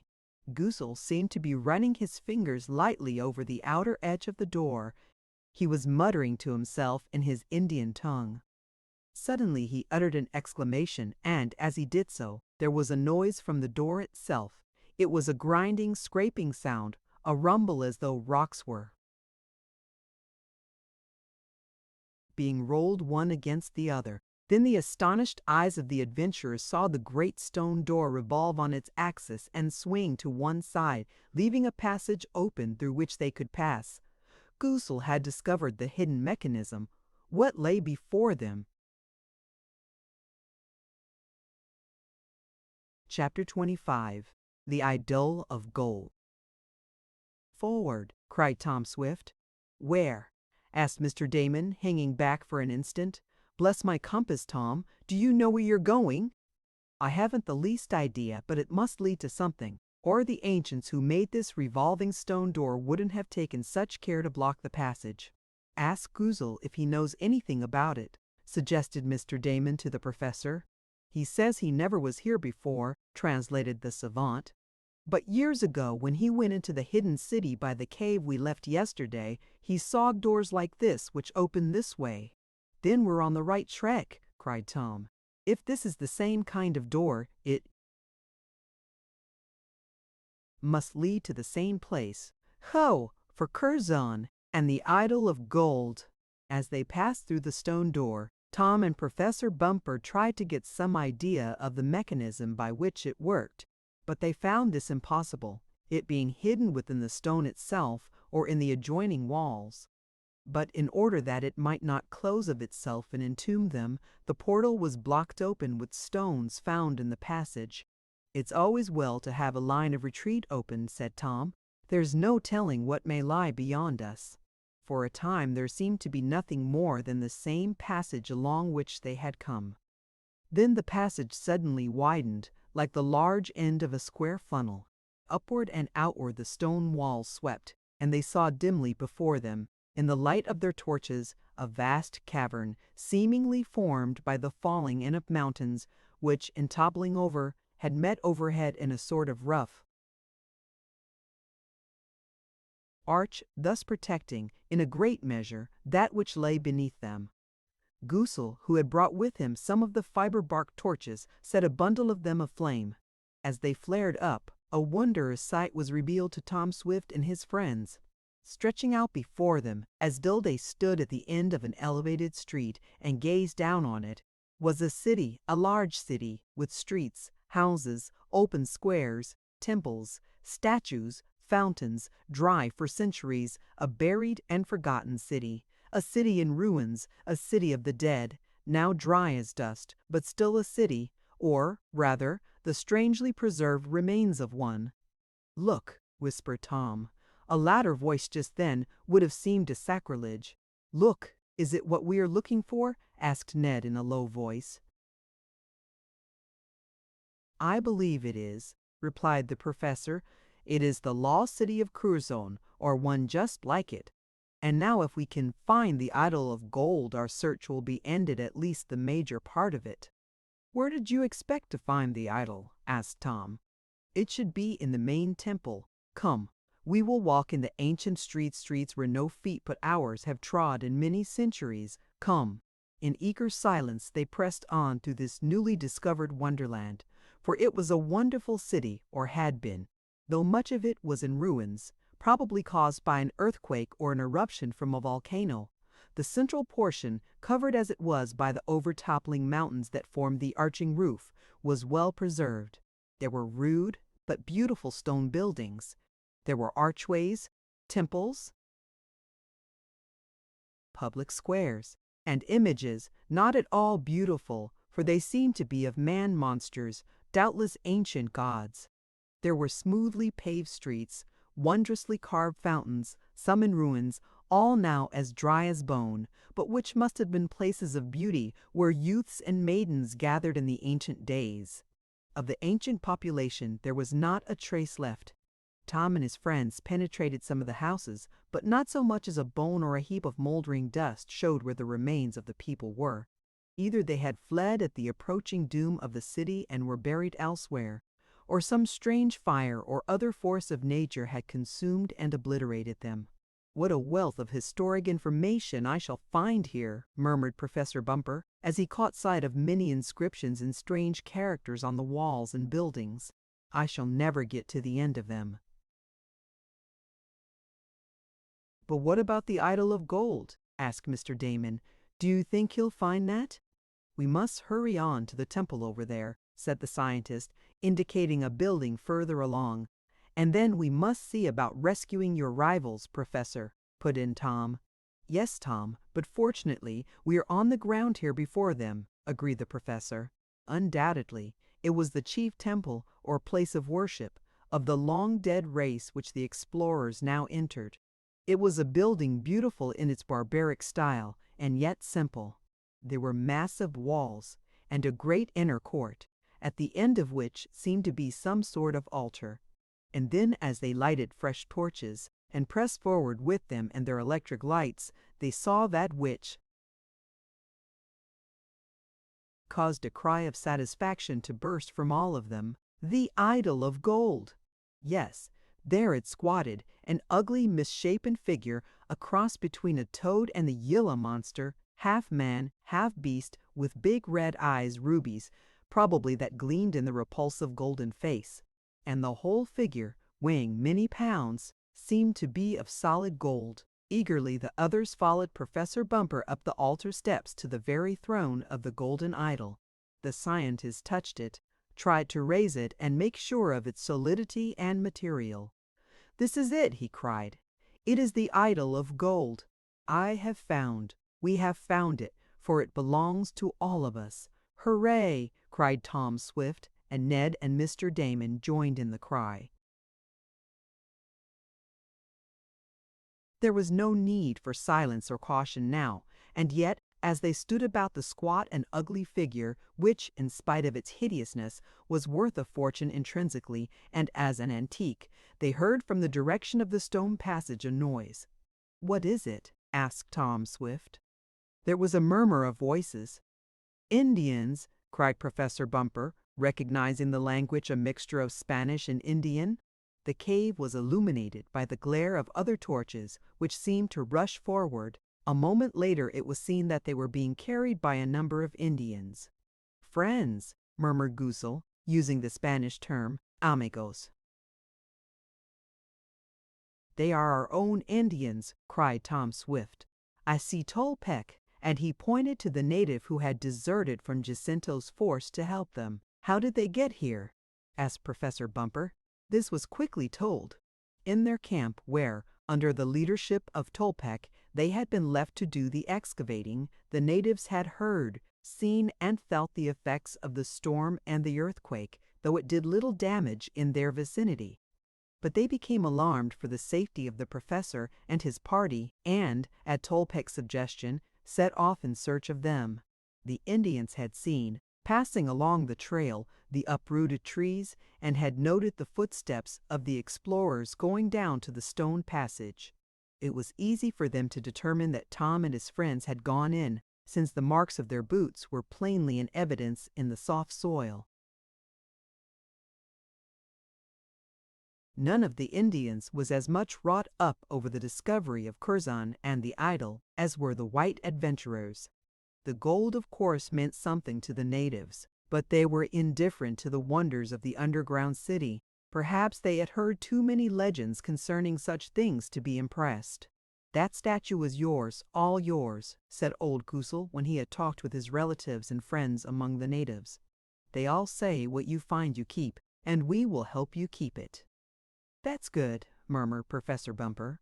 "There was some doubt in my mind as to our right to this. But after all, the natives who live in this land are the original owners, and if they pass title to us, it is clear.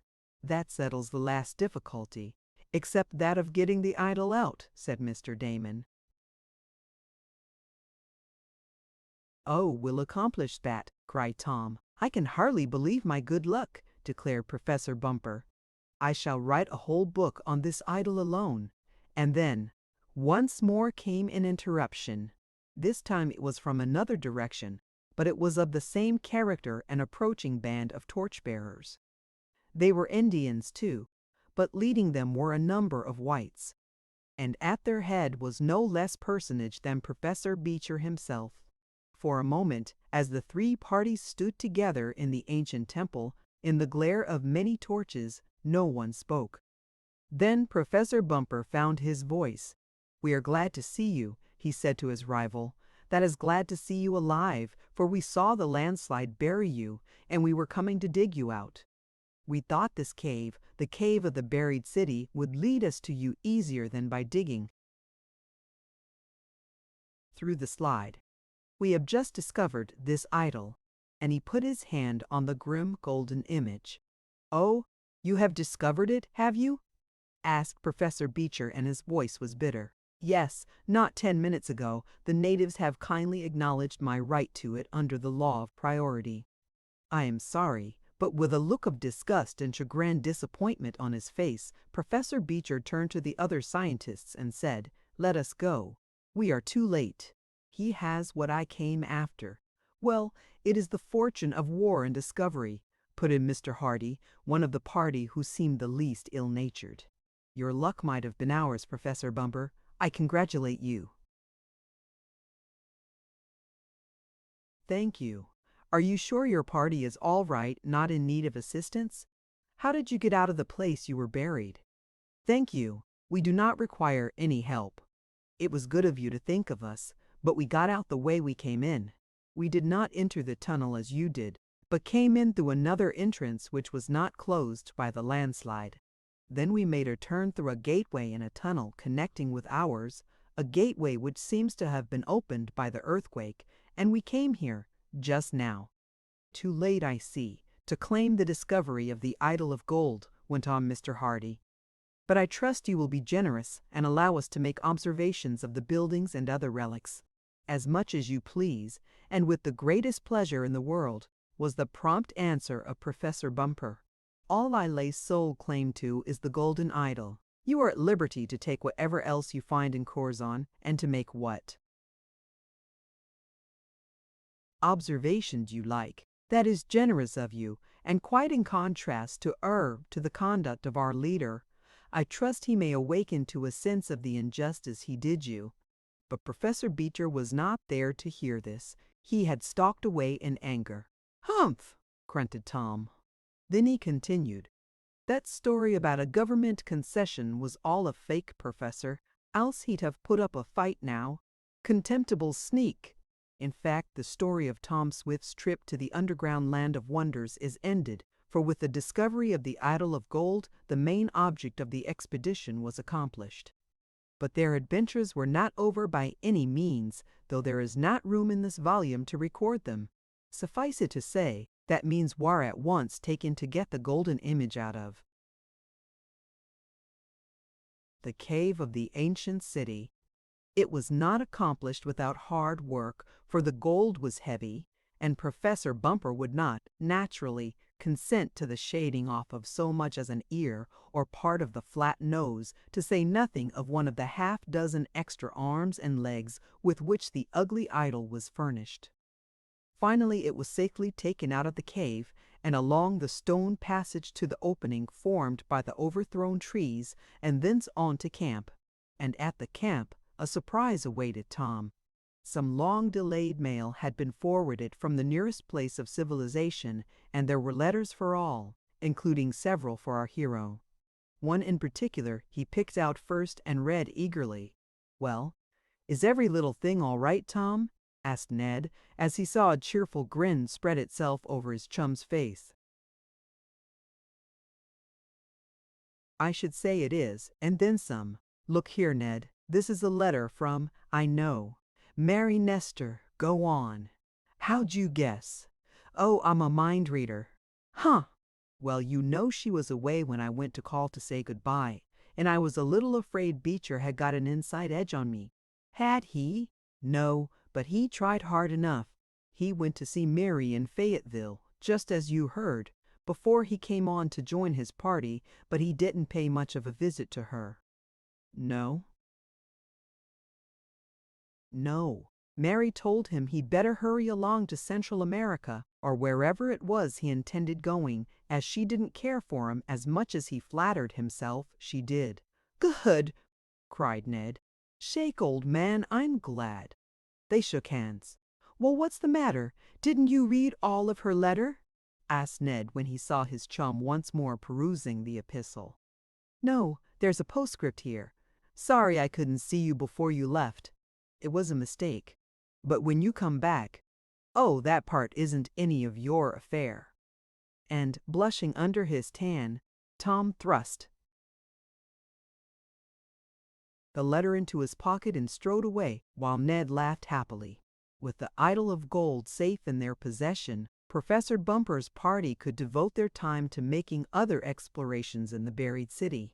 This they did, as is testified to by a long list of books and magazine articles since turned out by the scientist, dealing strictly with archaeological subjects, touching on the ancient Mayan race and its civilization, with particular reference to their system of computing time. Professor Beecher, young and foolish, would not consent to delve into the riches of the ancient city, being too much chagrined over the loss of the idol. It seems he had really promised to give a part of it to Mary Nestor, but he never got the chance. His colleagues, after their first disappointment at being beaten, joined forces with Professor Bumper in exploring the old city and made many valuable discoveries. In one point, Professor Bumper had done his rival an injustice. That was in thinking Professor Beecher was responsible for the treachery of Jacinto. That was due to the plotter's own work. It was true that Professor Beecher had tentatively engaged Jacinto and had sent word to him to keep other explorers away from the vicinity of the ancient city if possible. But Jacinto, who did not return Professor Bumper's money, as he had promised, had acted treacherously in order to enrich himself. Professor Beecher had nothing to do with that, nor had he with the taking of the map, as has been seen, the loss of which, after all, was a blessing in disguise, for Curzon would never have been located by following the directions given there, as it was very inaccurate. In another point it was demonstrated that the old documents were at fault. This was in reference to the golden idol having been overthrown and another set up in its place, an act which had caused the destruction of Curzon. It is true that the city was destroyed, or rather, buried, but this catastrophe was probably brought about by an earthquake. And another great idol, one of clay, was found, perhaps a rival of Quetzal, but it was this clay image which was thrown down and broken, and not the golden one. Perhaps an effort had been made, just before the burying of the city, to change idols and the system of worship. But Quetzal seemed to have held his own. The old manuscripts were not very reliable, it was found, except in general. "Well, I guess this will hold Beecher for a while," said Tom, the night of the arrival of Mary's letter, and after he had written one in answer, which was dispatched by a runner to the nearest place whence mail could be forwarded. "Yes, luck seems to favor you," replied Ned. "You've had a hand in the discovery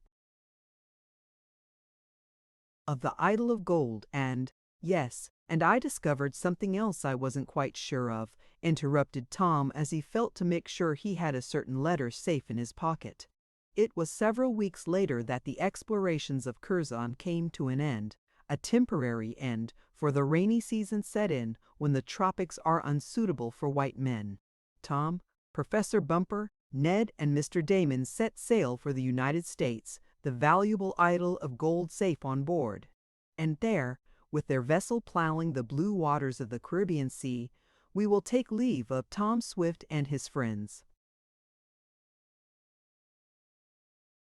The end. Thank you for listening to this story.